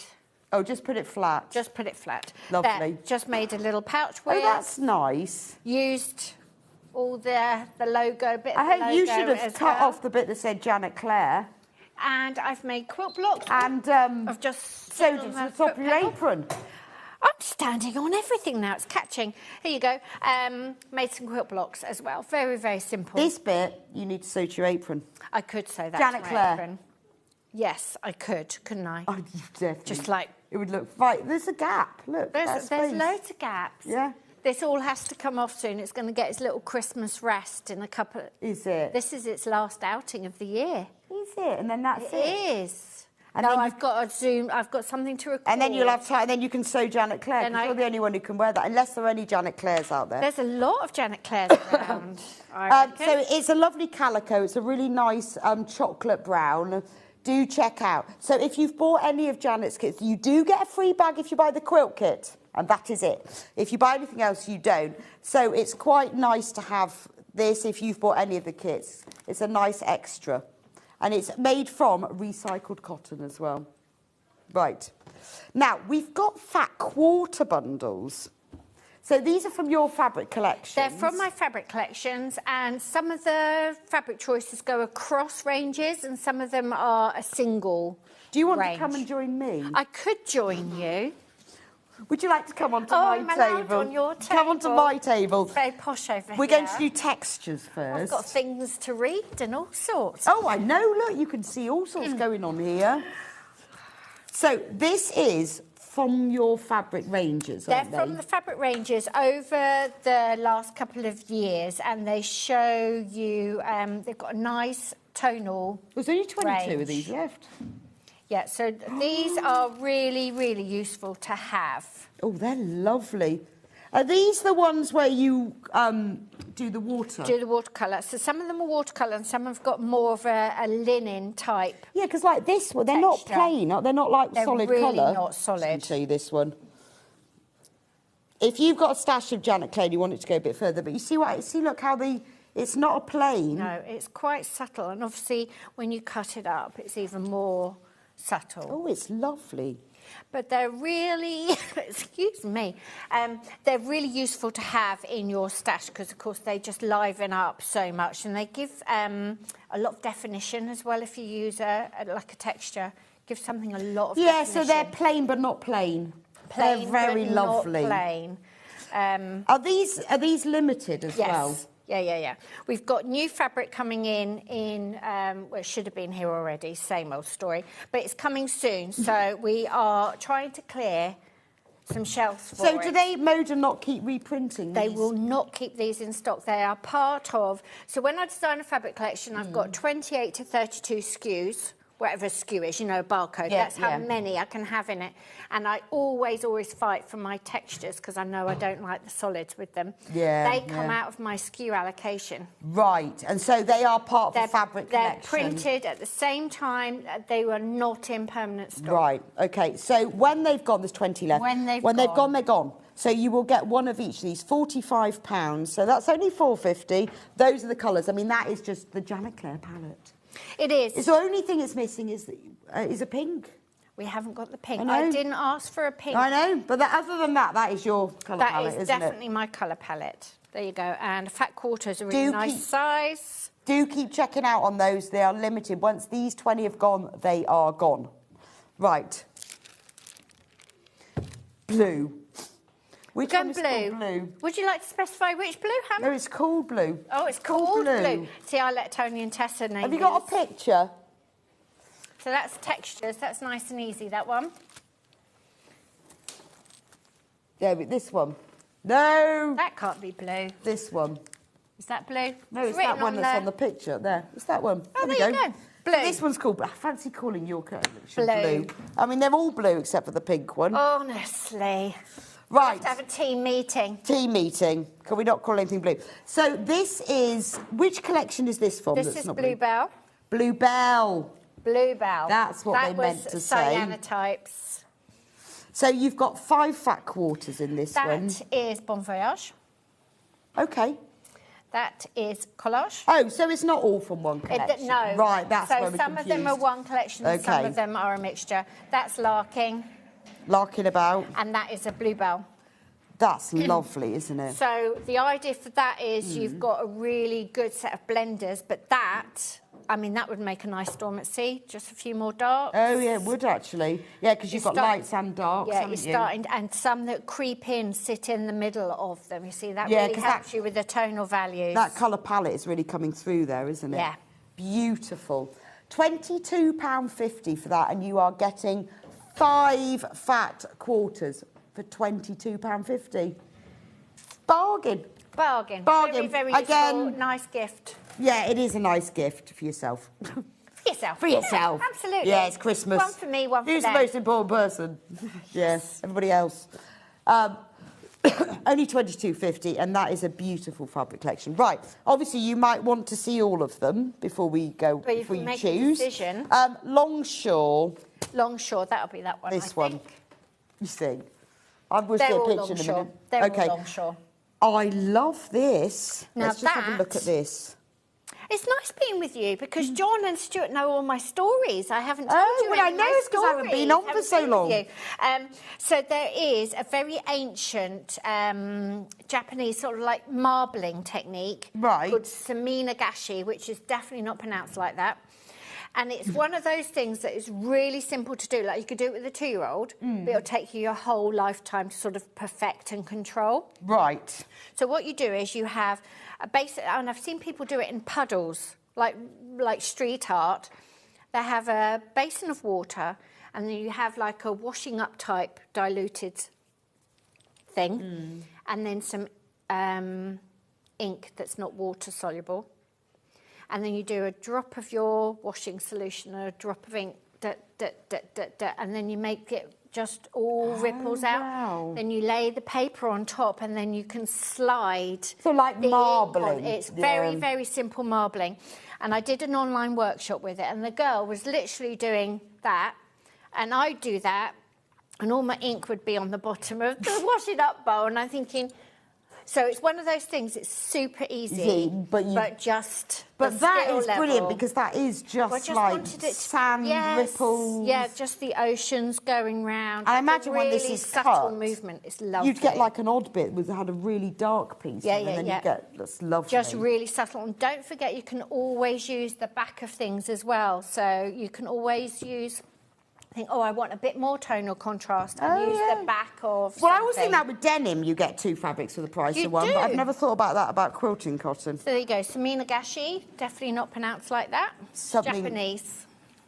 And... that's like the true North Star. OK, oh, this one's nice. This is the Wales going around the world again. Yes, Wales going around the world. I haven't seen it in this colourway. So it's quite nice, just a bit more subtle. Lovely. Oh, that's the That's my tangerine net. net. That's the tangerine net. There you go. You're getting with the stories now. Were they easy peelers or just some cheap ones? Yeah, easy peelers. And then the little dot, which just a useful little accent. That's a nice collection together, though, because you have got the brownie beige. It carries through. There's a little beige dot on there. It all just carries through. Beautiful. £22.50 for that one again. So if you like the sort of the beige, and that's like your hero print. These are fun to put together because I know everyone's online shop is quite overwhelming, and you have to do a lot of scrolling to find things. Yeah, that's true. But when you've got these... They're done, and not everyone's got colour confidence, so it's just a really nice thing to put together. You've done the hard work, haven't you? We've done that. Tessa definitely has. She's been cutting fat quarters for days. Postcard. Yeah. So this has got, it's got some red in it. Janet, what came over you? This is Bon Voyage. So this is like the rose-tinted sort of travel. All the nice bits, none of the waiting around. Drink of water, Completely please. fine. Gin and tonic for Janet, please. Gin tea. Now I've got to drive home. Ice and a slice. Ice and a slice. I can drive home later, it's fine. Yeah. Yeah, as soon as you get in here, the air conditioning. I know, I thought it was going to be hot in my jumper. Absolutely perfect. No, it's cold in here today. I know, it's cold in here. These fabulous sleeves.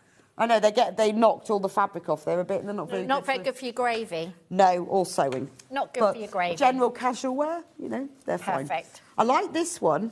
Thank you. Now, that is supposed to be rivers. Obviously. So I was trying to make a stripe. Yeah, no, I like a stripe that isn't a stripe. So do I. Because then you don't have to cut too carefully. You don't have to cut too carefully, and it's really nice for a binding. Oh, yeah. Oh, yes. And you can add a lot of interest by just cutting them on different angles. That's a nice binding. That's a nice binding. Nice contrast. That's the airmail stripe because I love that because I like a diagonal because it means you can cut it straight. It looks like you cut it on the bias. Being very, very clever. And that was to go with this. Oh, now I saw a smidge of that in your 2.5-inch squares. So it's to go with this print. Now I actually got all of these stamps, and thanks, Finn, all these stamps and everything at a car boot sale, and somebody had collected them. His name was Howard Bill Esquire, and he worked for a seed company. Yes. And I think people from all around the world were sending them the flower seeds to the office. And, of course, he saved all the envelopes and everything, and then they were all on presentation boards, and I saved them from the car booty. Because, of course, the next step, is the dump. So, yes. Wow. So they were all over, and Moda sort of collared them all together. But, yeah, the airmail stripe and the lovely stamps. Yeah, it's and lovely. It's really nice. Sort of travel, but really comforting, nostalgic type travel. Yeah, so, you could use this little bundle to make it a travel accessory. Like a little shoe bag for somebody for their suitcase. Yeah, that's nice, or anything. Little passport cover. Yeah. I always have like a little document holder instead of putting it in a plastic wallet. Yeah, you need it to be definitely visible and easy to find. Every adventure requires a first step. Alice in Wonderland. Always keep those. I made a jacket and I put the selvage across the top of the pocket. Oh, nice. And it looked really cute. Really Do you keep all lovely. your selvages? No. Oh, Janet. I don't. We do get to design them, though. Do you? Yes, we can choose the font and all the little icons and the writing and everything, yeah. Oh, that's nice. Well, they need to put lots on a selvage. Because I use mine all the time. I put some across cornerstone blocks of a quilt, like just through the centre really cool. of them. And there is room to sew, isn't there? Yeah, yeah. I've made notebook covers from them because you just overlap one on top of another. Oh, yeah, So if you cut them, I always cut them about like 1/4 inch in, and then that edge you can overlap on that one, and then you can, clever. and then you can put them all on top of each other. And I've done notebook covers. One day I'm going to make a skirt because I've seen one. Yes. I know there's a lady in America who wears a skirt like that. It's fantastic. It'd be really heavy because it does all. But she's made like a 1950 circle skirt. Oh, I've seen it as just like an A-line, but never got around to it. But I have a big box of selvages. So I keep every selvage. You have to keep them. So anyway. Beautiful. So that's that one. Yep. Green.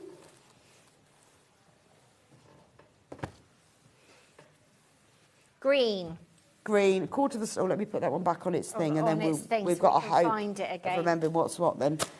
Right. This is a few collections as well. 1/4 of the stock of this has gone on pre-order, just to let you know. Oh, wow, they like the green. I love this. It's sort of tealy. Really nice, soft. It goes with your rich blues. green. Yes, it does. If you look at... Let me just show you this, just to see how they go together. If you look, that is the green, isn't it? That is the green. And then it's got more of a grassy green. Green is a really tough sell. Is it? Yes. I don't know what it is. I don't think people will buy as much green as they would buy another colour. Weird. I sort of have to fight my case for green. Maybe, I always thought maybe people don't have their rooms decorated green or something. Yeah, I don't know. I just think it's such a natural, classic Yes, lovely, isn't colour. it? Blue's always better, isn't it? Blue goes, blue goes very well. So that is the Rivers from Bon Voyage, just in a different colourway. That's from Collage. Oh, that's nice. That's Bluebell. Oh, OK. I tell you what it looks like. You know when you make elderflower cordial? It does look a bit like it. Looks like... It does like they're all floating. The big water, pot, and you put them all when they're floating, and then they all sink down. It looks like elderflowers floating in a vat of water. It does. That's Bluebell collection as well. That's got that lovely tealy green on the That's lovely. I love this one. That one is Bluebell. Yeah, that's a Sienna type, which Beautiful. they very cleverly changed I like the colours from. The leaves. They're like really, pressed flowers, aren't they? Yeah.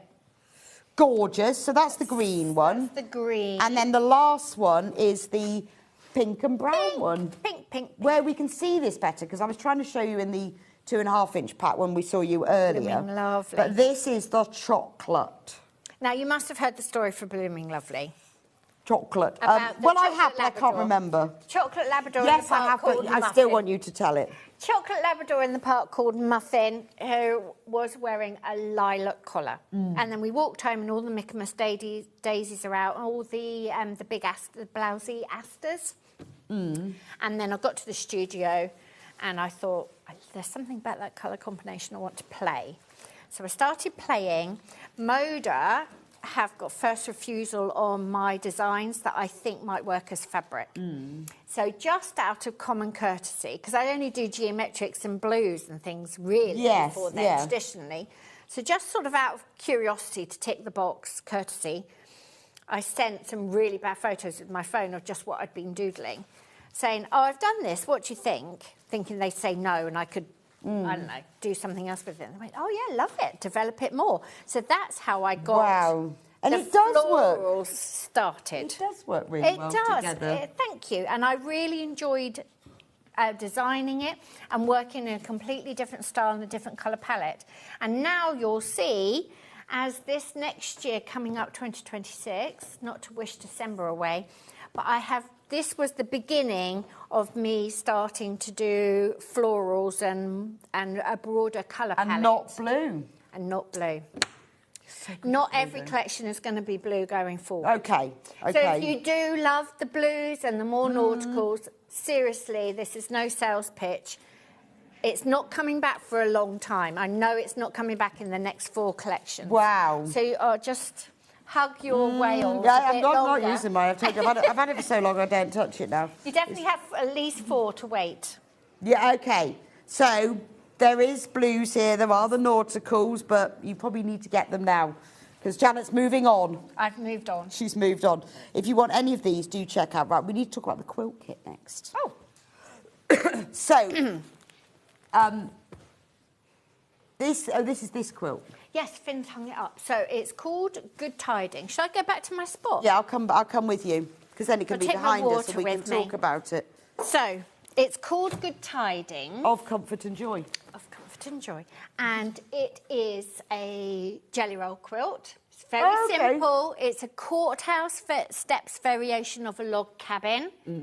Very, very simple. This could be your first quilt. This could easily be your first Janet Clare said it here, so it must be right. Very easy. And it's nautical, so it's completely classic. And then a tiding is a piece of news. So you can have good tidings. Yes. And I love the play on words of a nautical collection and then good tidings. Yeah, good tides, high tides, low tides, good tides. Yes. So this was one of my email club quilt-alongs. Right. And we do them very slowly. You might wait weeks. I can't do a block of the month like you. I haven't got the work ethic. You have to wait. You know, when you start these things and you think, what have I done gosh, to that was a myself? large undertaking. Quite a large undertaking. Quite a large undertaking, but we've started and we've got to finish. And now you've got to finish. Yes. So the idea was that everyone who joined in would start from the same courthouse steps and the same sort of fabric vibe, but you would put your own good tidings in it. Oh, okay. We've got embroidered... I don't know whether you can see. Can we get in close on that? We've got embroidered panels, and this was like what you'd get from me. So I was thinking about a theme to think about. Maybe they're a bit like a sailor tattoo or something, but a word to sort of think about and anchor us as we went through the year that we were doing it. And then in free motion, I've got all the little things, and it's surprising when you start making a little note of all those lovely little bits of glimmers and good news. And sometimes you think, well, I haven't done anything, I've just been at work. And then you look out the window and think, the garden's full of daffodils. You know, you just start putting daffodils. But it's lovely because you've just drawn this with your machine. I've just drawn it with the machine, so it's my handwriting. Not everyone's comfortable with that. A lot of machines have an alphabet on them now. You can stitch that, or you can hand embroider them. Yeah, no, it's lovely. Thank you, but it's a really nice thing to make. And you didn't draw it on first, you just... I just write. I've got a demo, I'll show you. But it's really nice thing to make as a gift, because even though the quilt sort of runs out very quickly, then you've made it so Well, it was really popular. I don't know whether it still is. You know, when people, you go not on the high street and you could print like those posters that were all the things about your family. Yes. So it'd be like breakfast in bed, running on the beat, and they were all different sides. This is the same. It's the same that's sort that of thought, vibe. isn't it? It is. And also, if you've got an emergency quilt to make, you can go through your orphan and your test blocks, sew them together, and personalise it by writing your stories. I had one lady in the group was doing something for Doctor Who, for a Doctor Who fan. It was like their big anniversary or something. So she had lots of Doctor Who sort of plots and characters and things.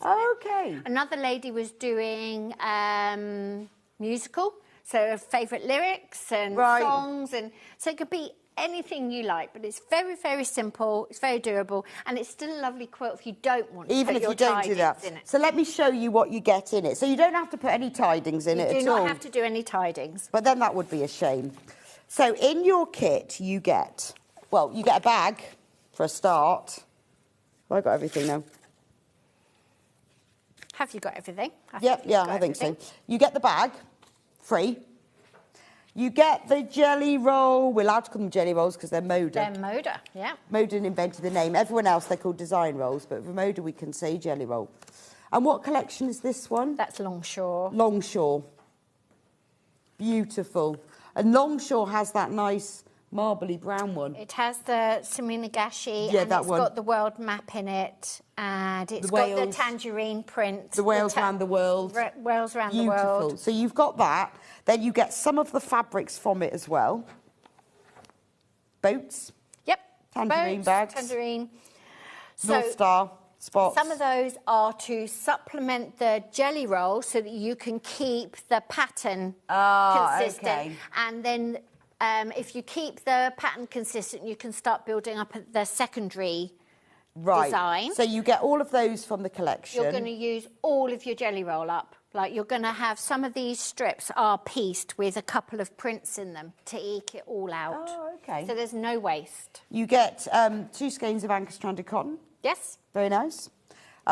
Reel of thread. Reel of thread, because you need that for your free motion. And then what is this for? Right, so you have got a nice big chunk of stitch and tear. Okay. Because you're going to do your good tidings when you've still got a flimsy block. You're not going to wait until it's all layered up, because it's going to be so hard. Okay. And also, it means that you could also do the stitching before it's pieced in. So if you really made a mistake, didn't like it, it's not in your quilt. So you need that to stabilise the fabric. Oh, we'll show you that in a minute. Yes, how I've got demos of how you use that. So big piece of stitch and tear. And that. And then you've got some bondware, because there's little applique elements in. Oh, it really has got everything. Has got everything. And instructions. Big pattern. It's got the full alphabet in there so that you can write your own messages. It's got the applique templates You get full size. You get a lot for the price. Good, thank you. We I do think. try and be value for money and start really thinking about what would I want if I was making this. What would I want? Yeah. So you can just do people's names, you can do whatever you like, and you've got the little motifs that I use. Yes, if you want to, or you can leave them plain, or you can do what you like with it. I love the fact that it's got that, because it almost looks, when I first saw it, I thought, oh, they were like panels and it was printed or something, but it's not. You've done it yourself, but you haven't got to be artistic, because It's all all of there. the alphabet's there. It's all there. A beautiful. This, again, if you're going to buy somebody a quilt kit as a gift, this is this nice. is very 'Cause thoughtful. You know, yes, because they're going to personalise it, aren't they? You can personalise it, and you know, it's not like the Sailing the Blue where you might think, are they going to feel daunted by that? Yeah, no, this is really, nice, yeah. really doable. So this is about taking your time to personalise it, and then the piecing being easy. And then you've got something that's unique in the world, and I love that. I love that idea. Yeah, it's gorgeous. You'd have to think what you're going to put on yours. So that's for the full quilt kit, $124.99, which is amazing price point when you think you get the jelly roll, 1.5 metre, just over 1.5 metres of fabric. You get fusible web, you get bonder web, you get stranded cotton, you get sewing cotton, you get the free bag, you get the instructions. It's all in there. We've also got it on 2-way split pay, so 2 equal payments of. It will come back around in a minute. 60-something. 60-something. Yeah, there you go, 62.49. If you want to do it on split pay. So this will, again, Janet will be posting out on Monday. Monday. So you will get this in time for Christmas. So if you wanted to give it to somebody as a gift, it will be there. Or if you think, for me, it'd be like, well, I actually want to make this after Christmas. Yeah, just in give that yourself time. a nice New Year project. You're going to get it. Yes. I mean, it even will if not be our delay. I promise you that. It will not be and my it'll delay. just, even if it sort of sits on your shelf because you're going to use it for, then it's lovely to have a whole kit. Start gathering your good tidings. Yes. It could be your January project. In fact, you could ask everyone over Christmas in your family, what is it? It could be things about your family. Like, we have a sort of a favourite family song. Oh, do you? Yes. Don't know why. You don't know why. Yeah, you could put recipes things like in that. there. It could be things that you do and Jokes, things you've said. Everybody's birthdays, music.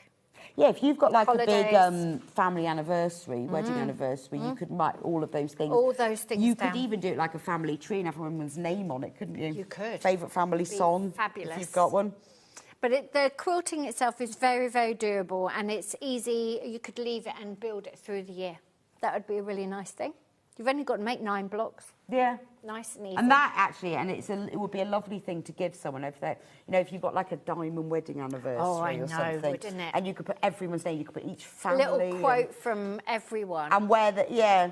all the places they'd travelled to, the addresses of the places they'd lived. Oh, hours of fun. Go on then. Yes, there's lots and lots. There's so many different things. I think of all of those posters that you have, because I was going to make one once. They were great fun, weren't they? You typed in all Well, the I was going to make my own, and then I collected all the sayings, and they're still stuck on the fridge. That's how I remember what they all are, and that's probably 10 years ago.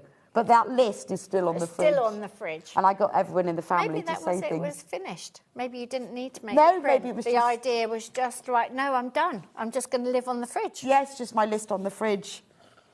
Yeah, I've got the iron on. I did have the iron on. Right. Instructions on their own. So if you want just the instructions, so obviously you will get all of those templates and everything, but if you want just the instructions, you want to use your own fabric and your own stradded cotton and everything, £9.99 for the instructions. And then we've also got the digital download ones. So that'll give you some really nice ideas of how to do it. Right, let's do the apron. The apron. The apron. The famous apron. Because it is your famous apron. It is famous. It's my Posh Jobs apron. So I don't wear this at home anymore. Really? Because it's become such a thing. Have you got a home apron? I've got many, many home aprons. Okay. I've got, the favourite one that I've got is actually just a grey linen, which lined with a floral, and that's what I paint in, so that's covered in paint. Okay, I can understand that. So that's why I don't wear this. And then I've got one that I would wear that's probably just for sewing. I'm not religious about it, but more for sewing. And then, of course, I find the pockets very, very useful. I feel a bit weird if I'm not wearing an apron some days. Depends what I'm doing. If I've got a very boring sort of admin-y day, I won't put my apron on. Okay. But if I really want to get stuck into something, I will put my apron on. But not this one. No. Because this one is That's quite a nice sort of... It's a bit like, you know, when you're cooking and you haven't got an apron on, you think, oh, I have to be a bit careful. Once that apron's on, you're like, oh... Right, no, I can do this. Yeah, I've never thought about having a sewing apron, though. Sewing apron. So this one will sit on... I've got a mannequin, and it sits on the mannequin, so I can always see it. But I genuinely made it to wear when I was working, because I was working from home and finding it really hard to sort of focus at home, because, you know... Yeah. Kids, so many other things to do. And then my dad was a policeman, and we were talking about how important and empowering it is to have a uniform. Yes. So I thought, well, I need a uniform. So I switched from mum mode to... Yeah, to sewing mode. Sewing mode, like designing mode. And the easiest uniform is an apron. So I had a cook's apron, but I didn't respect it at all. Yeah, can you imagine all the coppers walking around will now be wearing aprons because they've got deep pockets and they're lovely. And then I was wearing an ordinary cook's apron, but I didn't respect it. Really? So I would put it on saying I was going to work and then find myself hoovering. Yeah, so I thought, right, I need a really, really lovely apron, really good quality. Like, that's why it's white. It's off-white, but, you know, that's why it's posh. It's beautiful linen. And then I only put it on if I was going to work in my studio, and I took it off the second I stopped working. Okay. So it's... my sister's a clinical hypnotherapist, and actually the science behind... I know, so cool. The science behind me putting my apron on, having a uniform, is fascinating, and I don't understand it all. But basically, it's anchoring. So if you go home and just sit at your sewing machine and you're wearing the same shoes, the same everything you're wearing, it's very easy to not feel settled in that space. Right. And to feel like, I should be doing this, I should be doing that. But if you dress for the part... Yes. It's like if you've got a party, you dress up for the party. Well, that makes sense. So, like, whatever I wear on air, I never wear that on the way home. No, because you're done. So I will get changed. Yes, you're done. Because that's different. Yes. So when I drive up here, I wear something really comfy and a bit scruffy. Yeah. And then and whatever I'm wearing, I will get changed. She had a fantastic jumper on, but you changed. That was your driving jumper. That was my driving jumper. It was just it a was driving comfy. jumper. And then I will get changed, and I have different clothes. But that's anchoring. So when you're trying to anchor for a creative, you can do all the research. When you're anchoring for a creative, to get in the creative flow state of mind. Come on to this side, and then we can show them. Yes, I'm liking this anchoring So it works psychologically because you have promised yourself that you're going to be creative. Right. And you are wearing the clothes that you're only allowed to be creative in. Oh no, I totally Put get that. it on, and then what happened was when the boys were little, they were probably, I don't know, 5 and 7 or something. I was accidentally teaching them that when I had my apron on, I wasn't being nagged, because I'd stand there with my apron in my hand. I love this. With my apron in my hand going, right, so no one needs a snack, no one needs this, you've got everything. What are you doing? You're playing Lego? I'm going to go and do half an hour of whatever. Because I've got my apron on. And I've got my apron on, and they learnt very quickly. And I don't phone, excuse me, I don't phone the bank, I don't answer emails, I don't do any. Oh, I think that's a lovely idea. I need an apron. Stuff. There you go. I do boring stuff. I don't do boring stuff in my apron. Well, I think that's a great idea. So this is the apron. Yep, and you're wearing the small at the moment over your chunky over my chunky crochet. Doesn't really go with my jumper, but I can live with that. I think mine's probably, because mine's pre-patterned, I think mine's a large, and I had to take the neck in. That's why that's gathered there, because it kept slipping off. So in the pattern... So it's a graded nest. I had it properly graded. My original I made is out of wallpaper, and I'm not a dressmaker or a pattern cutter, and it took me a long, long time to work out the crossover back. Oh, okay. Where you put the grain, because it kept not hanging properly. So that took me ages, but I could have got John Scott to do it in about 5 minutes, probably. And then the idea was to make it as precious as possible. And then this is what... I know I'm liking this idea. I've got my apron on. You've got your apron on. To me. So you've promised yourself that you've got 20 minutes. You've promised yourself. And it is a bit... Put your apron on. And I'll only start things at certain times of the day when I've got the space or, you know, and I get the apron thing. But you don't even need to be a worker from home. You can just be... It's your time. Yes, it's your time. So that's what it is. It's like I promised myself I had time. If I didn't have time, I wouldn't have put my apron on. Right. So I can't talk myself out of. And also, you don't have to be productive. What you do have to do is you can either look at art, make art, read, you know, just do something nourishing and lovely for yourself. Or you could just have it as an apron. Have it as an apron. To be honest, it's quite a nice cookie. Just have it as an apron. So size 10 to size 34. Yeah, we asked the pattern grader to do up to a UK dress size 34. Right, okay. But it's like my mum would say, it fits where it touches you. Because all of them fit. Yes, yeah. Like you're wearing the small, but you could wear this. Like it the just small depends fits on... me as well. It just fits it's actually, snugger. because it's covered up, it's actually quite a nice cooking apron. Yes. I went on a chocolate making course. Oh. It was so nice, like one of those proper, like, high-end... Oh, my God. You're just licking your fingers all the time. Gorgeous. Anyway, she had an apron just like this, with the curved back. So cool. Chocolatier. Oh, I loved it. I loved it. Anyway... Could be a chocolate making. It could be an anything apron. So the pattern, the pockets get bigger as it grows up. So it's properly graded. You've got some darts in there because I just wanted it to elevate it. I didn't want to feel like I was wearing. No, it's a really nice. I love the pockets. It's fully lined. So and you use just normal quilted weight cotton. Yeah, quilt cotton. It's completely reversible. If you want to do that, obviously I probably wouldn't do patch. So that's the adult one, but we have got a child's version, which is you're holding there. So it's got pockets in the side seams, so they're nice and strong. So if you wanted it to be fully reversible, I'd probably just put a big patch pocket across the front. Okay. Like a kangaroo pocket.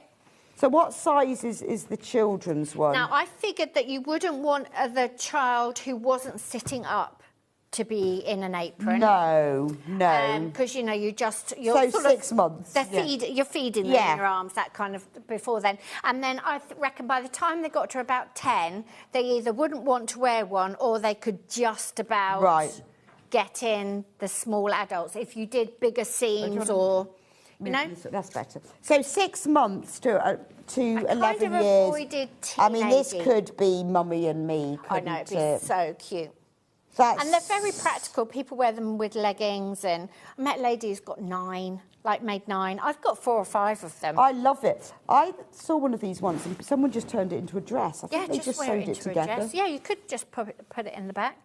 And it's very forgiving because it opens up. This is literally the same as the adult size. You know, it's very, very forgiving. Yeah. It sort of grows with you if you need it to grow with you. And this nice deep armhole means that it's very comfortable Yeah, to wear. so you can put it over thick. Yeah. And mine slides jumpers. down because I've got about 300 Yeah, pounds there of is badges that. on it. But yours won't. Or maybe it will. I think it's lovely. Lovely. I love And the idea of my and right. all these decorations and things, these have grown over time. Right, okay. I really didn't start with I know, all it's of fascinating this to at look all. at. And people buy me things for my apron. Which is really nice as well, because quite often you go to a little craft fair and you see all these lovely bits, but you think, well, where would I put it? On and my then you apron. don't buy it, and now you've got it on your apron. Big Oh, pockets. it's lovely. No, I love the idea of I've got my... And you could do that with children as well, couldn't you? Yeah, all their badges. But this is your apron time. This is your apron time. Wow, that's lovely. Were we going to go through the bag kits again? Right, they're all over that side. What are we showing? We're showing the bags. the little zip bag kits. I'll go and get those. Oh, yeah. Good idea. I'll go and find them. Because you know where they are. Well, I opened them up last time. I've exploded all over here. It's, the textured fat quarters. Dealing with my own mess. Hugely popular. They're hard to find, you see. 10 left. 10 left of those. If you want those, you need to be quick. And the thing about those is they would take you so long to find in my online shop. Yeah, because there you'd is have that. to go, what was the texture in that collection? Oh, she's run out. What's the texture in that collection? No, they're beautiful, absolutely beautiful. And they are the Janet Clare palette. They are. Beautiful. I'll leave those with you. Right, so if you weren't with me earlier, which you may not have been, these are brilliant kits. These kits will make one of these little bags. I've got 4 different colourways.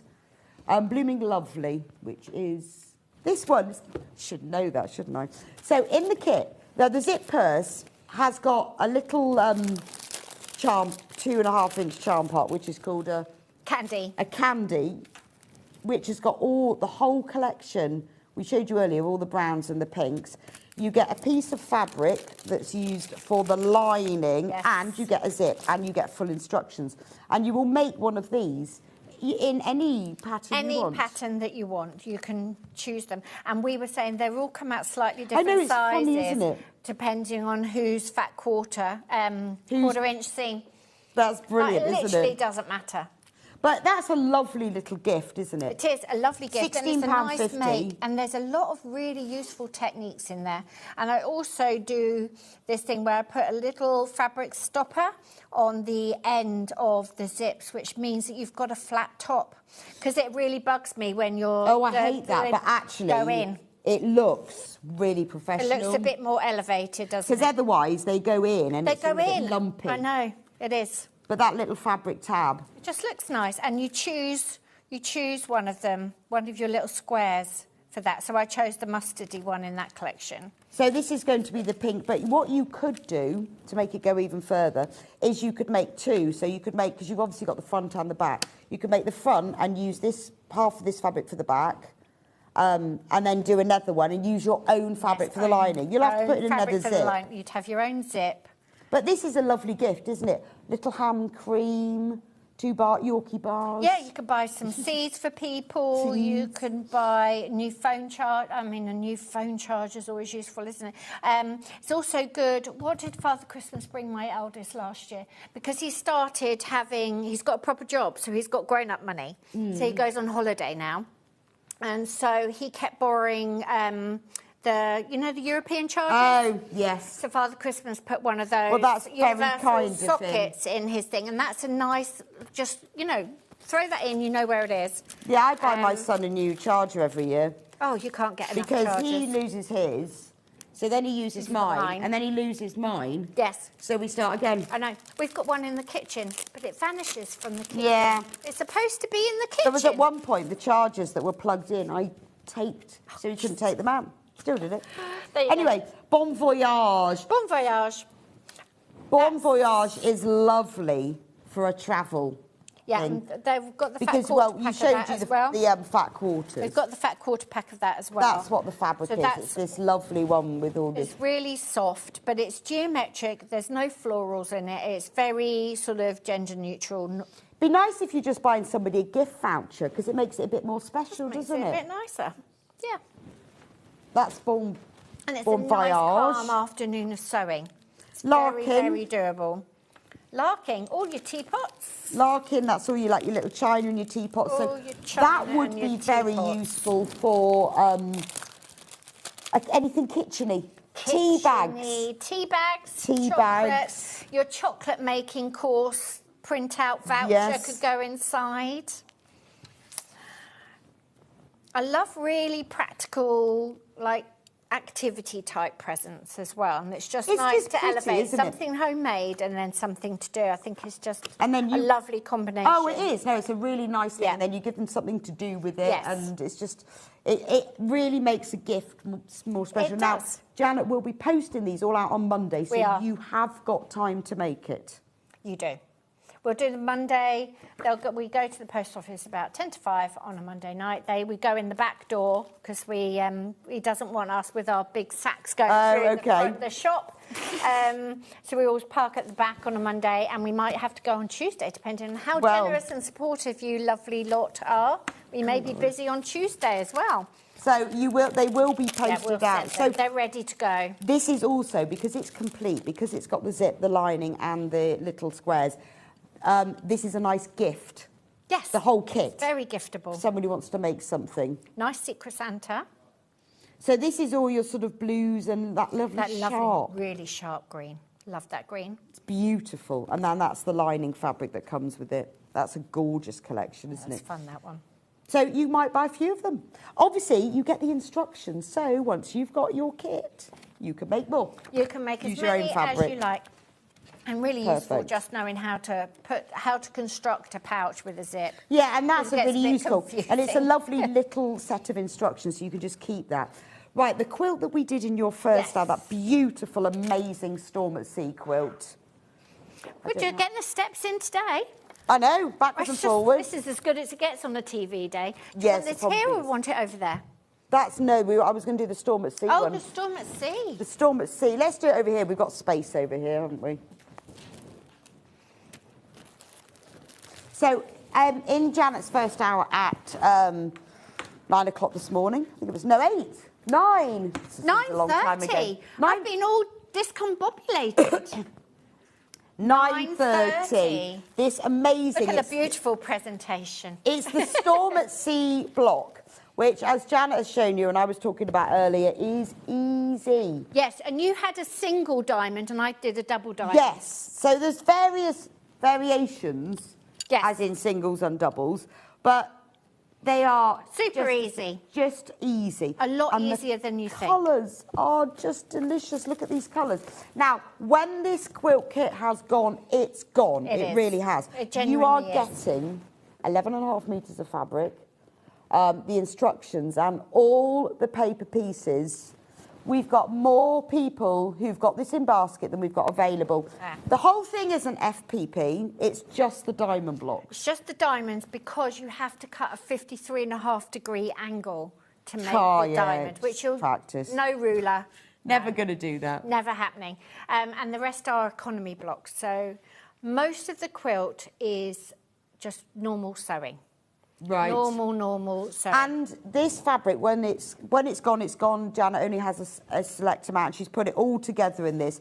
You haven't got to print out all your papers. All the papers come in here. It's if this is your beginning to FPP, I would suggest you get this because you're going to be making so many of these. You will understand it. Yes, You'll find it a you breeze. will understand it. And then the first sheet of the pack gives you how you fussy cut the templates. So And you it's- can download those on my website. It's a gorgeous kit. Oh, and the kit comes in a bag. A lovely So bag. you get the bag for free with the kit. Limited Amazing. edition. Ooh, there we go. That comes in the kit for free. It's a beautiful kit, isn't it? Thank you. Yeah, it's lovely to bring all these different Oh, I know. And I varieties think it's a real special treat to have the whole collection because you've worked out the fabric placement. It's $244.99. and it's on 3-way split pay. Now, the first quilt, the Good Tidings quilt, which is the one that was behind Janet, where you write all the lovely things on. Write your little secret messages and your lovely activities and lovely high points. $124.99 for that one. So you've got the jelly roll, you've got the instructions, you've got the whole alphabet, you've got stitch and tear, bond web. That could be your New Year's project. Well, thank you so much, Jana. We've managed to do your whole shop. It's lovely. We've done the whole shop. It's been brilliant. It's been fantastic. Look at this. I know. Look at this table. Joy. When are you back with us? It will be like the 14th of Jan or something. Oh, okay. It's not the 14th of Jan, but it's definitely after Christmas, and it'll be early in the new year. Well, have a lovely Christmas. Thank you. I know when it is. I'm here on the 20th. Okay. And I've got a new fabric. New fabric. Which means that this of January.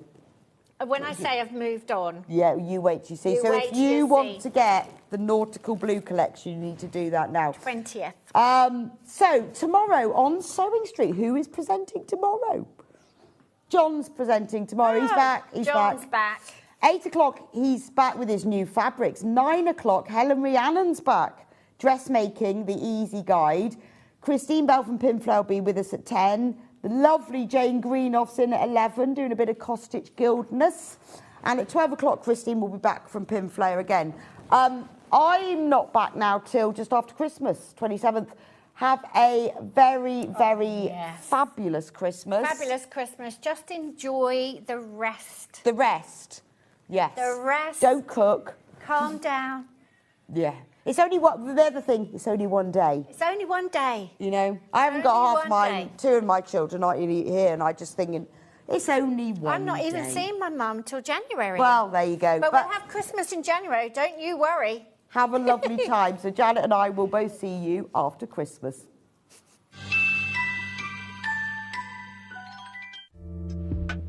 There is something magical about making your own clothes. From the meditative process of sewing to the reward of creating a bespoke wardrobe that fits you and your style perfectly. It is a real privilege to be able to share my wealth of knowledge and experience through teaching to other people. My name is Helen Rhiannon. I am a bridal wear designer, an author, and a sewing expert based in South Wales. As well as being a bespoke designer, I have taught people of all ages how to make their own garments, from secondary school to further and higher education and beyond.